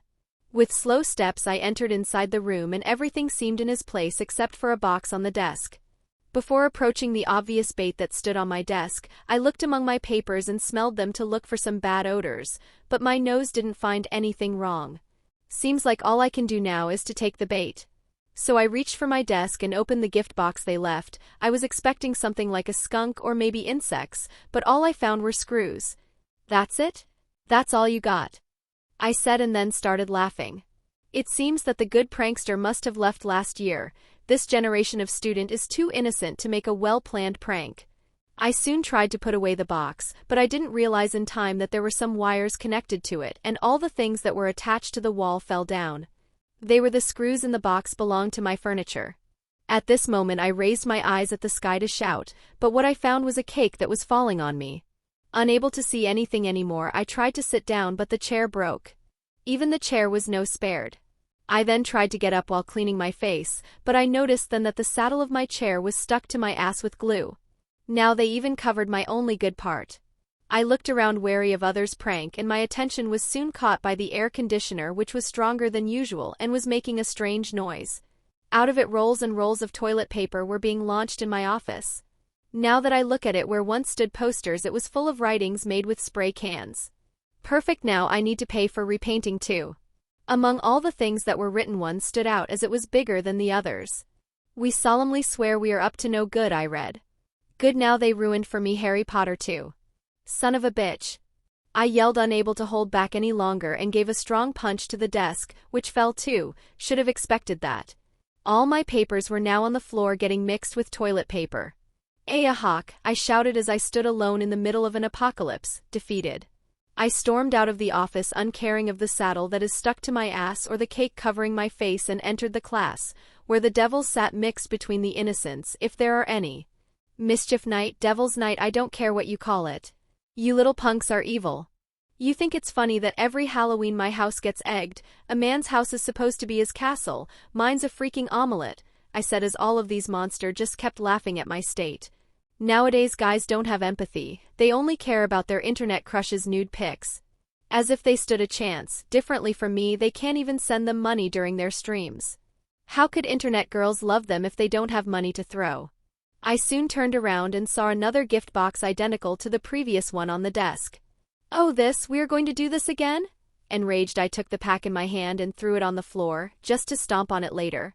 After I let my anger out, I looked at the now broken content and found a cup with my face and the inscription, "Number 1 Coach" on it. I opened the letter next to it and read the content aloud. Happy birthday, Love Greenberg. He was in this with the others. They are trying to play with my guilt too now. They are trying to make me feel guilty for trying to avoid falling for their pranks a second time. He even had the guts to put his name on it. Just you wait, Greenberg, I'll show the whole world one day what sort of double-faced devil you are. And Evans. Taking my sweet time, I soon reached the hospital, with no trace of hangover. She was good, but after 68 years I can handle any amount of alcohol without a problem, I said, thinking of the hot bartender I met yesterday. When I entered the door, I saw that many guys were in panic, and the police was present too. My first instinct was to follow Melissa's scent and find her, as she was my only friend I have here. I found her in an operation room, with the body of one of our colleagues in her hands. He was still alive, but not for long. There was nothing that could be done to save him. All I could do was to take his hand and help him die without pain. All that suffering was just a source of power to me. After he exhaled his last breath, I hugged Melissa, who was crying, and brought her outside of the room. I could see flies flying around, and I was sure that this time there was the Najitsun behind what was happening.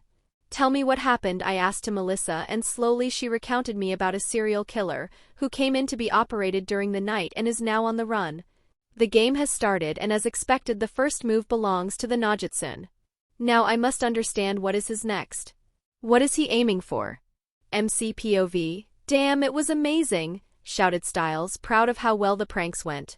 We didn't use all we brought. After all, we needed to coordinate among each other and make it so the coach won't notice anything before it is too late. But the result was perfect. That's exactly the kind of experience I longed for. This the life an adolescent should have, said Boyd with a smile. Well, we still have 2 more years to do this, I said. Lydia, what's happening? I asked Lydia as she kept looking around, as if something was moving around her. I keep hearing flies, their number keep increasing, she said.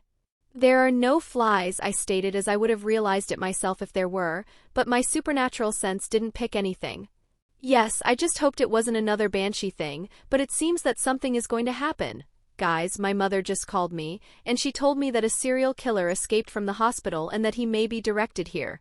He also seems to be obsessed with the supernatural after seeing some guys with glowing eyes. Here we go again. Chapter 72 MCPOV. Have you found anything? I asked the others as we all came back to the hall after checking the whole school. I didn't smell anything, said Ethan. He proposed to help us as he wanted to enter our group. I won't say a part of me was unwilling, but even I know that too many people died, and a part of those deaths is on me. Ethan lost his brother, and all he has is Danny, who is his boyfriend and not a family member. He is alone, and it seems that with the death of his brother he lost his alpha power too. It probably has something to do with the fact that he gained the spark while he was fused in one big werewolf with his twin. From what my father said, he was hurt and right now he should be bleeding, said Styles. Yeah, and from what people said, he had a tumor full of flies too. Are we sure we aren't following a chimera? Asked Isaac. No, he is real, and I know he is still here as the buzzing sound keeps increasing. At this point Lydia, differently from the start, is quite confident in her abilities and she can now trust them and use them to her advantage. I'm in with Lydia. Deaton said that new supernatural beings will come, so we must have an open mind and use our resources to the best to resolve the problems ahead of us. Lydia never got anything wrong till now and I'm sure that this time too she is right, I said, and all others seem to agree with my word. What do we do with the murderer then? The police are leaving and we too didn't find anything, said Boyd, and indeed this is a difficult question. We have no idea what the enemy's abilities are and we don't even know where he is. To find him we would need to separate further and this would give him the chance to assault us individually. He has the advantage in this situation. I think we should make a temporary retreat, said Allison. Are we going to leave him here alone with all the students? He could kill someone, said Scott, and for me it is the same. If I have a choice I would prefer to not leave the other students in danger. We could make all of them get out of here by using the fire alarm, proposed Styles, and I think this one is the best option, but before we could do anything the fire alarm rang by itself. Seems like someone beat us. And Evan's POV, isn't Kira with you? I asked Ken, surprising him. What are you doing here? Were you the one who activated the fire alarm? He asked. Yes, I'm sure that Barrow is here. You made sure no one saw you activate it, right? Obviously I did. You may be my stepfather, but I would like to remind you I'm older than you are. I used an illusion, no one saw me. I said, although I understand that he may find it difficult to remember as I am a gorgeous young woman. So, are you going in there to look for him now that the school is empty? Asked Ken. No, that's so much of a bother. I will just stick to Kira and wait for him to come, I said. Why should he come after Kira? He is weakened right now. I'm sure he needs a strong source of energy to get back some power, and the best way to get it is to use the foxfire of a young and oblivious Thunder Kitsune. So where is she now? As I finished my explanation, Ken understood the gravity of the situation and his face got scared. She should be in the library, he said, and I immediately left using my illusion to make sure people wouldn't see me running at an inhuman speed. Soon I reached the library and saw Kira, but she was not alone. Near her there was a young man who I recognized as Scott McCall, her school crush. Kira! I shouted as I approached the two. Anne? What are you doing here? She asked, probably scared that I came here to tease her again. Does she think I have that much free time? I was just scared for you when I heard the news that there was a possibility for the murderer to be here. Did you not hear the fire alarm? Your father told me I would have found you here, I said, and she got relieved knowing I wasn't here to suck her despair. I was hearing music with my headphones, she said. Right, she is a fan of metal. And you, what are you still doing here? I asked to Scott. I was looking for her too, he said, bringing me a smile. He seems to be interested in my sister too, at least this time it isn't a unilateral love.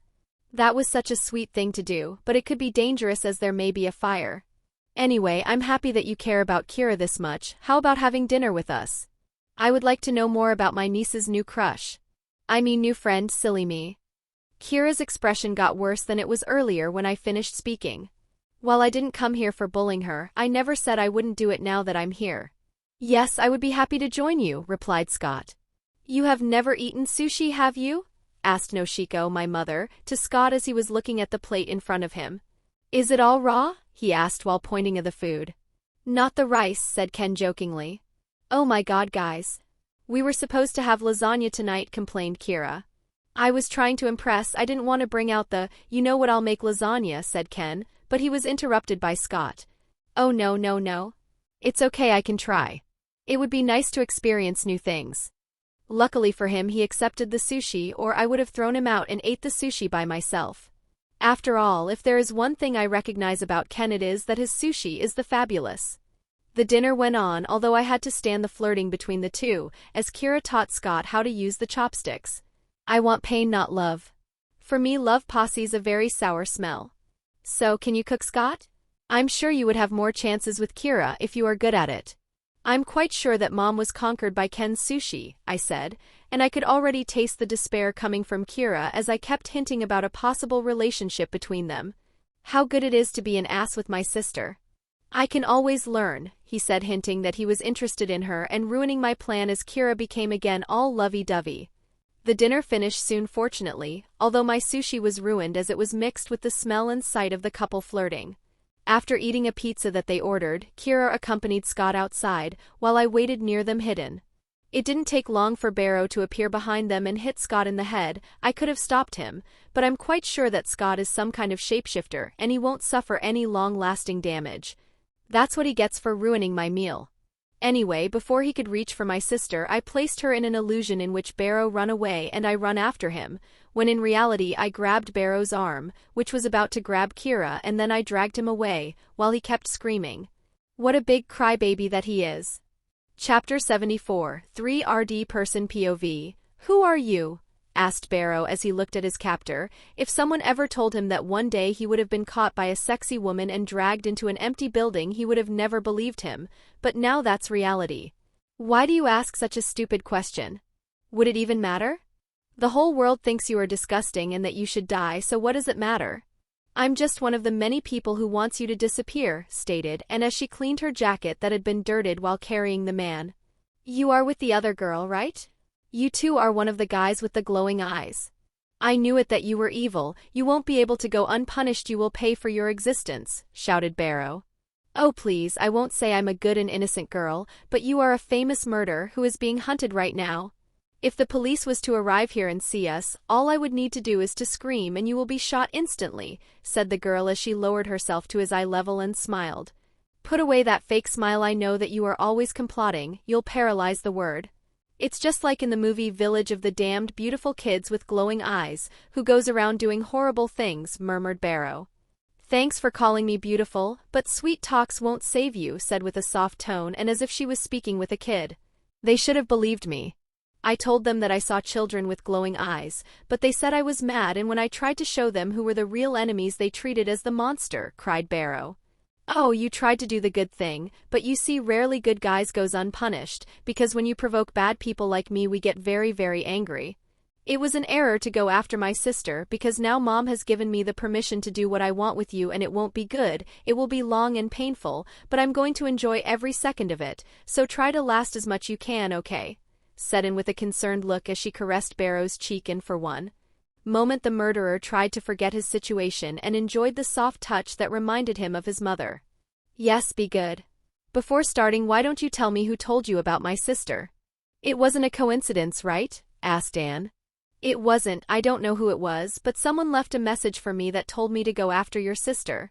You must pay attention. I fear he is a monster too, said Barrow, forgetting that he was speaking to his mortal enemy, but something in his mind was telling him to just let go.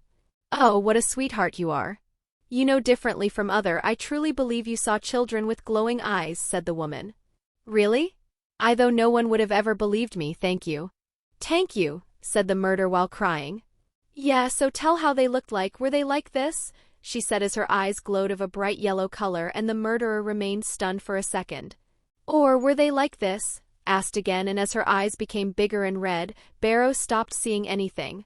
He could only see darkness and different types of glowing eyes surrounding him, but the scariest part was when they blinked, because for one moment they disappeared into the void, and he couldn't know if the next time they would reappear nearer him. Screamed Barrow, but it was night and the building was empty. On the side as Barrow kept contorting on the floor and looked at him with a smile. He was someone with a weak mind, who had already been tampered with by the other Najitsun. He was too easy for my tastes. At least he got a nice taste for movies. I liked Village of the Damned too. A group of children born through unexplainable means with powerful powers that allowed them to mess with other people's mind, and because of this the word feared them. They just wanted to survive and use their own means to defend themselves, but people feared their existence, and because of that they killed them all. I liked this movie because it reminded me of my story. Likely I had a mother who loved me and believed in me. She thought I could be someone good too, even if she knew how cruel Void Kitsune are. Maybe I should go and have fun with her tomorrow. It has been a long time since we last did a girls' outing, or maybe I should wait that Mom reveal to Kira the truth so that we could have fun with her too. Ah no, she is still a minor. Mom will never let her drink, said Anne, while in the background resounded the screams of Barrow, who seemed to be breathing with difficulty. MC POV, what do you hear? We had just seen a few moments ago Scott, who had been knocked out, and Kira was tending to him. The ambulance was about to arrive, so Scott couldn't follow us and it was still just me, Lydia, Malia and Laura who were looking for Barrow. I keep hearing a man screaming, replied Lydia. That doesn't sound good. Do you think he targeted someone else? What happened to Kira's aunt then? Kira said she run after Barrow. A woman chasing a murder sound quite strange, maybe she had a gun with her, but that wouldn't explain the screams that Lydia is hearing. You can't hear anything else? I asked her. No, but maybe if I scream it could be better, I feel it, she said. Then do it, I said as we all covered our ears, and after letting out a powerful scream worthy of Godzilla, Lydia closed her eyes and tried to concentrate. I can hear a buzzing, but it is different from the one that flies makes. It's like the current. It is the sound of electricity. It must be the power substation where he worked, said Lydia, and we immediately got on the car and left for the Central. It didn't take long as it was only a 5-minute trip. Do you still hear anything? I asked Lydia. No, the screams stopped just now, she replied, trying to concentrate on her hearing, but she seems to be unable to feel anything strange anymore. Let's be fast then, I said, and we directly entered the building. Inside we found a woman with a satisfied expression on her face and Barrow who was lying on the floor. His eyes were red and tears were still flowing out of them, but he wasn't breathing anymore and that made it clear that he was already dead. The woman looked at us and said, "Oh, it seems that I lost myself in the moment." She was hot, but the moment was too creepy to enjoy the sight. You are the girl from yesterday at the pub and you must also be Kira's aunt, said Laura. Ah. You are the bartender. And the man on your side seems to be the source of your good smell. I knew you had it in you the moment I first saw you. Younger men are the best, right? Especially in my cases, since if I were to look for men my age, I should go to a retirement home, she said, laughing at her own joke, with a very feminine laugh. Why are you looking at me like that? Oh, it is because of the dead body, right? He died because of an heart attack. I could do nothing to save him. Sorry if I'm like this, but I'm a little drunk at the moment, she said. I couldn't get you drunk yesterday after emptying 2 bottles of gin, one of tequila and one of rum, stated Laura. Well, I need something more than alcohol to become drunk. So, do you have some question for me now that I am truly drank? I know you tried every possible way to know more of me yesterday. Here is your chance, she exclaimed in a very drunk way. What are you? Asked Laura. I'm a void kitsune, she replied, and Laura made a scared expression when she heard it. I know what a kitsune is, but I have no idea what it means to be a void kitsune. Were you the one who caused all these troubles? She asked. No, that's another void kitsune, which happens to be my father, but don't worry, we are on the same side. I want to end my father too. He is not a nice PE. Her son replied in with a smile. 2 void kitsune in the same place, exclaimed Laura. Another crazy dad and a daughter who wants to kill him, really? I asked, and Malia seemed to have a better opinion of the crazy woman now since they shared the same problem. In some way, Lydia too was not that adverse to her anymore. After all, she too didn't like her father, and maybe the fact that the woman was hot helped in building a favorable impression.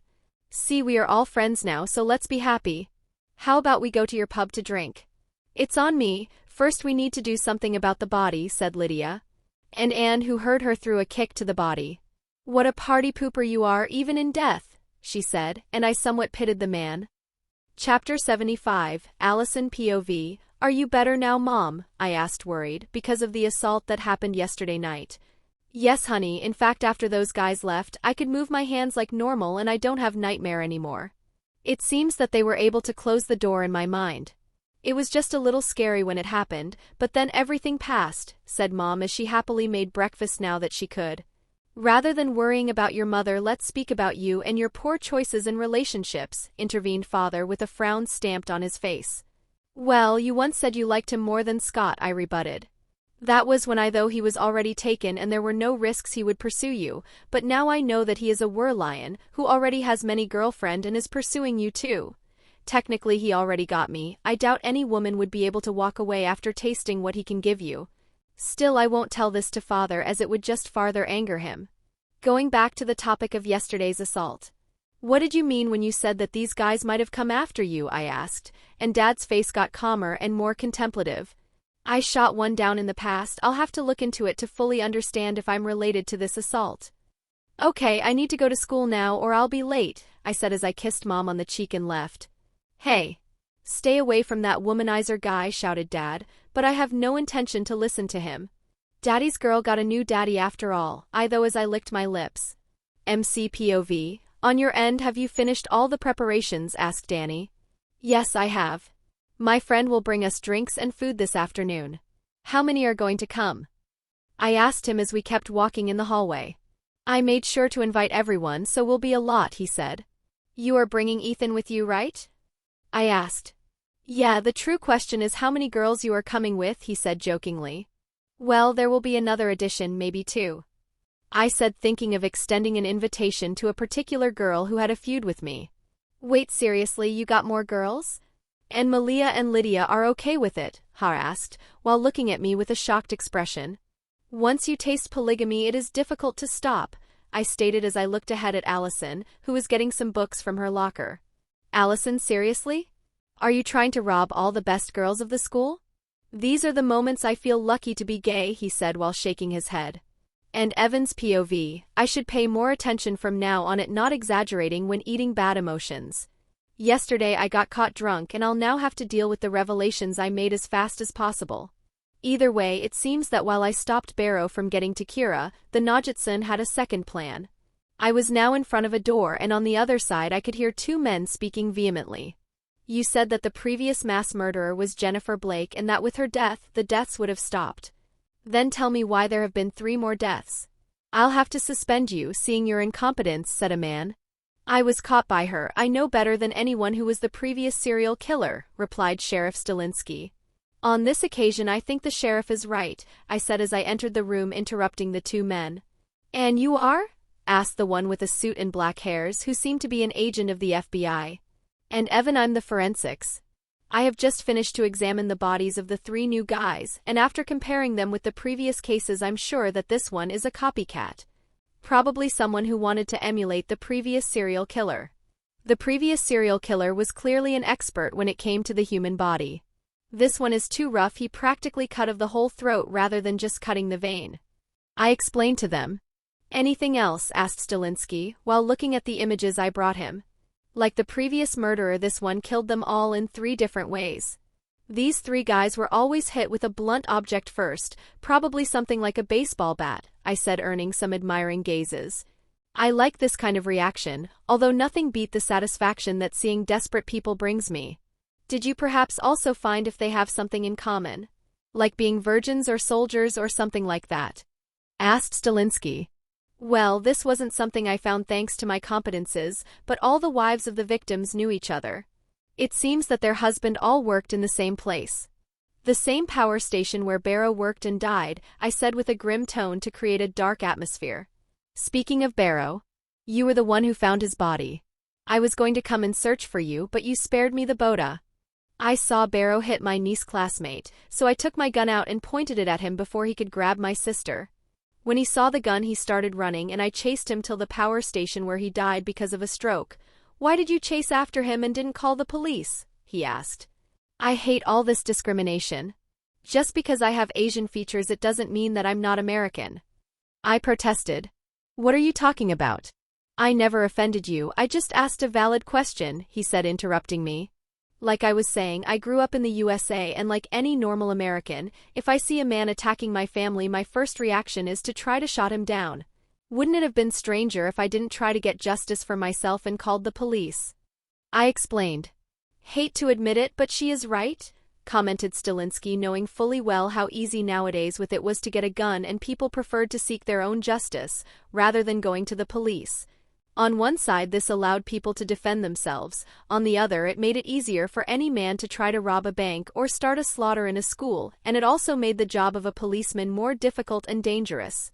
And do you also happen to know why he died of a stroke? From what I saw his eyes were red and he had a terrorized expression, asked the agent again. He is a crazy serial killer, how should I know what scared him? If you think I'm responsible for his death you are far away from the truth. Usually fear is not the reaction I get from men when they see me. I said, smiling. Also, shouldn't you present to yourself before asking these many questions? I added while looking at the bothersome agent. Agent McCall from the FBI, he said. McCall like in Melissa McCall? I asked. She is my ex-wife, he replied with awkward look. I'm sure for a good reason, I said smiling, and I could see in the background Stilinski trying to resist the urge to laugh. Well, now I have to go. If I find something new, I'll tell you, I said and left before the agent could recover his composure after being demolished by me. With this sacrifice, he should have gotten enough power to start using more of his abilities. In addition, the more time passes, the scarier he'll become as he devours despair. There will be a lot of chaos, and for the first time I'm not looking forward to it. MCPOV, we are going to have a party and there will be many people of our age, so why won't you come too? It would be a great occasion to have fun, I said to the girl in front of me, who kept hitting a punching bag. Is your next plan to get me drunk and rape another time? She asked ironically, not even bothering to look at me. Can we forget about that? It's not like you could exactly call it rape. You were the most eager after all, I stated, and she threw a powerful kick to the punching bag to release her anger. It would also be a great occasion to know your future classmates as you are going to join our school next semester. Both Derek and Laura forced her to attend high school with us as she was of our age. I'm not looking forward to that. The more I delay meeting them, the happier I am. In fact, I would be the happiest person on the planet if you just went away. She exclaimed. Oh yes, it must be fun to hit that thing the whole day alone. It must make you feel strong to hit an inanimate object one-sidedly, I commented. Do you want me to hit you? She asked with an angry look. Nah, I don't think it would be entertaining to fight you, I replied. Oh, you think so? Let's do it then, I'll show you to not mess with a hail, she said, approaching me. Oh, you think you can beat me? I asked. It seems that she had no idea of how powerful I truly am. Although I don't know her level, I know she is just a beta werewolf and no amount of skill will be able to make up for our difference in strength. I believe so? Then why don't we make a bet? If you win, I'll stop bothering you, but if I win, you'll come with me to the party, I proposed, and as expected, she fell for it. Okay. Don't you dare go back on your word. I knew she was a feisty girl. Obviously, I won easily, and after a few seconds, she was on the floor struggling to get up while I held her down. Get ready quickly, we don't have a lot of time before the party begins, and I have to pick up my girls too, I said after 1 minute, as I released her, and she just grunted and went toward her room to get changed. At least she kept her word. A pity this trick will work only once. Our strength is too far apart for her to even hope of having a chance to defeat me. Chapter 77 MCPOV. A night had passed since the party and we were all reunited inside of Laura's pub, with an addition, and Evans. Well, I feel kind of in danger being here alone, surrounded by all of you, she said while looking at us, but there was no fear on her face. You said you were here to answer our questions, said Derek, not wanting to waste time. Well, I was looking for an equal exchange in reality. A question for a question. She spoke. Does it look like we are on equal ground? Asked Laura, pointing at the difference in numbers. Well, you certainly are many, but I also know that in about an hour a group of Oni will come here, as all the remaining supernatural beings to be checked are gathered in this pub and you can't deal with them. She said.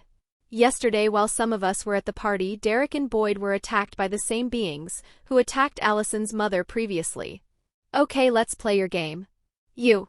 Surviving and creating chaos, the usual Void Kitsune thing, but he isn't someone who holds back, replied Anne. Aren't you also one? He asked again. It's my turn now. Ask again later. Let's see what could interest me about you, she looked around and muttered to herself. Most of you seems boring. Let's start with my future brother-in-law, she exclaimed, and Scott pointed at himself with a blush. When I first met you, you and your friend had an opening inside your mind. Did it have anything to do with the Nemeton? She asked. Yeah, we did a fake sacrifice to find the location of the Nemeton and save our parents. There was also Allison's mother with us, who wanted to save her husband, explained Scott. The one who has already been marked by the Oni, right? You already made your question, said Isaac in a pretentious way. It was rhetorical, I don't have such a bad memory. So what do you want to know next? No lies, no holding back, even if you ask about my underwear or my body count, she joked, but it didn't lighten the atmosphere a lot. Why are we being assaulted by the Oni? Asked Laura. One person has been possessed by the Najitsin. They won't do anything to you as long you are yourself. After being checked, if there are no problem, they will just leave a symbol similar to a 5 on your neck, which is a kanji that means self. If you don't oppose any resistance, it will be quick and void of any pain, like a sting. Now it's my turn. You feel better now, right? She asked again to Scott. Why are you wasting your questions like this? Asked Laura. I'm not a serious person. Moreover, I'm worried about my future brother-in-law, she said with an innocent expression. I'm good, but Styles has some difficulties with sleeping, replied Scott. But why does he always has the need to say more than he is asked? Maybe he already trusts her, since he is going out with her sister. What will happen if they find the Najitsun? Asked Laura.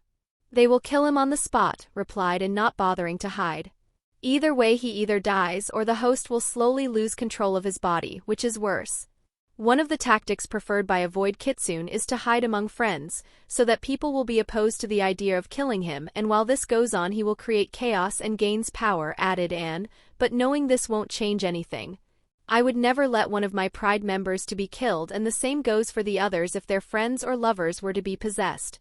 Now I'm curious, why is that guy looking at you with an angry look since the beginning, she asked to me, while pointing at Derek, who had indeed been throwing me angry looks from the start. Well, I might have added to my pride 2 of his sisters and his cousins, I replied, briefly wanting to proceed with the interrogation, and at same time understand how badly Derek has taken me marking Cora. Wow.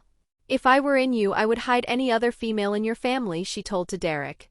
He already took them all, replied Derek with a growl. Oh. Congratulations, you completed the whole set, she told me while giving me a thumbs up, which just increased Derek's anger. Don't let yourself be provoked, said Laura while putting a hand on his shoulder. Seriously? He fucked our little sister and you just accept it like that. Is he that good in bed? He asked while pushing away her hands. She is big enough to make her choices, stated Laura. You seriously agree with this? Asked an enraged Derek. Should I remind you that I'm right here? And I can do what I want, said Cora, but this didn't convince Derek. It seems that if he feels more responsible for his younger sister, rather than his older one. Crack, this sound suddenly interrupted the conversation, and when we turned toward it, we saw Anne, who was eating some chips. You don't mind if I take some snacks, right? She was the one who started the whole dispute, but she interrupted it before it could escalate. Is this the difference between her and her father? She controls her actions and stop thing from degenerating. Why do you hate your father? I asked, suddenly making her pause her actions. Well, technically it isn't an easy thing to explain, but you are lucky you didn't ask my mother, because she likes to complicate the story and transform it into a novel full of romance with a tragic end. In a few words, my mother was in the USA during the Second Great World, and the American didn't take the attack against Pearl Harbor well. So, she, together with many Japanese immigrants, was imprisoned into the Oak Tree detainment camp. She could have run away if she wanted to do, but she chose to stay there helping the others. She had found a lover there, a corporal who worked at the camp. The situation soon aggravated when the internees started to get ill, and when a case of corruption, where the medicines were sold away rather than being used on the patients, got exposed, a riot started and many of the Japanese and the corporal got killed. My mother too got wounded badly, and she was thrown with the other corpses in an open field.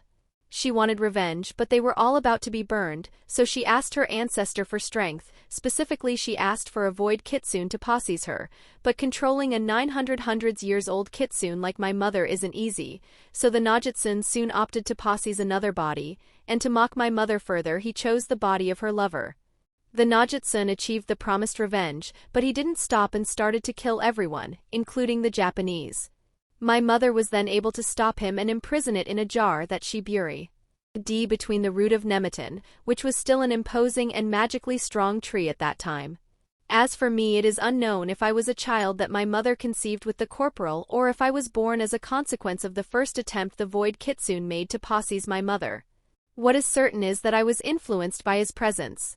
Either way, I consider myself to be the daughter of my mother lover, Rhys Evans, and that's why I took his surname and decided to stop the Najitsun, said Anne, and when her explanation ended, she took a bottle of vodka from under the counter and started to drink it. You are going to pay for that? Said Laura, although she looked at Anne with less hostility and more understanding. Cheap, commented Anne, finishing the bottle. Wait, doesn't this mean that you are 60 years old? Interrupted Isaac. Kitsunes start aging only during their last century of life. So I'm trapped in this young and sexy body of mine for the next 700 years, she said, faking a sad smile. Chapter 78, 3RD Person POV. The conversation was abruptly interrupted by a call from Styles' father, who asked if Styles was there with Scott. No, he said he truly needed to sleep and remained at home, explained Scott. He isn't here, and his room is full of threads connected to images attached to the walls," said Sheriff Stalinsky from the other side of the phone. "I'll come and take a look," replied Scott before hanging the call. "It seems that there won't be any need for the Oni to keep searching for the Najitsun among the supernaturals," commented Anne. "What do you mean?" asked her Derek. "It is Styles. The Void Kitsune is inside him," replied Anne, and when Erica heard what she said she stormed toward the first and grabbed her from her cloths. You are planning to kill him?" "If I have to," replied Anne. "Then you'll have to pass over us before even thinking of getting to him," stated Scott, but all people agreed. They had their grudges and different views, but after working together they already felt like a group, whose objective is to protect this town. If this role once belonged only to the Hale family, now it had been extended to all the present people. Style was part of their group, and they can't just give up on him. "It's incredible how you coexist while being so different." "Well, there may be a way to save Styles," she said nonchalantly. "Why didn't you say so from the start?" asked Thomas, looking at the mischievous fox. "You didn't ask. You only asked what the Oni would have done, and right now the last order that was given to them was to find and kill the Void Kitsune. Although it will be difficult to achieve that with just them, since Kitsunes are able to kill Oni with their fox fire," she said with a pondering expression, but Thomas was sure that she was smirking inside her mind. "So how do we save him?" asked Scott eagerly. "Well, I'm not sure about this method. I heard in the past that there was this guy who had once worked under a Najitsun, and there were some rumors saying he knew of a way to free a person from its possession, and after a nice talk he was willing to share said secret with me. Obviously this talk was similar to the one she had with Barrow.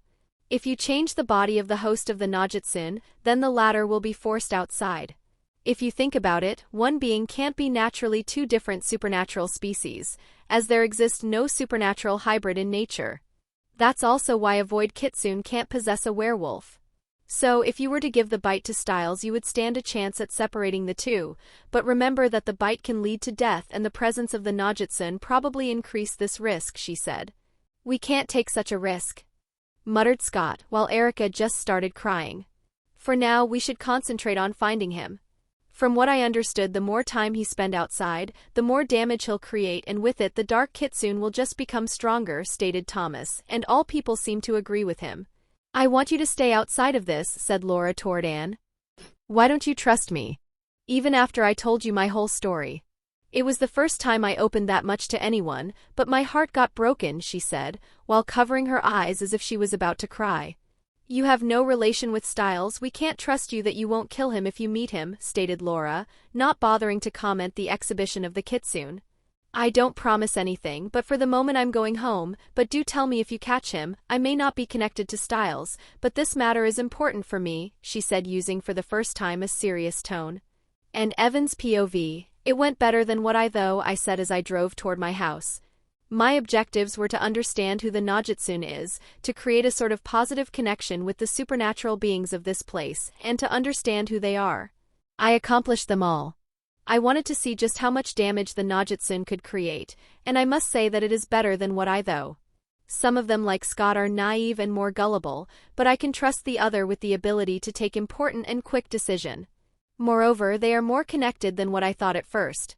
It would have been worse, in fact, if they did not all agree on saving Styles, because this would have meant that they are not united and that the Najitsun could easily put them one against the other.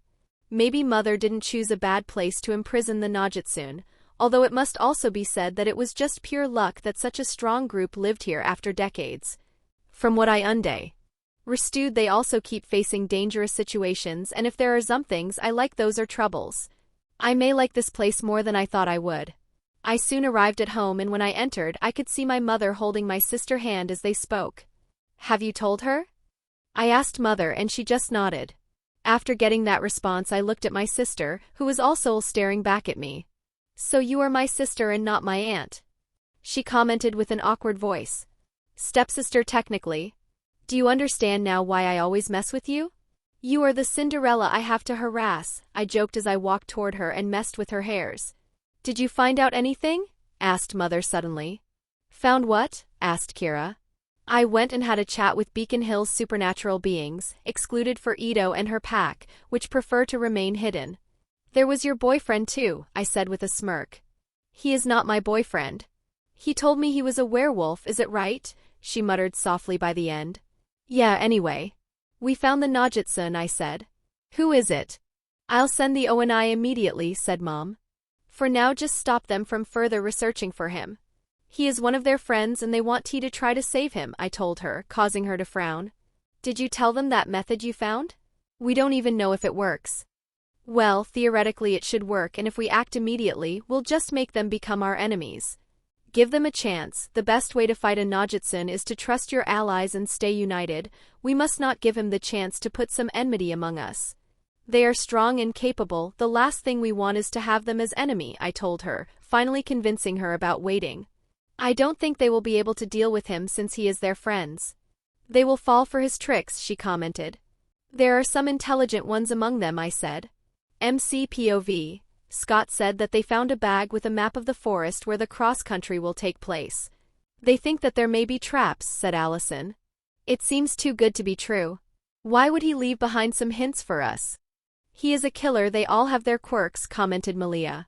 I think he has a plan, and this plan includes Scott going around trying to solve the various trouble he causes, intervened Lydia. They think that the bag could have been left behind by Styles in an attempt to oppose the Najitsun, replied Allison. I still believe it is too good to be true. Last time we just charged ahead against the Alpha Pack and Laura was kidnapped because of it. Scott already has Erica, Boyd, Isaac and Ethan there with him. Let's just keep searching for some trails the Najitsun may have left behind, while we keep monitoring how the situations is going on Scott's side, I said, and we soon resumed our search. Chapter 79 MCPOV. I would feel better if you weren't here, said Chris as he looked at me.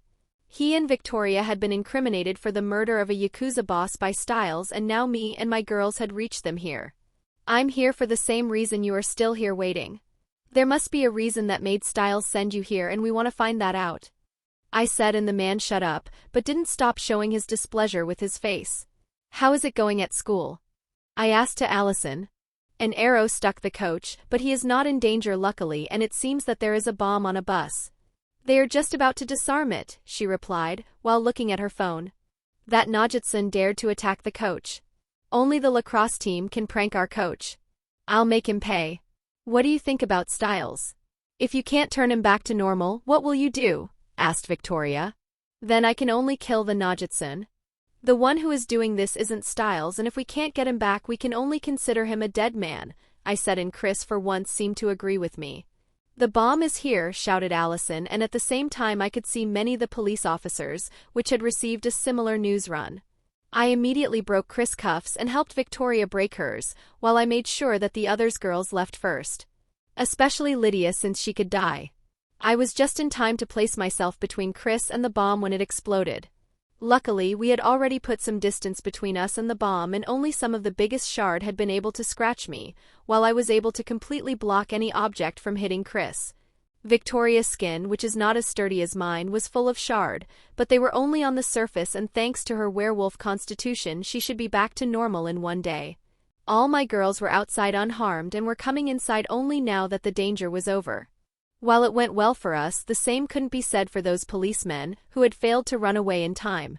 Some would have to give up a limb, while others were in more critical conditions as some shards had hit their organs. In some minutes medics will be here, and me and the other girls tried to help where we could by absorbing some pain from the victims. Meanwhile, Chris was helping his wife taking out the shards in a hidden corner, since they had to make sure that she wouldn't go to the hospital or they could find out about her fast regeneration. Medics came together with the sheriff, Scott, and the others. Some of the injured were rescued and transferred to the hospital, but for others all they got was a painless death. The pain I transferred to myself was devastating, but the sadness I felt in seeing a life die UT felt worse. I could see that Scott too had done the same thing to one policeman, and he still held the hand of the dead man who he was helping. Maybe this will be the closest he'll ever come to death, as I don't think he'll ever be able to take a life himself. His attention was soon caught by something or someone outside that I couldn't see, and Erica too seemed shocked. I didn't need to look at the person to understand who it was. Both Erica and Scott stormed out of the police station, and after telling the others, I too run after them. Whatever the Najitsun was planning, I'm sure it'll happen now. And Evan's POV. When I arrived in the small building where the Najitsun said I would have found him, I met both Scott and Erica cuffed and tied with chains, but my sister was not here. Where is my sister? I had come here because I received a photo where she was being held as a hostage. Let's proceed with order, let's leave her for dessert.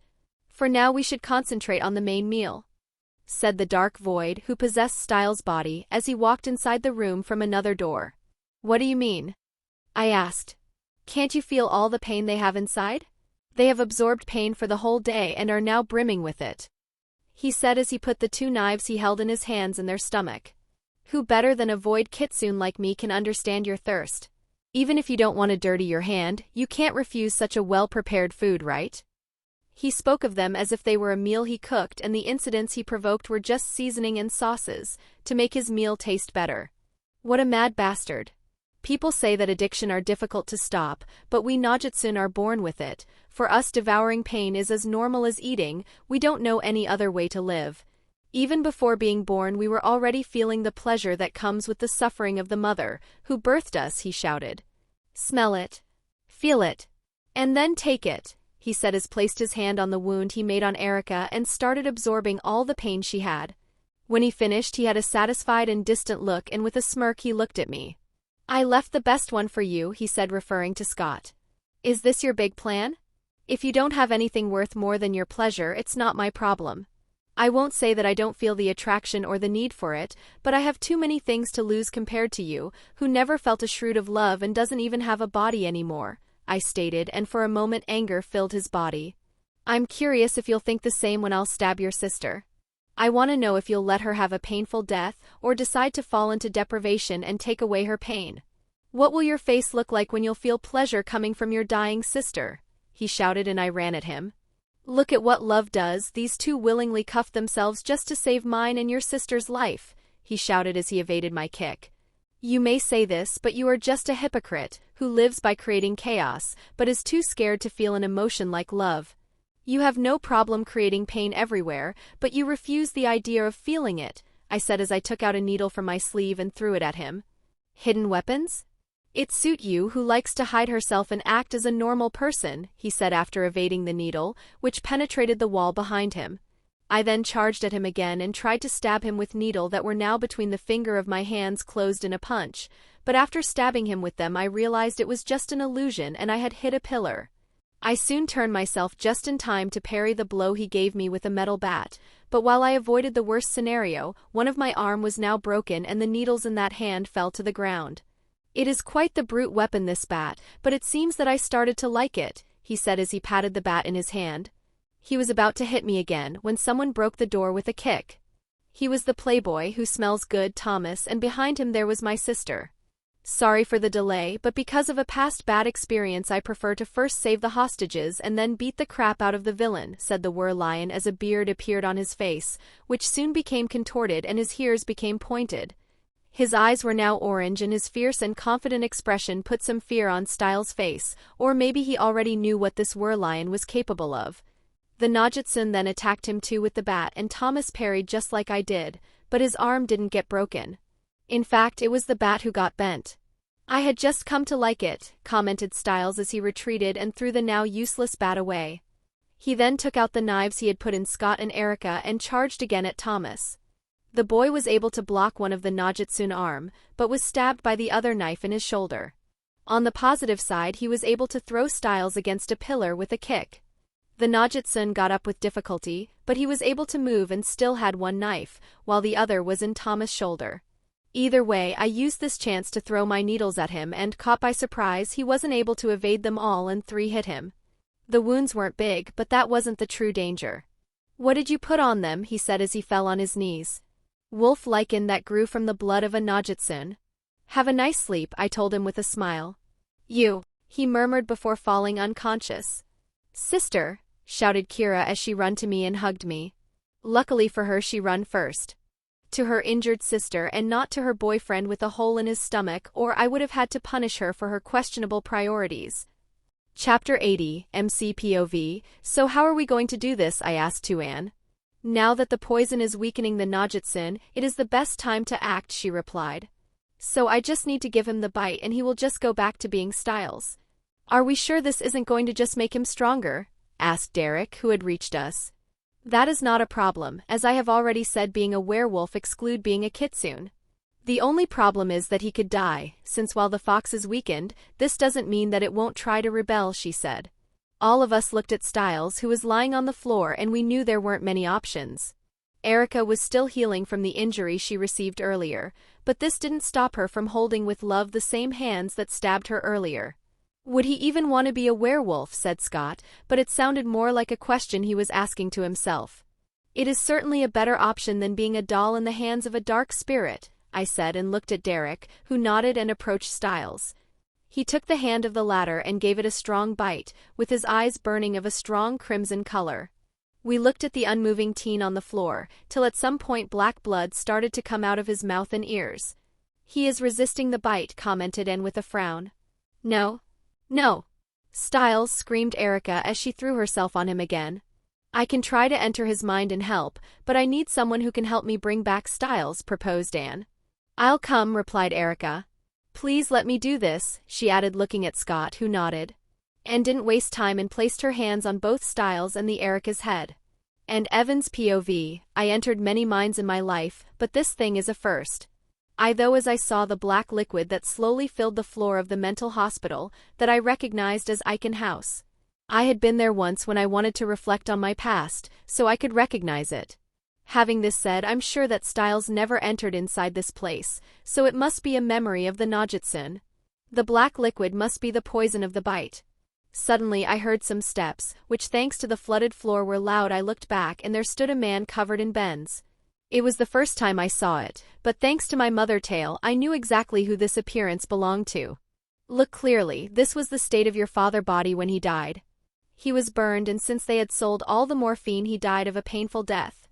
His screams could be heard through the entirety of Icon House, he murmured. I could now hear the screams of a man echoing through the hallway. It was the first time I heard my father's voice, but all I could hear was the pain he must have felt. The Najitsun came near and I could now smell the burnt odor that came from his body, strong enough to cover the putrid smell of the poison on the floor. Look at what they have done, you never had a father because of what they did. Burn the whole world and take revenge, he said.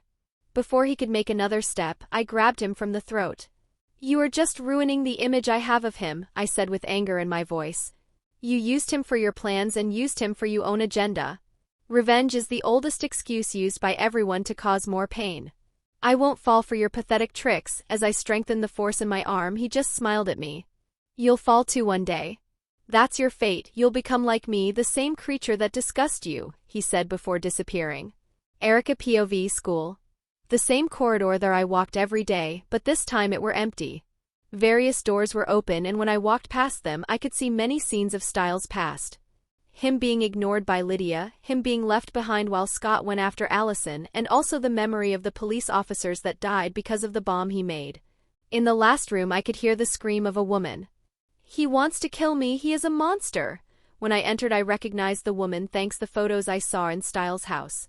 It was his mother. A young Styles was curled up in the corner taking silently all the insults the woman was saying. Styles? I shouted, but I didn't get a reply. A black liquid was rising from the floor, and in a few seconds it would block Styles from breathing, since he was curled up. I got near him, raised him from the floor and looked in his eyes. I'm Erica Styles, I said, and this time he looked at me. I'm a killer, Erica, I killed all those people. My mother was right, he murmured. You are the most gentle person I know. You are there when Scott needs it and always did your best to help others. You were the first person who treated me well when everyone just ignored me or laughed of me. I need you, Styles. You can't leave me. All of us want you back and no one blames you for what happened. I said, and Styles, who was now in his grown-up appearance, kept looking into my eyes. I love you, I told him. Me too, he replied before kissing me. MC POV. Suddenly Anne and Erica opened their eyes and looked back at Styles, who was still on the floor. Did it work? Asked Scott, and Anne looked at Erica for an answer. It did. Why is he still unconscious? She replied. Fortunate. Elia cough soon came from Styles as he tried to spit the black blood in his mouth, but soon I realized it wasn't Styles. I understood it from his face void of any emotion. He then took out 2 black daggers from his sleeves and looked at all of us. Those are tried to say Anne before Styles stabbed himself and flies came out of his mouth. Hundreds of flies tried to escape, and while we killed all those we could, tens of them still got out. What did he do? I asked Anne. Those were my mother tails. He must have used their power to boost himself and run away, replied Anne.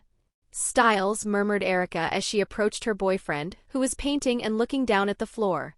None of you let our guards down. We weren't going to fall for the same trick twice. It's me.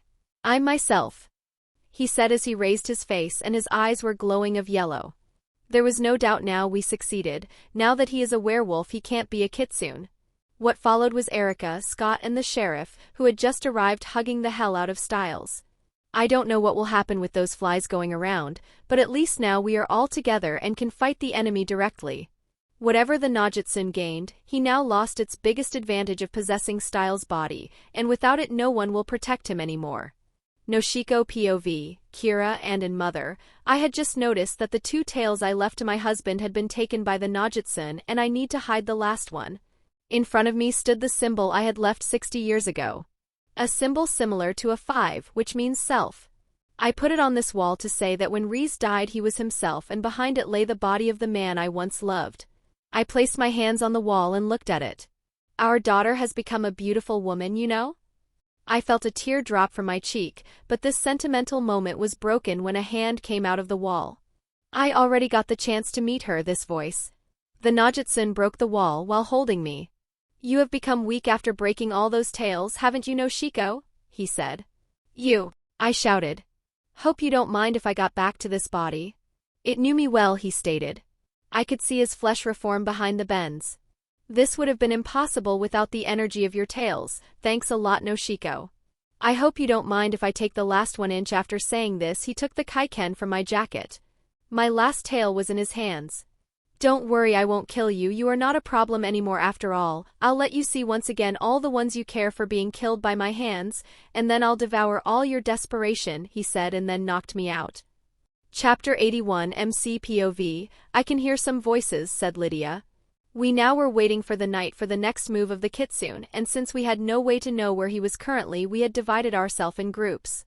Allison had gone home to stay with her family, while Derek was with Malia and Laura. They were probably having a family conversation, and I'm sure I was included in these talks, but I preferred to not intrude myself in their conversation, or I fear things may degenerate.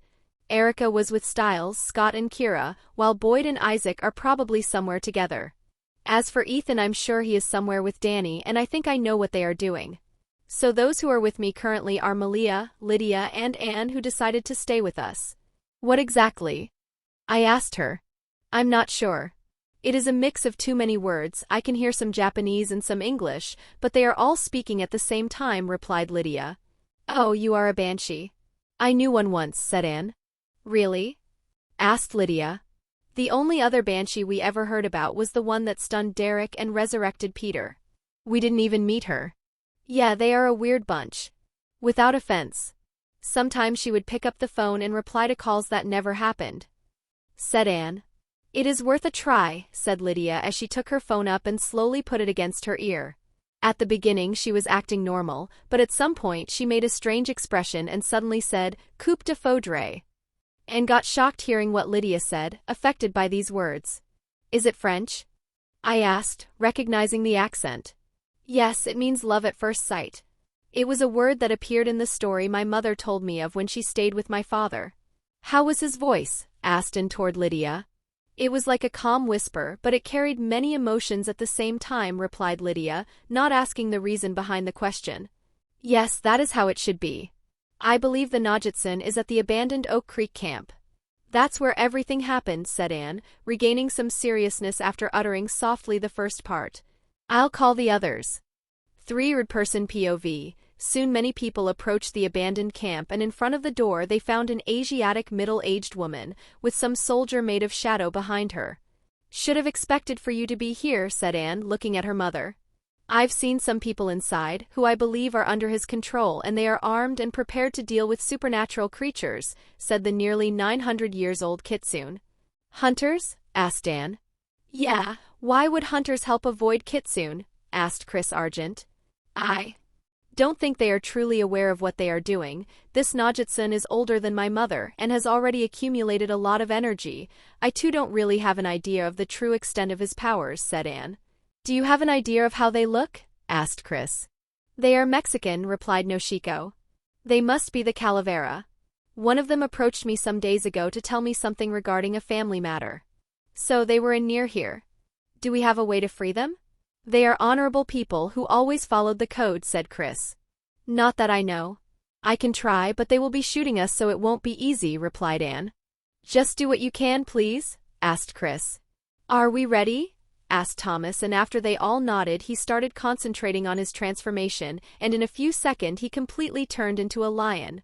Thanks to his training, he had been able to accelerate the process, and now it wasn't impossible anymore to turn in the middle of a battle, if he was given enough time.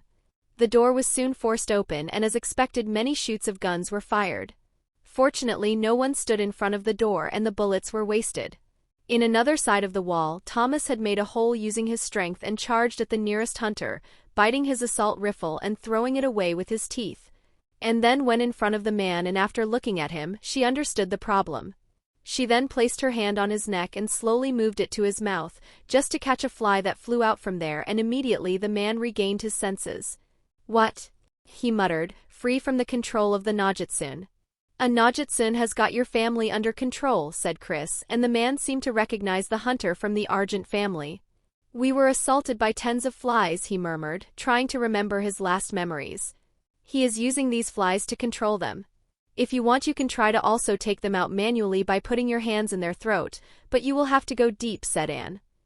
We need to go, the others will be here soon. We then proceeded toward the center of the camp, and the two guys we met on our way were freed and joined us. Welcome, greeted us the Najitsun, which was covered in bends, but the strangest thing was the snow on the floor and the strange appearance of the place that didn't look nothing like what all of them expected. It is an illusion, stay on guard, warned Anne. Let's end it here, said Noshiko, and her Oni appeared behind the mummy-like Najitsun, but before they could kill him, some hunters that surrounded the Najitsun tried to block them, and one of them was killed. Miguel. Hijo de P ***A. I'll kill you, screamed one of the Mexican hunters we freed. During the moments gained by the sacrifice of some hunters, the Void Kitsune took out from his jacket the last of Noshiko tails and broke it. Immediately the Oni turned around and now acted as the Najitsun soldiers. You didn't say they could do that, said Kira, grabbing the new sword she had repaired with her power earlier. I didn't know it could be done. Fuck. I'll take care of them, I can kill them with foxfire, but you need to hold them back, cursed Anne. Can't your mother help too? Asked Derek. She lost her last tail, she can't use foxfire anymore. On one side of the camp stood the controlled Calaveras, 6 Oni and the Najitsun, while on the other there was Thomas and his pride, the Argent family and the Werewolves, which consisted of Derek's pack and some Omegas. The numbers were on the side of Beacon Hill's faction side, but the battle wasn't simple as Only and had the ability to kill the Oni, and they couldn't just murder the Calavera, which were also victims. Especially since killing them would turn the other 3 Calavera they saved against them. Me, my wife and the other 3 will try to take care of the Calavera. Someone else who plans to help, asked Chris. I'll help too. Boyd, Isaac, come with me. Erica, you help the other with the Oni, said Derek, giving instruction to his pack. This group soon started to make its way toward the other side by hiding behind any obstacle they found, and it gathered the attention of the Calavera, who didn't hesitate to shoot even against their own family members. The others charged at the Oni, trying to hold them back long enough for and to take them down, but it wasn't easy since they were quite skilled in martial arts. Just how strong are these guys? Asked Scott. They are spirits of the best Japanese warriors brought back to life with the sacrifice of one tail of a kitsune, replied Anne as she evaded a sword, and thanks to Laura, who blocked one Oni, she was able to deal a fatal blow with her hand that emanated a dark glow. Soon the Oni exploded, but the others were still fighting and Erica and Ethan had gotten injured. On the other side of the battlefield, a lion stood in front of a mummy with a jacket and sharp long teeth. Chapter 82, 3rd Person POV. The Najitsun had in his hands a sword too and was ready to fight the lion in front of him. You know that beasts stopped being the apex predator a long time ago? It was because men developed weapons and strategies to fight them, said the Void Kitsune, while rotating his katana. The lion only replied with a snort before charging at his enemy. He jumped on him, but just when he was about to touch him, the Najitsun suddenly accelerated and became as fast as lightning. The katana slashed the lion, but the latter was able to move in time and only got a light wound, thanks to his instinct which warned him. Confusion was apparent on the face of the beast, but the mummy wouldn't leave him enough time to think about it. The movements of the fox were strange. He looked hindered by his mummified body most of the time, but when the lion was near it would accelerate and reach a speed the lion couldn't keep up with. Like this the fight went on, but the same happened many times and the lion soon got various wounds. They works better when mixed in the opposite element. What are they? Said the Najitsun, because of his habit to play with his prey. By giving them hope and later crush it, the despair would just grow, and that was what he liked the most. Thomas now could maintain his reason even as a lion, so it wasn't difficult for him to think normally, but riddles are made to complicate things. Moreover, he wasn't sure how much he could trust the words of such a creature. He could just be telling him lies to trick him. Lies. They work better when mixed with truth. He is mixing his movements with illusions to trick me though, Thomas. Now the only problem was how to find a way to understand what was false and what was real.